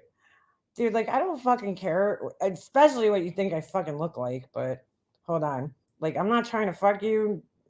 Don't matter what you think I look like. They write on here, it was that community post I wrote to Laura. And I put a picture of myself giving a finger. I really don't fucking care what Laura thinks about how I look. And they came on my community post and they wrote, where is it? Hold on, I gotta go to newest first. Geez, what's wrong with your nails? They look strange, and get some conditioner on that fried gray hair. And I wrote back to them, laughing my ass off, says the green lady talking from a troll account. Like, really? You really fucking think I care what you fucking think of me? You don't even have a real picture on your fucking account. Get the fuck out of here. It's there, but she's using another account. So what happened here? Why'd she hide her whole channel? Community posts are still here. That's weird. Did she what would be the reasoning behind her doing this? That's bizarre.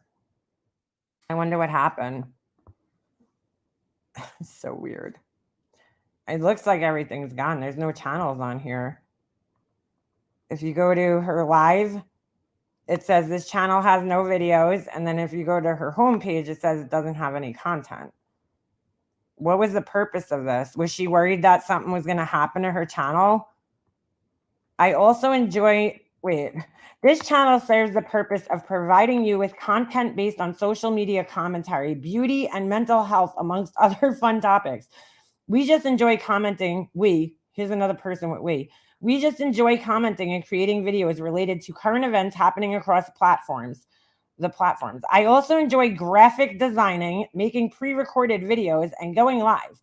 I am quite sociable and love to meet new people. I like giving beauty tips, production editing tips, and much more. You're a graphic designer, huh? You're another person who thinks they're a graphic designer just because they could fucking use a phone app? Okay. Looks that way. Okay. Sure. Someone said she got struck and panicked. Well, that's like the worst thing. If you get a community guideline strike, I mean, if she didn't learn anything from her friend MGL, it's not to delete everything like that. Oh my God, that's the worst thing you could do. She hid all her content because she got a terms of service strike. First of all, you get a terms of service. The first one is a warning, not a strike. And the worst thing you could do is hide all your content. That's the dumbest thing you could do. So she clearly didn't learn anything from her friend. Oh, have fun, Nana. Yeah, that is fucking weird. Very weird. Sounds like a dating site. Yeah, right. Maybe she is embarrassed from her plucking video people covered. Oh, that was her talking about plucking her vajayjay? Girl, that's some fucking sadistic shit right there.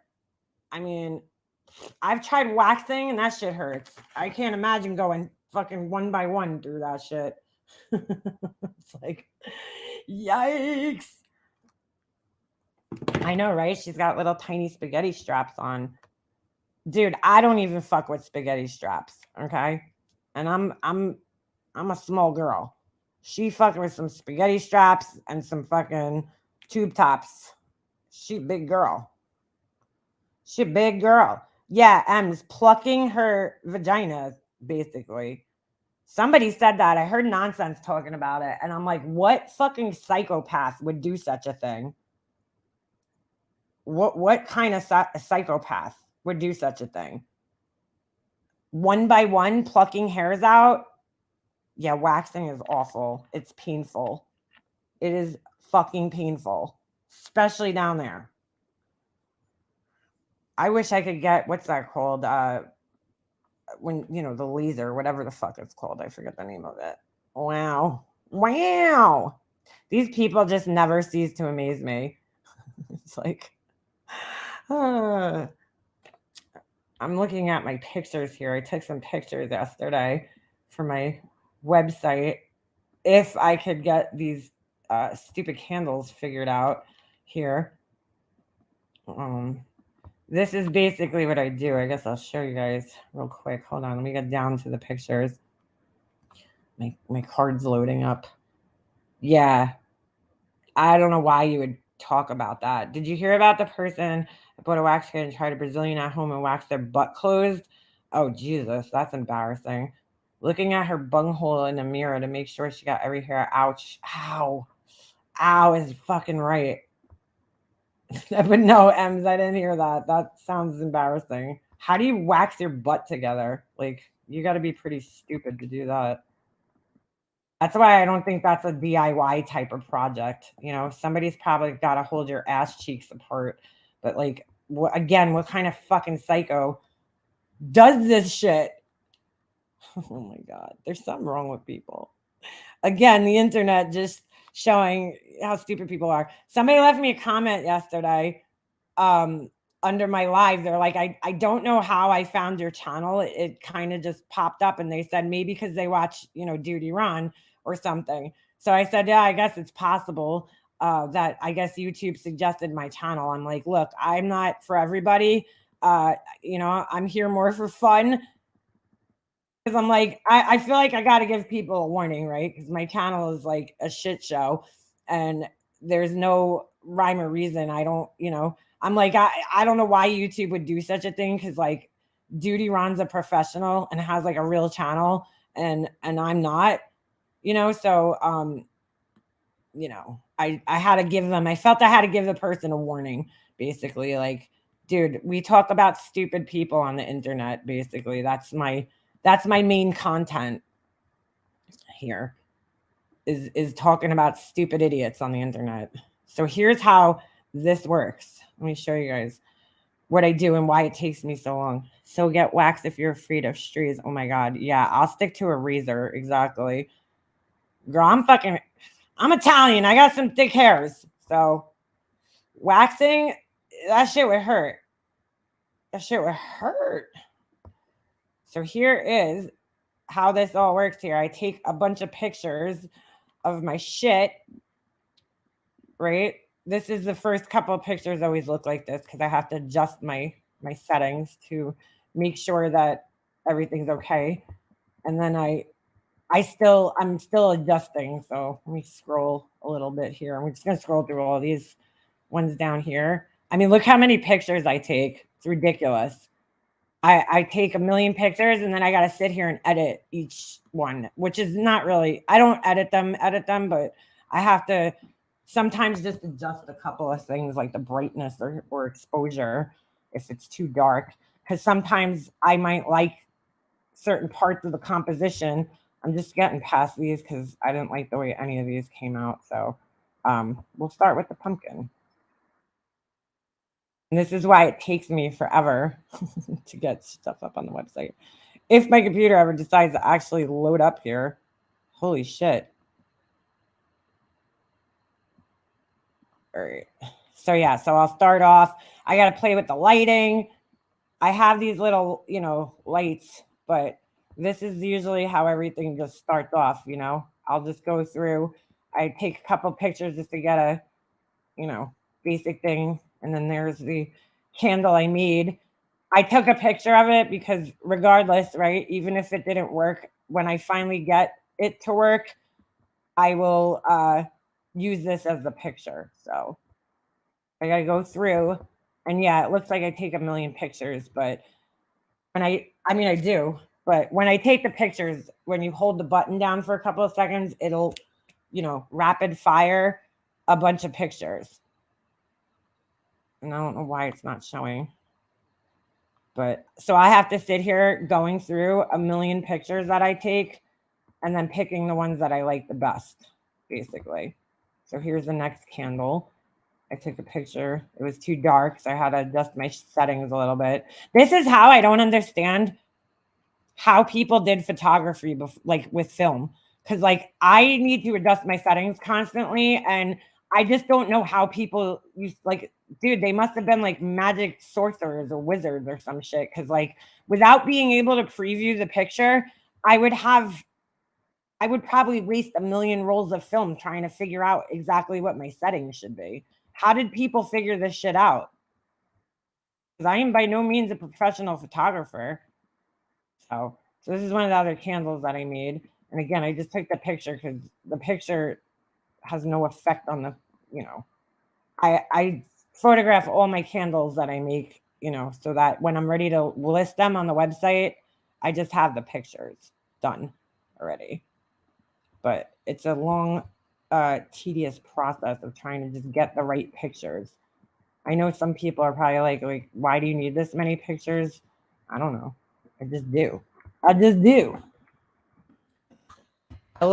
like the way the candle pictures come out. They just have a nice glow to them. But I really like this little container. It's small, but it's cute for a candle. So if these work out, hopefully I want to try to get them listed for like Christmas. So far, so good, testing wise. But we'll see when they get to the bottom. I gotta fully burn it, the candle. So yeah, so these will be my test shots. Well, not my test shots. These will be the pictures that I'll eventually put on the website once I figure everything out. The pumpkin candle, I don't know about because it's gonna take a long time, but we'll see. We'll see. I love this lens though. It takes really beautiful pictures. So hold on. Let's get through these. And look, I don't have a fancy setup. Besides my camera, honestly, you don't need to have a fancy setup to take good pictures. You could take good pictures with your phone, but I don't have a fancy setup. I use my side table over here and the wall as a backdrop. So you don't need to have, necessarily. Why did I take that? Oh, candle lit. You don't necessarily have to have anything super fancy to take good pictures. Why did you just get up and start annoying me, Ogie? Seriously? You've been so quiet all morning. Now you're going to annoy me? What's the matter? Oh, what's the matter? So, yeah. Oh, so anyway, I made these yesterday. These are actually resin crystals. I'm shocked that they came out good with like, stop it. Oh, God. Why are you getting up and annoying me right now? With like minimal amounts of bubbles in them. I was shocked that they actually came out like halfway decent, but they did. I take pictures using my cell phone. Granted, I always have the latest Android, which has a phenomenal camera. Yeah, mine has a pretty good camera too, the iPhone. I have the 13. But yeah, I had this like idea for these things for the longest time, but I couldn't like execute it the right way. I love the pic of the tray you posted. It looked like it was floating. Yes, the little video. So like this is like my prototype here. There's a couple of things I would change. But this is pretty much the prototype for it. So I just took a million pictures. It's probably boring at this point, but this is what I do. I gotta sit here and like go through each picture. I don't know why my thing is so slow pulling pictures up. Probably because I have so much shit running right now in the background and my battery is about to die. But yeah. I love the pictures from Androids. I'm so stuck on Apple. I don't know. I think they both take pretty equally good pictures. I've been using my Samsung. Did you guys know that they make fake phones? I was watching this guy last night. He has a channel. I guess he repairs phones. He's in Connecticut. He repairs like anything that's wrong with your phone. This guy could repair it. He even does like PlayStations and Xboxes. And so he films the people when they come in and he's like, "Ma'am, what happened to your phone?" And then they'll tell him like how it broke. And then he's like, "I got you." And then he fixes it. And then he's like, "Your phone is ready." At the end, he gives it to the people. And he shows this one video where this guy got sold a fake Samsung. So like, and when I say fake, it's a real, it's not like a fake phone. Like it's a phone, you know, it has a screen. You could scroll through the screen. The apps are on there. But the only problem is you can't actually connect it to service. And I was like, get the fuck out of here. Like, I mean, I don't know. That sounds like a pretty expensive thing to make, you know, for like a fake. You know what I'm saying? Like it has to cost an exorbitant amount of money to actually just make an actual fake phone that has like a real screen and that you could, you know, use in a sense, but not actually get service on. So my friend took a picture at the same time from different phones. The Android was better. The colors are vivid, almost looks fake. Really? I don't know. Like, I don't know. I don't have anything to compare. They might have had HDR settings on, which will make the colors look a lot more colorful. Not saying that the pictures aren't better, just saying that if you have HDR on, it takes like several different versions of a picture and puts it together. So you're going to get the nicest color settings. And on iPhone, you could turn that setting off if you want to. The new cameras are sick. I want a mirrorless camera. I cannot believe B. Tim super chatted me so many times today. He's crazy. I would have read his comments. It was just like, it was hard for me to, like, I hope people don't feel like that. You guys know it. You don't have to super chat me to get me to read your comments, but it's just, it's kind of hard to pay attention to the chat while I was reading the document, especially because I'm always streaming on a small laptop with a small screen. It's a 13-inch MacBook. So yeah, I love my camera too. On my phone. I think, dude, seriously, why are you getting up and annoying me right now? It's like, dude, you were just, I like always wonder what goes through this dog's brain. He was laying there just totally relaxing, and like all of a sudden he's like, hi, I'm gonna annoy you. Oh my God, you guys don't even know. I was texting with, you know, my non-friend Purple Rain last night. And I was like, oh my God, there is this ginormous freaking, what do you call those things? Praying mantis on my front porch. So I was like, oh my God, I don't want to be outside with this thing right now. So I sent her a picture and I was like, I hope Ovi gets this thing, right? Sure enough, well, I don't want him to kill it. I just want him to scare it away. He didn't notice it. I'm like, he chases every little bug that's on my porch, this dog. He chases every little bug. But for some reason, he didn't see this giant praying mantis that was sitting there. So I go inside for a minute, and he's out there. And all of a sudden, I look up, because he was just laying on the chair outside. All of a sudden, I look up, and he's, like, at my front door. Like, and I'm like, what the hell is he doing? He's, like, moving all over the place. And I open the front door, and the praying mantis is literally, like, right under my door. And I'm like, ah! So I close the door, and he starts like chasing it. He's like fighting this thing. And I'm like, oh my God. So I was like, oh my God, this is so scary. And he flipped it over on its back. So I'm like filming it to send it to her. He flipped the thing over on its back. And I was like, oh my God, he killed it. I'm like, oh my God, I'm going to have a dead praying mantis on my porch. Disgusting. But he didn't kill it. It actually, like a few minutes later, it got up and it I don't know, somehow got up and it flew away. But I was like, oh my God, dude, like my dog's battling a praying mantis on the front porch right now. Fuck my life. Oh my God. I've never in my life seen so many praying mantises. It's insane. When I moved here, somebody must that lives by me must release them in a garden or something. Cause people do that. You could go to like a nursery center and you could, you could buy them as eggs and then hatch them, or you could buy just baby ones or whatever, and they'll have babies or mating pair or whatever. Well, I don't know if you could buy a mating pair because the female like kills the male, doesn't it? Doesn't, right? Isn't that how it works? Well, anyway, girl, you don't know what a praying mantis is? Hold on, I'll show you. These fucking things look like aliens. I'm not going to show you my picture because it's like hard to see. Hold on. You want to talk about bugs, because this thing's fucking scary as fuck. Well, anyway, because like I growing up, I never really used to see them at my house ever. I don't think I've ever seen one like on my property or anything. The only time I ever saw a praying mantis when I was young was, at school for some reason. I thought maybe because it lives in like the field. I don't know. But I've only ever seen them when I was at school. And hold on. Oh my God, these things are so ugly. But I swear to God, we have so many of them around here. I've never seen this many in my life. This is a praying mantis, girl. This thing is like, and they're huge. And it turns its head. It's so creepy. I gotta be honest with you though.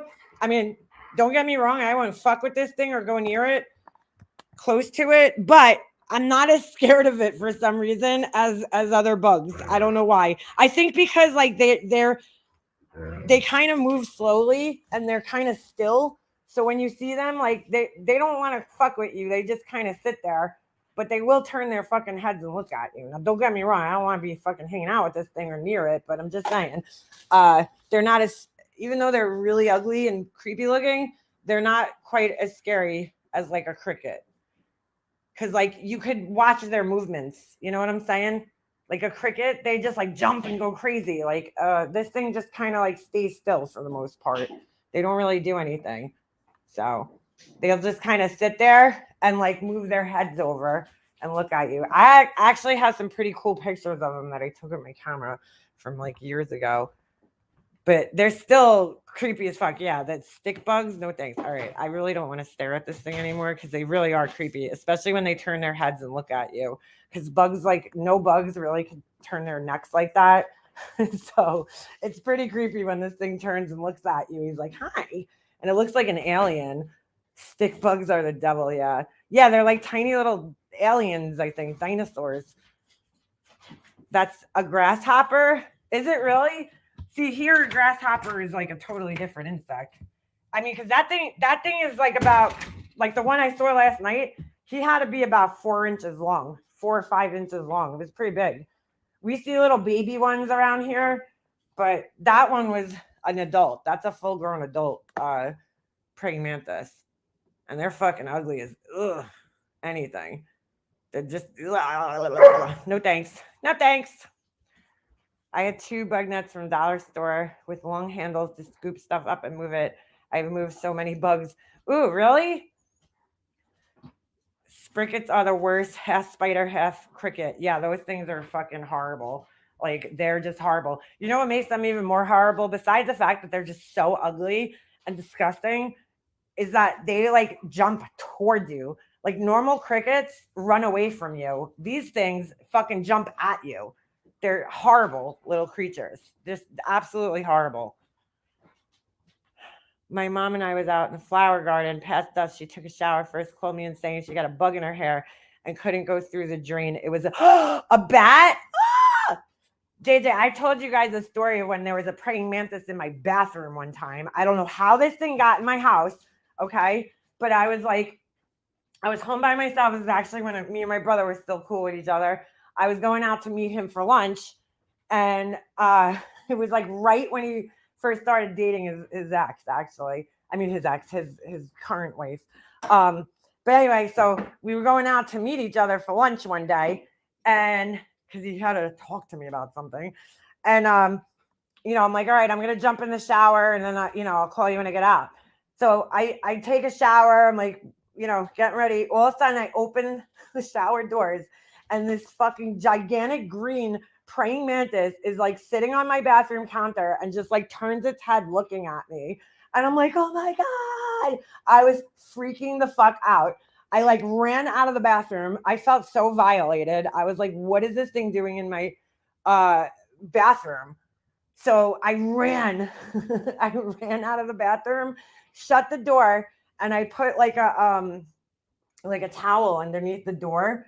And I was like, dude, I'm burning my house down. Like, this is it.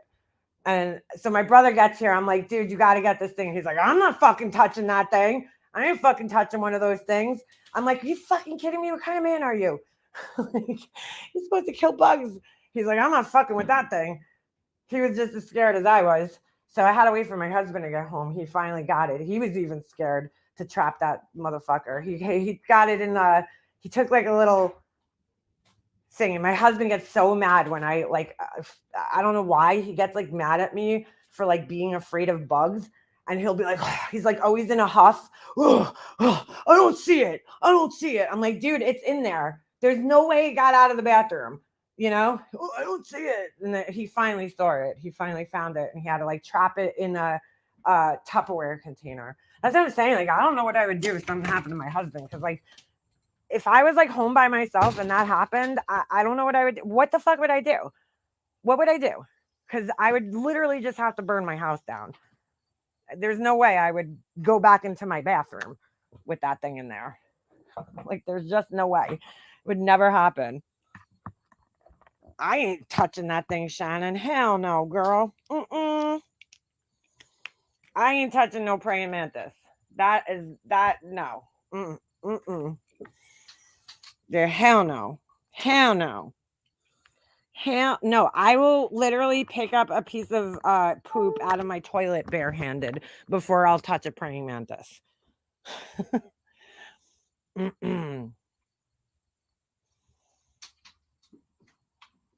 I'm way behind, but her legal name is not Betty. Her legal name is Andrew. I think that is going. What? Someone who knows her as Betty wrote it? No, What? I called her Betty. I wrote that, not her. I put her name in there because it was Betty, because I didn't call her Andra in here. I was trying not to dox people, but also because I didn't want to say Queen Bee's name. I was trying to get myself into like, okay, I'll just say Betty. This way I don't accidentally fuck up and say Queen Bee's name. The only thing I'm scared of is snakes. I'll tell you what though, girl. I wouldn't be freaking messing with those snakes either. I'm not into reptiles.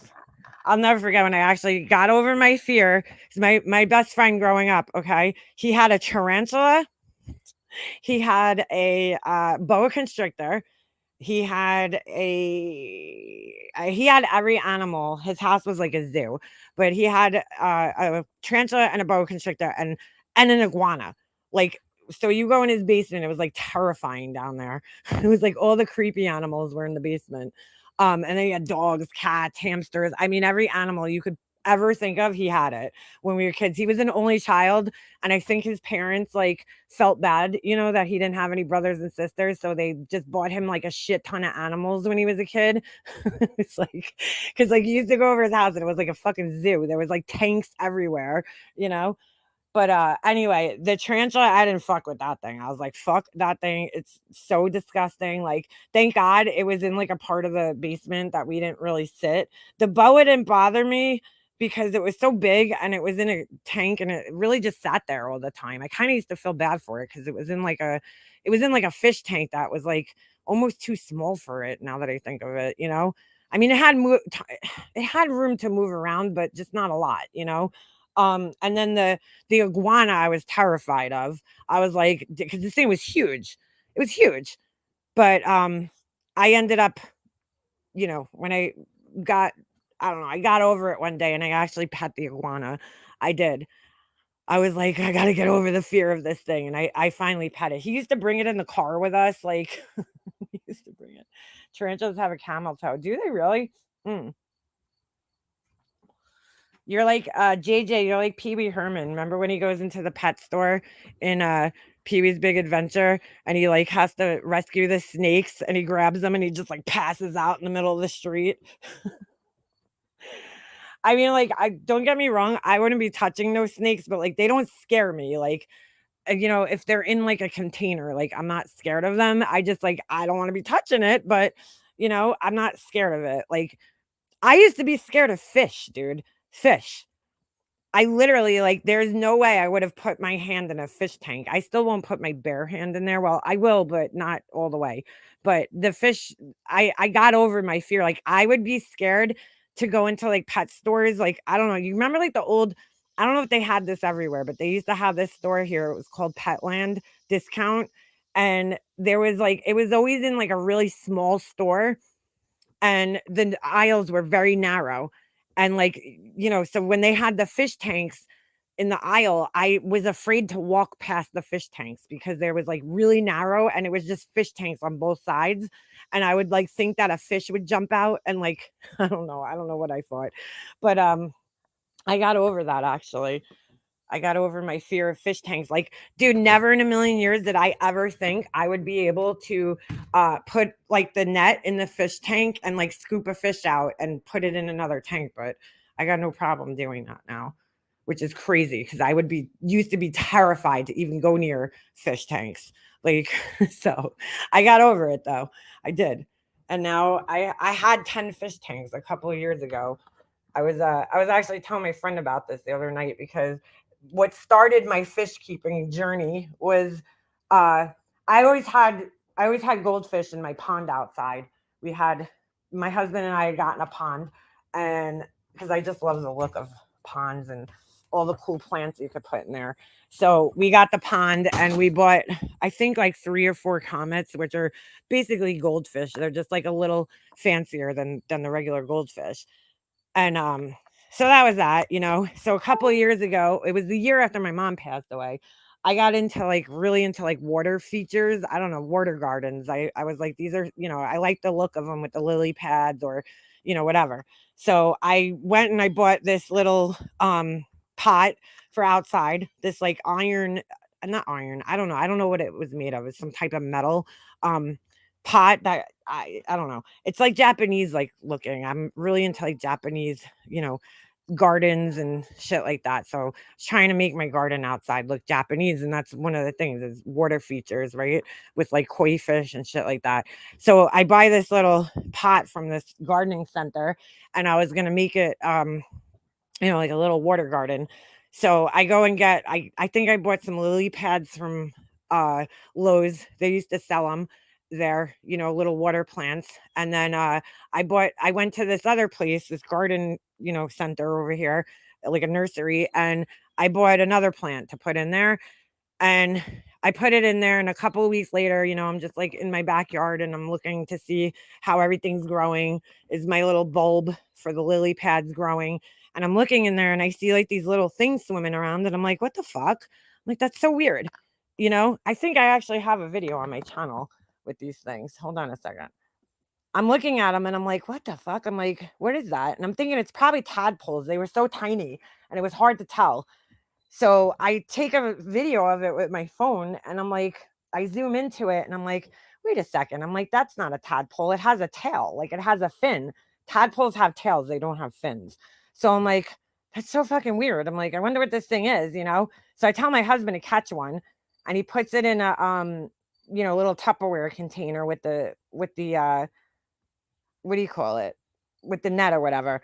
And we go up to the store. There used to be a fish store. It burnt down though, unfortunately. We go up to the fish store and we go ask the guy, like, what is this? And he's like, that's a goldfish. And I'm like, are you sure? Because it was silver. It was a silver fish. And I'm like, what kind of fish is this? And I swear to God, I thought my husband was fucking with me. I'm like, dude, you definitely put these in there. Like, how did fish get in my little water garden? That doesn't even make sense. And he's like, I swear to God, I didn't put them in there. I'm like, yes, you did. I'm like sitting there arguing with him. And he's like, I swear to God, he's like, I didn't put them in there. So I was like, that's so weird. How did these fish magically get in my little garden? Like, that doesn't make any sense. It wasn't my pond. It was like a pot that I had bought, that was just sitting on my patio. So I like looked up online, and actually that could happen. Either there was eggs stuck to like one of the plants that I bought, which was weird because the plant that I bought, there was no fish. Like, I don't know, must have been wherever the nursery got it from is probably, where the eggs came from. So there must have been like 12 eggs that were just sitting on that plant. And when I put it in there and didn't know about it, they hatched. And so I had 12 new goldfish, and I was like, oh my God, like, what am I going to do? Here they are. Hold on. Yeah, I actually put a video on here. This was 6 years ago. It was before I was even like in this community. And here's I didn't know what they were. I put a video up here asking people. I I posted this, I guess, somewhere, probably on Facebook, asking people if they knew what kind of fish these were. Hold on a second. Because this was before we went to the fish store, probably. I was like, what the fuck? And I don't know what. No, I must have went to the store. I don't know. They look gold. Oh, I didn't know if they were koi or goldfish at this point. That's right. I think when we went to the pet store, the guy wasn't 100% sure. He said it's either koi or goldfish. So I put this video up to ask people what they thought it was. I don't know if anybody even answered. But anyway, I took them. I became so protective over these fish because I felt like it was like a sign from my mom. I know that sounds so stupid, but this was like the first spring after she passed away when I got these things, you know? And I'm like, really? Like, I've had water. Hold on a second. I'd had water gardens before for, you know, prior to that. So, and I never had fish just show up. So I felt like it was like this weird sign for my mom. Like, and I know this sounds crazy, but I felt like she wanted me to like take care of something. So from there, I just started buying tons of fish tanks. I had 10 at one time. I was buying all sorts of shit, crayfish, because like these things became my babies, these goldfish. I was like so protective of them that I actually brought them inside over the winter because I was afraid something was going to happen to them. So yeah, look, there's my little aquatic garden. So obviously the fish eggs, they were stuck on one of those plants over there. I have no idea how they got there. Like there was eggs on the plant I purchased. Oh, why is it so blurry? See, look, we couldn't tell what kind of fish it was. That's when we caught it. Oh yeah, there he is. So people don't know this. It's really weird. It's actually kind of cool though. Goldfish go through like several colors before they actually turn gold. It was a cool experience to watch fish grow from eggs, you know, because I put them in my basement. I bought like a little mini pond thing and I put them in the basement over the winter because I was like so scared they were going to die outside because they were babies. But so they start off like a silver, almost like a translucent, right? Then they turn silver. Then they turn completely black. It's so weird. And then after they turn black, they start turning a gold color or like a white. Sometimes they turn white and then turn gold. It's really weird. They turn like 4 or 5 colors before they actually become goldfish. It's like so weird. Like I didn't know that for this experience. And I got really excited. See, this is why they were in the black stage right here. Some of them were, some of them weren't. Now we're trying to figure out what kind of fish they are. See, some of them are gold and some of them are black still. As you can see when it's this is like so cool. I used to go down there every day and check on them, and you can actually see the one that just went by. He still has some of the black on them. But most of them are black still. They hide them. I don't know. It was a cool experience. I've never raised fish from eggs. They're fish, Diana. Most appear black or brown above, yeah. They do turn like completely black.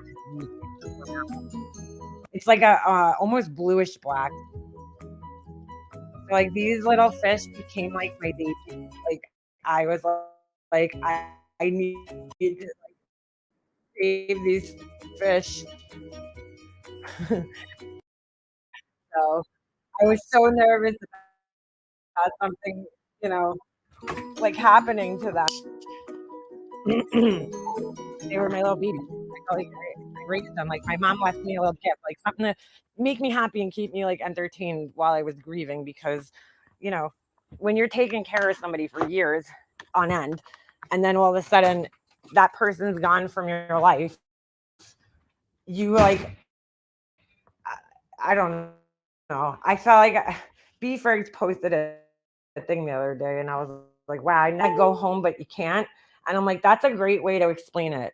You know, you just feel lost, and it's like a really weird feeling. And all that energy and time you devoted to that person now has nowhere to go. You know what I'm saying? Like you don't know what to do with yourself. All the time I spend with my mom. Come on, Obi, you're gonna come in or you're gonna just scratch at the door and waste my time. Okay. All the time I would spend with my mom, talking to her, hanging out with her, like that time now was time that I was, you know what I'm saying? I didn't have anything. So the fish kept me occupied. Just the whole process of it, buying the fish tanks, putting the fish tanks together, the whole thing. And I felt like that was, I don't know, for my mom. Where does that sound? Like this was like a little twist for her. So anyway, I'm not gonna play the whole video, but those are my little fishies. And that was my story about my little fishies that just magically appeared one day. It like literally just magically appeared. So yeah. As you can see, there was a time where I actually gave a shit about my channel. I think this is before we identified them. There was a time where I actually used to like upload content on here and like give a shit, but those days are over, huh? If I were to like try to do a channel with like content, I would just make a whole new channel. This channel's it's a dumpster fire at this point, which is fine. I don't care. But I'm just saying, if I ever wanted to get back into like doing that type of content, I would just burn this one down and start a new one. I love my fish tanks. I only have one left. I broke most of them down because it was just too much. And especially when Jesse started playing hockey. The best was, okay, I go by, and again, I was terrified of fish and anything. Like, I don't eat seafood. I'm like terrified of fish. I don't go in the ocean. I don't fuck with the ocean. I don't know why this is like not loading up, but whatever. You know, I don't fuck around. I don't go in the ocean. I definitely ain't touching no freaking lobster, but I wanted a crayfish. I bought a crayfish, right? So I have it in my kitchen on the counter up here. And, you know, they're known to escape their tanks, right? These things, they crawl and they're known to escape tanks. Well, they can't be out of the water for too long. So Jesse was in preschool at the time. He had just started, I'm sorry, not preschool, pre-K. He was just, you know, it just started that fall after my mom passed away. He started pre-K. So I'm bringing him to school one morning, and oh my God, I had the crayfish sitting, you know, I go to check on it and feed it. I'm looking in the tank. I'm like, dude, I don't see this thing anywhere. And I made sure to have the tank with the cover, and then I would put usually something on top of the cover to make sure that it couldn't get out, you know? So I'm looking all over. I'm like, I don't fucking see this thing anywhere, dude. Like, I'm like looking, and I had, you know, you should provide a little hiding spot for them. So I have the little hiding spot. I lift that thing up, you know, it's not there. I'm like, this fucking thing got out. So now I'm like panicking because I'm like running late. I'm trying to get Jesse to school. And I'm like, what the fuck, dude? Because like, if it's out of the water for too long, it could die. And I don't know how long this thing's been out of the water, because it's, you know, it's, it could have been, you know, overnight while I was sleeping. I don't know when this thing escaped. I knew I had seen it before I went to bed, but I didn't, you know, I was sleeping for a certain amount of time. So it could have escaped at any time. So I'm trying to look around. I got to get Jesse to school. So I'm like, oh my God, I don't have time for this, right? All of a sudden I go downstairs to go in my laundry room, and out of the corner of my eye, I have a bathroom downstairs. Out of the corner of my eye, I just happened to see this like motion, and I all of a sudden turn my head, and there's my blue little crayfish crawling under the bathroom counter downstairs. And I'm like, how the fuck, dude, this thing went down, not only down my kitchen counter, okay, which I don't know how it got down there and survived. It must have like crawled down the wires, you know, that the tank was plugged into, right? It walked across my kitchen, across my living room, which wasn't a very far distance. I'm talking because the doorway's right there. So it had maybe 2 feet, walked about another 4 feet, and then went down an entire flight of steps somehow. That's where I was like, what the fuck? It went downstairs, okay? Then it had to walk another like 4 or 5 feet. went in the bathroom and walked, and somehow hid under the counter. So now I'm like freaking out because I'm terrified to touch this thing. I'm like, I am not picking this fucking thing up, dude. But at the same time, I'm like, I have to save its life. I don't want it to die. It was still alive. I was like, oh my God, this fucking thing's still alive. So I was like, I don't know what to do. So I went in the kitchen. I grabbed a pair of tongs and I put the, gloves on that you use to like wash the dishes with. And I grabbed them with the tongs and threw them in the, what do you call it? Like a little plastic container. And I couldn't believe I did that because I was terrified to touch this thing. And I brought him upstairs and put him back in the tank. But he was like all filled with like hair, like dog hair. Yeah, he must have did a lot of tumbling. I'm surprised this thing lived, honestly. And I was like, that's it. This thing's going to die. But he actually lived for a while after that. The problem with fish is like, dude, they go through so much stress, and stress will kill fish. And so like, that's why they're kind of hard to keep alive, because you don't know what kind of stress the fish went through before you got it, But anyway, so that was the first crayfish, right? The second one I got was called the Mexican crayfish, and it was really cute. It was like a mini crayfish, and and he had a little sombrero. Just kidding. I'm kidding. He didn't have a sombrero, but he was really cute. And he was in this little tiny tank that I had, right? And same thing, he fucking disappeared one day, and I didn't know where the fuck he was. And I'm like, dude, where'd this crayfish go? And I had these two other fish in there called pea puffers, and they're carnivorous, right? They'll eat things. Typically, they'll eat other fish, but they could eat if the crayfish died in there, they could potentially eat it, right? So I thought that it probably got eaten by the pea puffers. That's what I was thinking, right? I was like a couple of weeks later, I'm vacuuming in my kitchen, and all of a sudden I look under my radiator and I'm like, what the fuck is that? And there he was, my little Mexican crayfish, crawled up in a little ball, dead. He was like a little dried out. I was like, oh no, poor thing. He escaped the tank. And no matter how good, dude, these things are super smart. You wouldn't think, but they're super smart. My favorite fish, and the one that lived the longest, rest his soul, was my little, well, you have to have a big tank because they could get quite large, but I would suggest 30 gallons and up. But I'm telling you, they're the most fun fish to watch. Like, they actually have like personalities.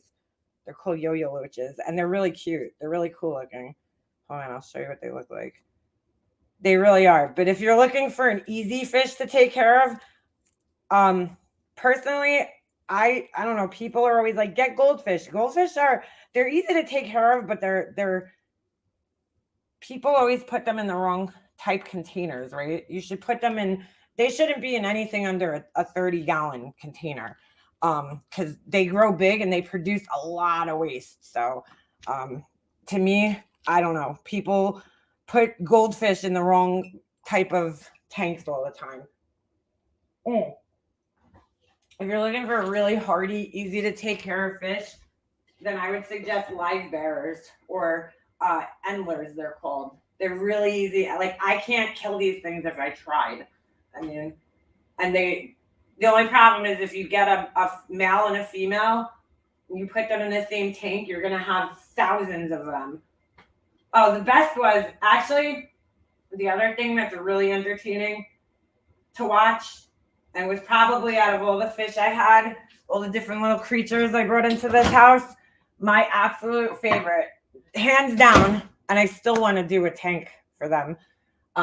If my endlers ever die, I'm turning it into a tank for my shrimp. It was a shrimp tank. That tank that I have downstairs that you guys used to see in the background of all my videos when I first started coming here, it was up in my office. We had to move it. But I had a shrimp tank. It was only shrimp. And that tank was the most exciting tank to watch. I mean, by far, the little shrimp. They're these little tiny, they're called cherry shrimps. And they're so exciting to watch. I love them. And again, if my endlers diet. I think my endlers ate them. So, because like, you know, when we go away on the weekends and shit, I think they got hungry, and those are just really bad for your fish because, first of all, it's you know, it's going to pollute your tank with that much food in there and waste. So I personally don't use them, so I just don't feed my fish over, you know, weekends if we go away, because they could survive, especially goldfish. I mean, I don't feed my goldfish all winter. They go from May to October not eating. So fish could go a really long time without eating food. They could go years. So so anyway, yeah, I don't feed them, but I think they got hungry and they decided to feed themselves and snack on my poor little shrimp. Hold on, here's a yo-yo loach. They're so cute. I swear to God, they have little personalities, these things. There's a few different kinds, but these things are, yes, sprickets. Ooh, fuck those things. Fuck the sprickets. All right. Here's a yo-yo loach. They're so cute. That's not one. I don't know why that came up. That's a different type of loach. But these are yo-yo loaches, and they are so fun to watch. They're really fun to watch. They hang out at the bottom, but they're really active, and they're just awesome. But they're bullies too, so you have to be careful. Because you can put them in with other different types of fish, but to be honest, I would do like a species only tank if I had to redo things, because they will bully each other, but they especially bully other tank mates. Not all of them, some of them. It's weird, but they will definitely bully. Like, I had certain fish that this thing I would put in there, and this thing would just bully the shit out of him. He would just like chase him constantly, you know? But like, people think fish don't have personalities, that they just sit there and swim, but they really do have personalities. Each different species of fish have different personalities, you know? They bully each other, they fight with each other. And these guys are just the most exciting to watch, in my opinion.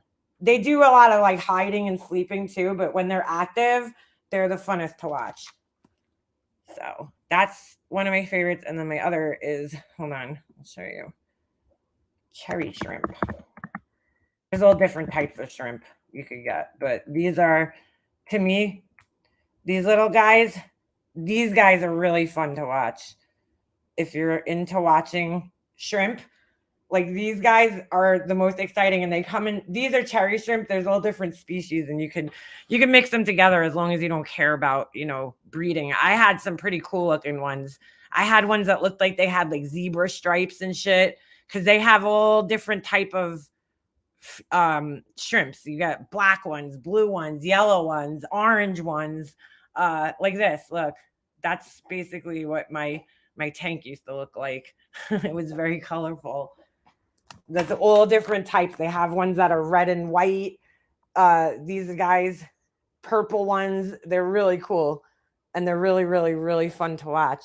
So if you don't mind them all like mixed breeding, then, you know, I mean, you could tell which ones are females and which ones are males. There's a certain way to tell, but it's kind of hard. But these guys are so fun to watch, and they're really cool. I would just sit at my fish tank for like hours watching.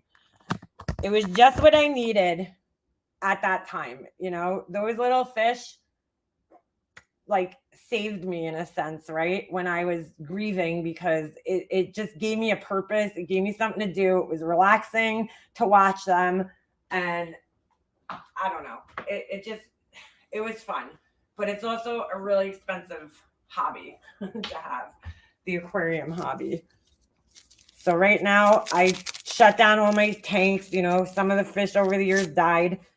My yo-yo loach lived 7 years. I was shocked, because that's actually their lifespan is 7 years, and he actually made it. He was the first fish I bought that was not a goldfish. He was my first purchase for my 30-gallon tank, because that was my first tank, and he lived the longest, my yo-yo loach. So there's other fish like gouramis that are really pretty, but they're boring. Gouramis are boring. I don't know. I'm not into like the little, neons and shit. Like, but the other fish that are kind of exciting to watch are my endlers. And I'll show you what they look like. The male's really pretty, but I don't have a male. I think the females like killed them or something, because I had a male one and these things mate like crazy. I had like probably hundreds of fish. I don't know if they ate each other. I'm down to like, I don't know, maybe 10 of them now. I can't find them actually. Where are they? Huh. Hold on a second. My fish tank needs a good cleaning. That's for sure. But these guys are cool too. They're live bearers, so they what do you call it? So in other words, they don't lay eggs. Oh shit, that's exactly what mine looked like. So I had these guys too. That's what I have left actually.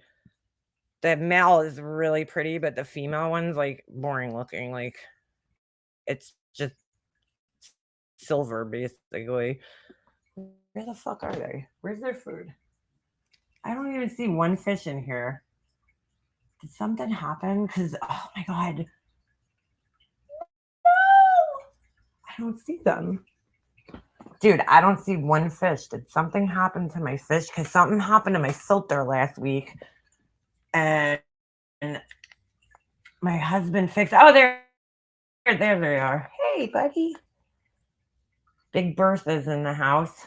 But anyway, yeah, I had the male and he just like disappeared one day, and that happens when you have a fish tank. Mysterious shit happens. I only see there's the other one. Where are you guys hiding? I only see 1, 2. Wow, where's all the rest of them, dude? Usually when I put the food in there, there's like 10 of them. Did they die? It's so weird. Huh. I don't know. I have a lot of plants in this tank, so they're probably hiding.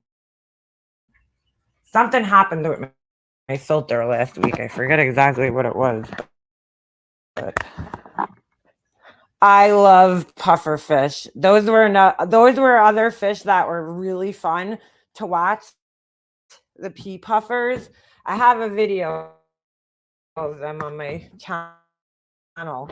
They're the littlest, tiniest freshwater puffers, but they're a pain in the ass to take care of because they like to hunt food, and so you have to get them live food. So I was at the pet store like once a week buying what do you call those things? Brine shrimp, right? And oh my God, it was such a pain in the ass because like sometimes I would go there, they wouldn't have the brine shrimp, and then I'd have to keep the brine shrimp in another container because it's in salt water. You don't want to put that in just having a fun. I had to literally go to the pub to eat brine. I had to drive even further. Really, like when that one pretty much like 15-20 minutes away to get brine shrimp twice a week. Forget it. So you could feed them worms and shit, but they're they like to hunt live food. Like they prefer to do that, so they might not eat the worms. And I think mine were so spoiled because I always had live food for them that whenever I would try to feed them like frozen worms, they wouldn't eat them. But I'll show you what those guys look like. They're so cute. They're so cute. I own like almost every right common like fish that they sell at the stores. Not everyone, but I've owned a lot of different ones. These guys were definitely one of my favorites, but they're just a pain in the ass to take care of. You could actually set up your own brine shrimp tank and like breed them, but I wasn't about to do that. These are pea puffers. They're so cute. They're so tiny. They're literally like, I think, I don't know, maybe about a centimeter, like, or and a half. They're less than an inch big. They're so tiny, but they're so cute. Here's one actually. Oh yeah, look, see, you would give them these worms, but mine didn't like the worms. They only wanted brine shrimp. They'll eat snails, but I didn't want to put snails in my tank. I wish I could now because my one tank has a total infestation of snails, but it always has. I don't know why people get all upset about that because I honestly don't mind the snails. They kind of help keep the tank clean. Oh, I didn't even show you guys. Sorry. I didn't realize. This is a pea puffer. They're so adorable. You could also, yeah, you could buy these certain snails, but I don't think I was able to find them that easily. They're so cute, these little guys, though. And they're also really fun to watch. Their fins are like, they reminds me of like a hummingbird. You know how like a hummingbird's feathers move so quick, their wings, that you can't see it. That's what these things remind me of. Their little fins move so fast, like you could barely see them. But they're super cute and they're really fun to watch, these guys too. They don't do a whole lot, but they're fun to watch when you feed them. When they're going after the live brine shrimp, it's fun to watch them like hunting. I think I have a video with these guys on my channel. I had two at one point, but these guys are really hard, to keep alive. I wouldn't suggest getting them if you're not like an experienced fish keeper. And also, again, it's a pain in the ass with the live food that you have to feed them. For freshwater, yes, them guys were fun. They were fun. It's just a lot of work. The one on the right looks like a helicopter, right? They're super cute. Like, look at this little guy. Come on. How could you go wrong? He's so cute. But the only problem is, too, if you get these, you have to keep them in a species-only tank. So, I mean, you could put certain other things in there. Like, I had the crayfish in there for a little bit with them. I also had, what were those other guys I had in there? Those are fun to watch, too. They're not loaches. What the hell is the name? They're like these little catfish. I can't remember the name of them. Ugh. Oh, my God. What the hell is the name of them? They're like mini catfish. Freshwater catfish. I can't remember the name of them. I forgot. Dories. Is that it? No. Corys. Yeah, these guys. These guys are cool, too. Oh, hold on. I have to put the Corys. Cory catfish. These guys are cool, too. Fun to watch. Very, very, very active. They kind of look like the yo-yo loaches, actually. These little guys here. They come in all different varieties. There's panda ones. Which one did I have? I don't even remember. They stay pretty small, too. Did I have the panda one? I can't remember now. And of course, I had a pleco, too. He lived for a long time, too. He was probably my second longest living fish. I don't know. I had one of these. I don't remember. It might have been the panda one, I think. They're really cute. Like this guy right here. These guys are fun to watch, too. They zoom around the tank, and they're pretty cool. So there's your little lesson on fish keeping for the day. Who would think, right? Don't say that name. I know, right, Corey? You sound like my hubby. He knows so much about fish. I don't really know that much, but I mean, I don't know. Anytime I get into anything, like I try to like educate myself. Like before I even started getting the fish, besides the goldfish. I mean, my husband kept fish when he was younger, so he knew a lot too. But before I started keeping fish, like I like to learn about each species that I was gonna buy. So I would try to learn about them, what they eat and everything like that. But I also had this fish store that was down the block, and the guy that worked there was like so knowledgeable about fish, so he taught me a lot. And I miss that place. I love just going into the fish store and just looking at. I would love to do a saltwater tank one day, but that ain't happening. I just don't have the time to keep up with it. I mean, taking care of 10 fish tanks and having to do the water changes and clean them, you know, it's a lot of work. It was a lot of work. I was constantly like cleaning, you know, fish tanks. And then it just got to a point where I just like one by one, I would just, you know, take them down until I ended up with one. My 30-gallon, I just took down like maybe once my yo-yo loach died. Rest in peace, yo-yo. I just took that one down recently, maybe like, I don't know, a couple months ago. I told my husband we were gonna get new fish for it, and I just told my husband, I'm like, just take it down. I'm not getting more fish. I'm the only one I'm keeping is my 20-gallon tank that has my little endlers in it. And then once those die, I'm turning it back into a shrimp tank. And then once those die, it's coming down. So she's very clingy and loving. Who's that? My friend's piranha used to swim fast through the tank. We would go from oh yeah, my cousin had piranhas. He had like a 6-foot long tank in his room, and he had the piranha, not 6 foot, sorry, with that, what is it, like 600 gallons or something like that. He had a pretty big fish tank. I think it was about 4 feet wide, and he had piranhas in there, and we used to go, it was so bad. My aunt had a pond outside, and we used to go and take her goldfish out of the pond and throw them in the piranha tank. We used to feed them everything. We'd feed them like meatballs and like all sorts of shit. Yeah, Buffet Bass. I had a lot of fish tanks. You know, just over time, they just, you know, fish don't live that long. Some of them only live like a year or two. You know, some of them you get them and you have them for a couple months and they get like diseases, like, you don't know. A shrimp tank, Lil Capone being there. Yeah, right. I love my shrimp tank. That out of all of them, that was probably my favorite one, was my shrimp tank. And I'm so mad that they all died off, because I had a shit ton of shrimp.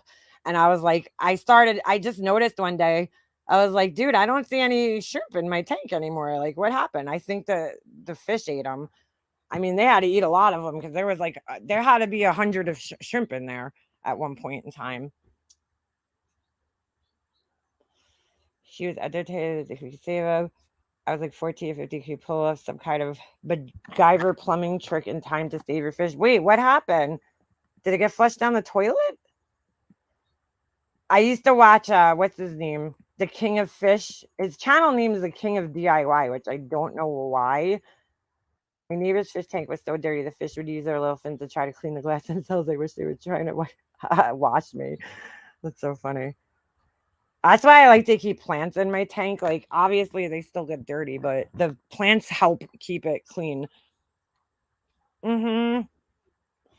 The cleaning process. I gotta be honest with you, like, I haven't done a water change in God knows how long. I also have my tank like way over filtered, so I put water in there, it evaporates, so I really don't do water changes. And these fish have been alive for what, 5 years now, and I haven't done a water change in my one tank, and I can't tell you how long. And as far as cleaning it goes, I literally just, I have one of those magnetic things that are on the glass, and that's pretty much my extent of cleaning.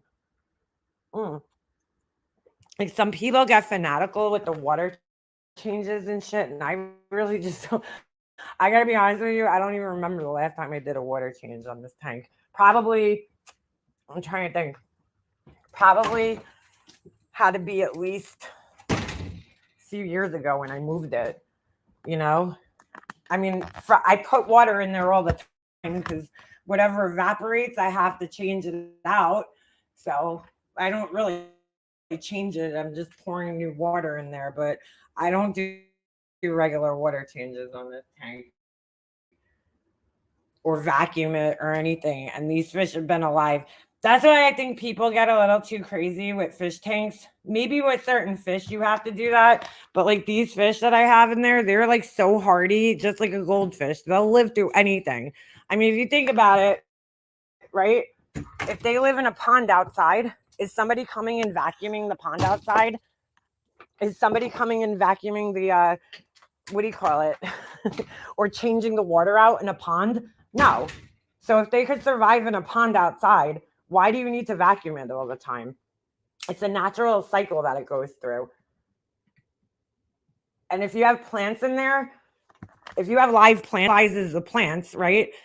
And the nitrogen or the whatever it's called, goes into the plants. So like the plants basically clean the tank for you and break down all the waste material. It breaks down into the plants. So it's like you really don't have to do it. I don't know why people get crazy and do like water changes once a week.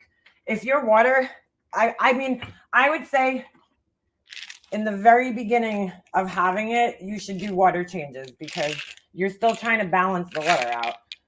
Like I would have to plan my fish tanks a month in advance. So I would take the fish tank and I would put the fish tank together and put the water, the gravel, the plants, and then I let it sit for like a month or two just by itself with no fish in it. And then I would get the fish because you can't, a lot of people think you can just go buy fish. And that's the reason why a lot of people lose fish easily is because they just throw them into a tank. You have to let the water cycle for a while. What happens is it builds up bacteria on a sponge on your filter, right? Your filter sponge builds up the bacteria in there, good, the beneficial bacteria. And that's what, helps keep your fish alive. So if you just throw a fish into, chlorinated water, it's not going to have all that good bacteria. You have to wait a couple of days for the chlorine to, dissipate, which they have conditioner that you put in there, but still you have to wait. And then you have to let the beneficial bacteria build up in your filter over like a month or so. There's ways you could like speed up the process. Some people just put food in there, like they'll feed the tank basically with no fish in it. But like I used to like test the water and shit, but after like 5 years, the same tank, you got enough beneficial bacteria in there. It's all over. It's on the, you have to wait for it to build up in the tank and in the filter. So yeah, the plecos definitely help. They definitely help. There are algae eating animals in the pond. Yeah, exactly. I don't have any algae eating animals in my pond outside. Oh, the goldfish eat it too, the algae. Basically, yeah, it's like probiotics for fish. You have to let that bacteria build up in there. And then, if you do that, you're going to have a much more successful experience in raising fish and you won't be wasting your money. Because people think you could go to like Petco, buy a fish tank, put water in it, and throw fish in it that day. You really shouldn't do that. You should really let it sit for like a month or two and then get your fish. So is it a pain in the ass? Yeah, but if you really want to have, if you really want to go get fish and not waste your money, especially if you're buying like an expensive fish, then that's the best way to do it. I never used to just throw fish in there. Like I would always, sometimes like if you're like really into it, which I used to do, you could keep an extra tank downstairs that's already primed with like filters that are already, have beneficial bacteria. And that's another way you could kind of cheat the system a little bit. But still, hold on, Purple Rain. He's barking at the mailman. I gotta get off here in a minute anyway, so I gotta go demold my stuff.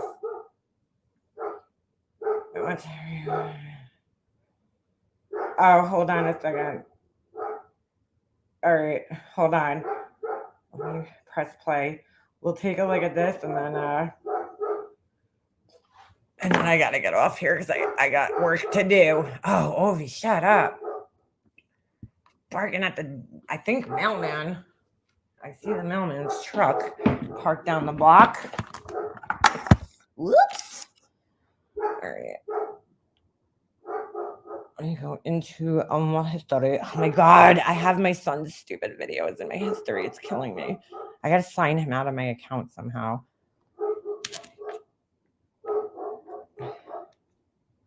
Hold on. Let me find the timestamp for this. 4 hours in. So this is morbid reviewing mommy ramblings falling down the stairs. Hold on a second. Not her, sorry, her husband falling down the stairs. Let's see. Oh my God, shut up, Ovi. All right. Let's fast forward. It's going to take my internet hours to catch up. So give it a minute or two. All right. There we go. 4 hours and 2 minutes. Now my internet's going to have to take, oh my God, a million years to finally catch up. It is like its own little ecosystem in there. Ovi! Shh. God. The whole neighborhood doesn't need to hear you barking. Hold on. My internet sucks. Yeah. Open the van door. Wait, hold on. I can't miss this. There's no way I'm missing. To get this. the hatchback, it was crazy. Should I go back a minute? All right, we're good. To get the hatchback, it was crazy. We got it open. Oh my God, this dog is so annoying. We started eating sugar. The rest is holy history. Then we started eating sugar. All right.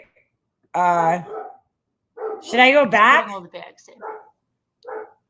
Then J Bills gets in the passenger seat. So this then was I after the open Chris van Watts door case.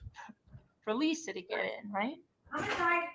But before Lisa gets in, I say, Oh God! God, what the hell? Oh my God. Is it an earthquake? SWAT! What's happening here? but before Lisa gets in, I say, Oh God! God, what the hell? What the hell? Oh my! It's like Tickle Me Elmo. I mean, what's happening? What are you wearing, Jimmy? How did he fall down the stairs? Hold on. God, what the hell? Oh my God, he really rolled down. Oh my! It's like Tickle Me Elmo. Wait a I mean, what's second. happening? I feel What like are we you need to wearing, watch that Jimmy? in slow motion. for Lisa to get in, right? But before Lisa gets in, I God, say, my laptop sucks. All right, hold on. God, what the hell? What the hell? Oh my! It's like Tickle Me Elmo. Yeah, like I mean, I've what's seen this happening? What are before, you but wearing, he like Jimmy? full fucking on rolled down the for stairs. Lisa to get in, right? But before Lisa gets in, I say, Oh God! God, what the hell? What the hell?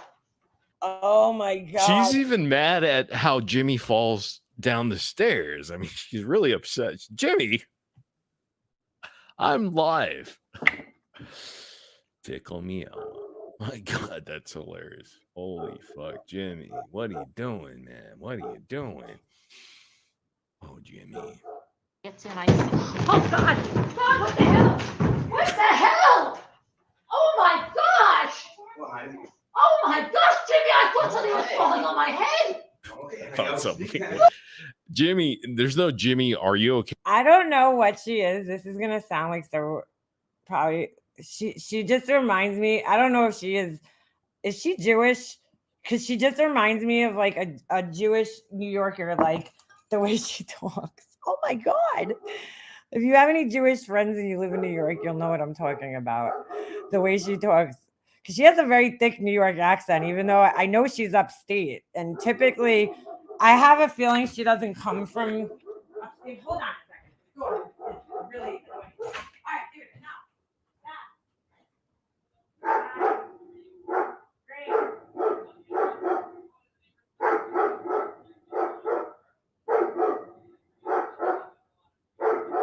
I can't even hear you, dude. What?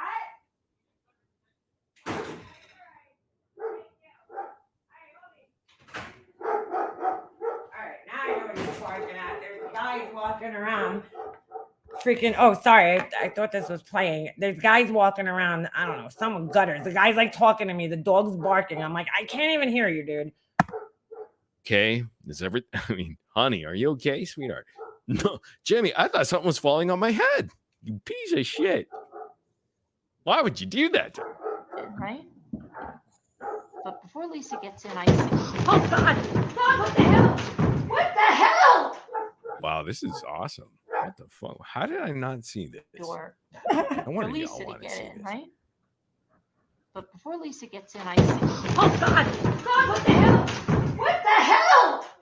Oh my gosh! Oh my gosh, Jimmy! I thought something was falling on my head. Okay, I was thinking. Look at was this Christmas? Was he in his Christmas pajamas onesie or something? I mean, Jimmy, what? No. Are you an elf? What's going on, Jimbo? Seriously? Oh, look at this guy.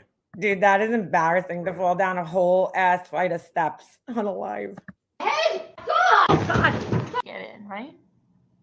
Oh my God, I can't believe it. Oh, God! God, what the hell? What the hell?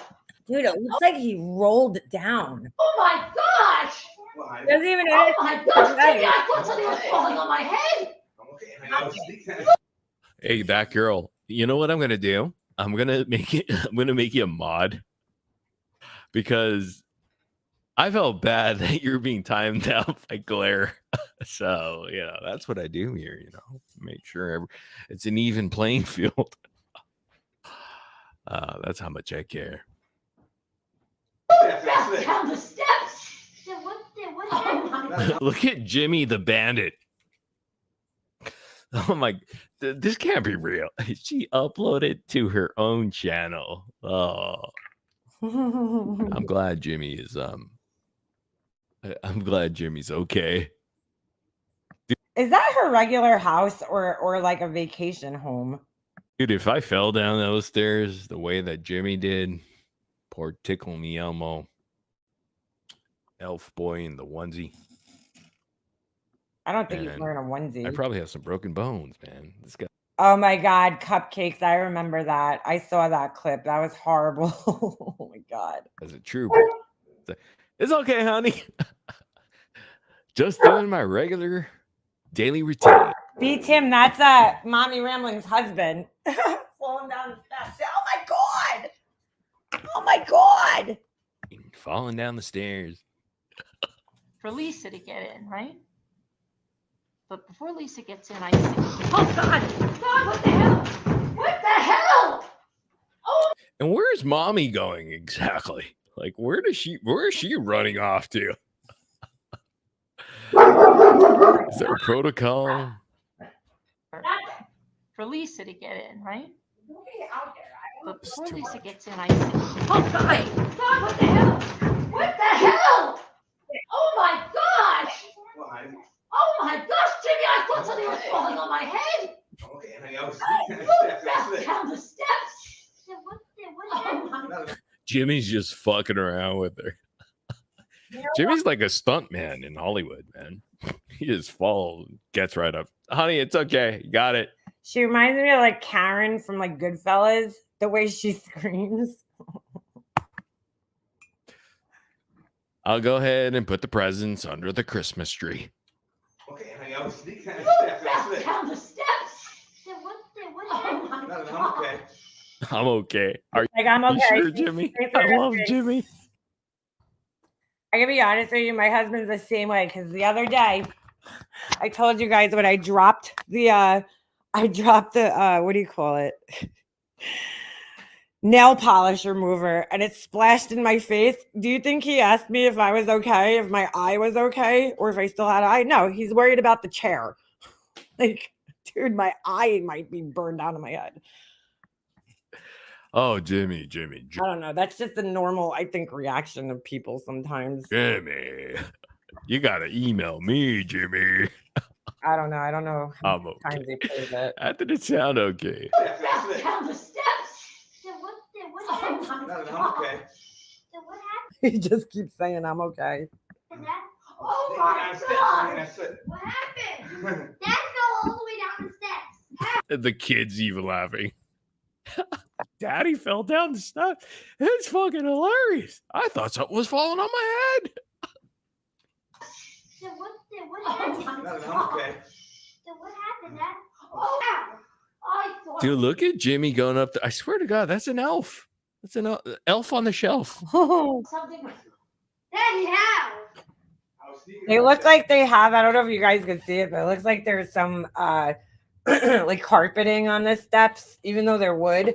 It looks like there's those like those mats that you could put on the steps. That's what it looks like it has. So hopefully that cushion does fall a little. Hold on. Down the steps. Dude, that motherfucker's an elf on the shelf. Look at that shit. Look. Oh, he really does look like one.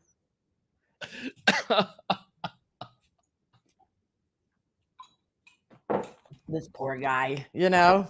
Where have you been all my life? Video. Fucking elf on the honey, it's okay. I don't know. I don't watch Mommy Ramblings. Like Everything's under control. She's one of those people that I just don't get the entertainment factor that people get out of Dad, her. that was really cool.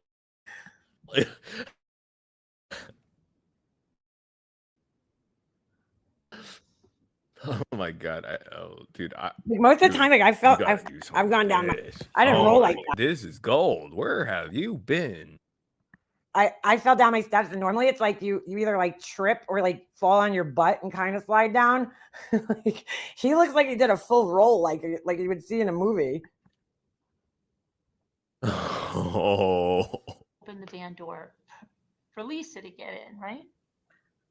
But before Lisa gets in, I see, oh God, God, what the hell? What the hell?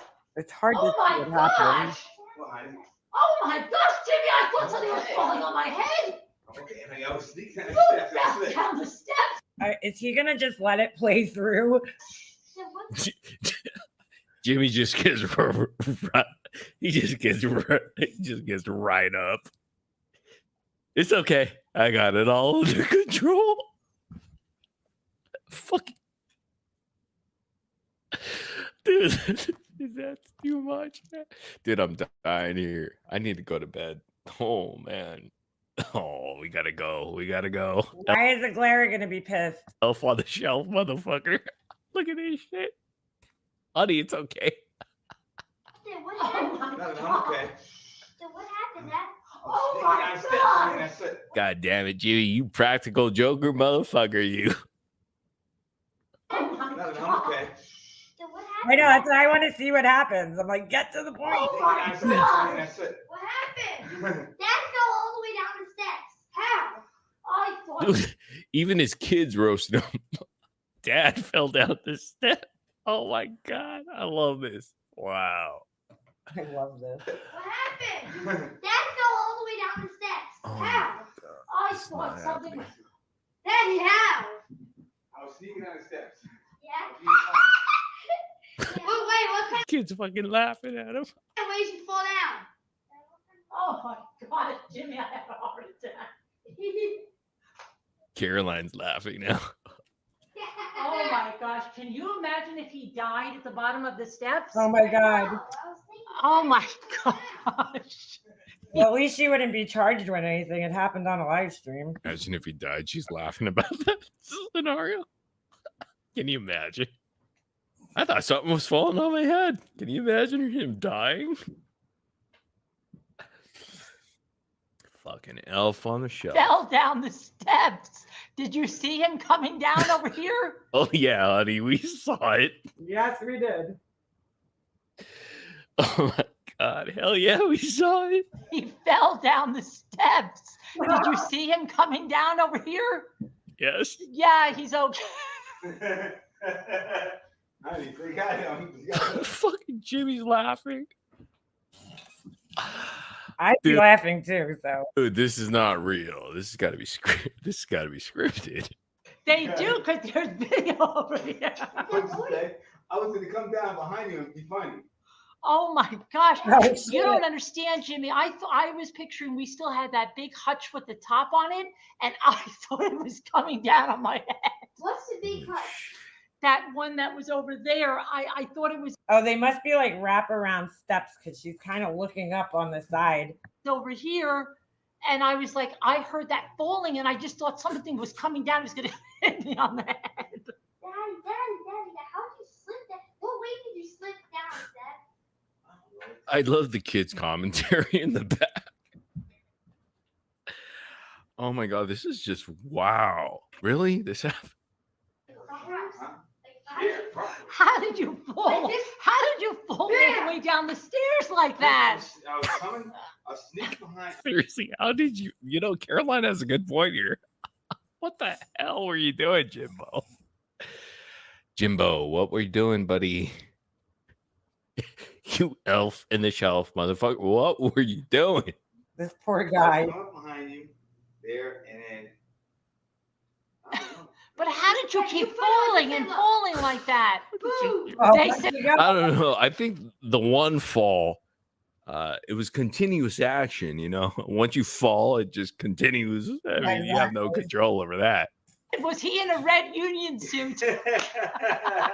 Oh my god! I didn't know she had kids that young. They sound like super young. I thought her kids were older. How many kids does this lady have? I don't know why. I always thought her kids were much older. Now, this is wholesome. This is what mommy blogging's bloghead. You got to do more of this content. This is, you know, don't entertain your trolls. Oh, no. You got to do more of this. Have Jimmy go up the stairs, fall down a little bit here and there, put on some different elf outfits. Yeah, right. We got him in the red. Got to get him in the green. You know, season's greetings. Put him in a turkey outfit on Thanksgiving. Halloween's coming up. Put him in a pumpkin outfit. Yeah, this is really old. Him downstairs. Why is he watching her anyway, though? This is so weird. Lisa didn't believe me when he got that red union suit for Valentine's Day. I thought, dude, this marker smells so good. I'm coloring the gold around on these little crystal things that I made. This marker. Does anybody else like huffing markers? Or just me? Okay. No, I'm not kidding though. I love the way like gas smells, and this marker smells like gas. Just saying. Thought it was an earthquake. Scared the crap out of me. Did you see him falling down? Oh yeah, we did. Well, why didn't you guys tell me it was Jimmy falling? I thought something was falling on my head. Honestly, we didn't know what the hell that was. I mean, sorry, we couldn't tell you exactly. Oh my god. That was Jimmy. I mean, it went a little too quick, sweetheart.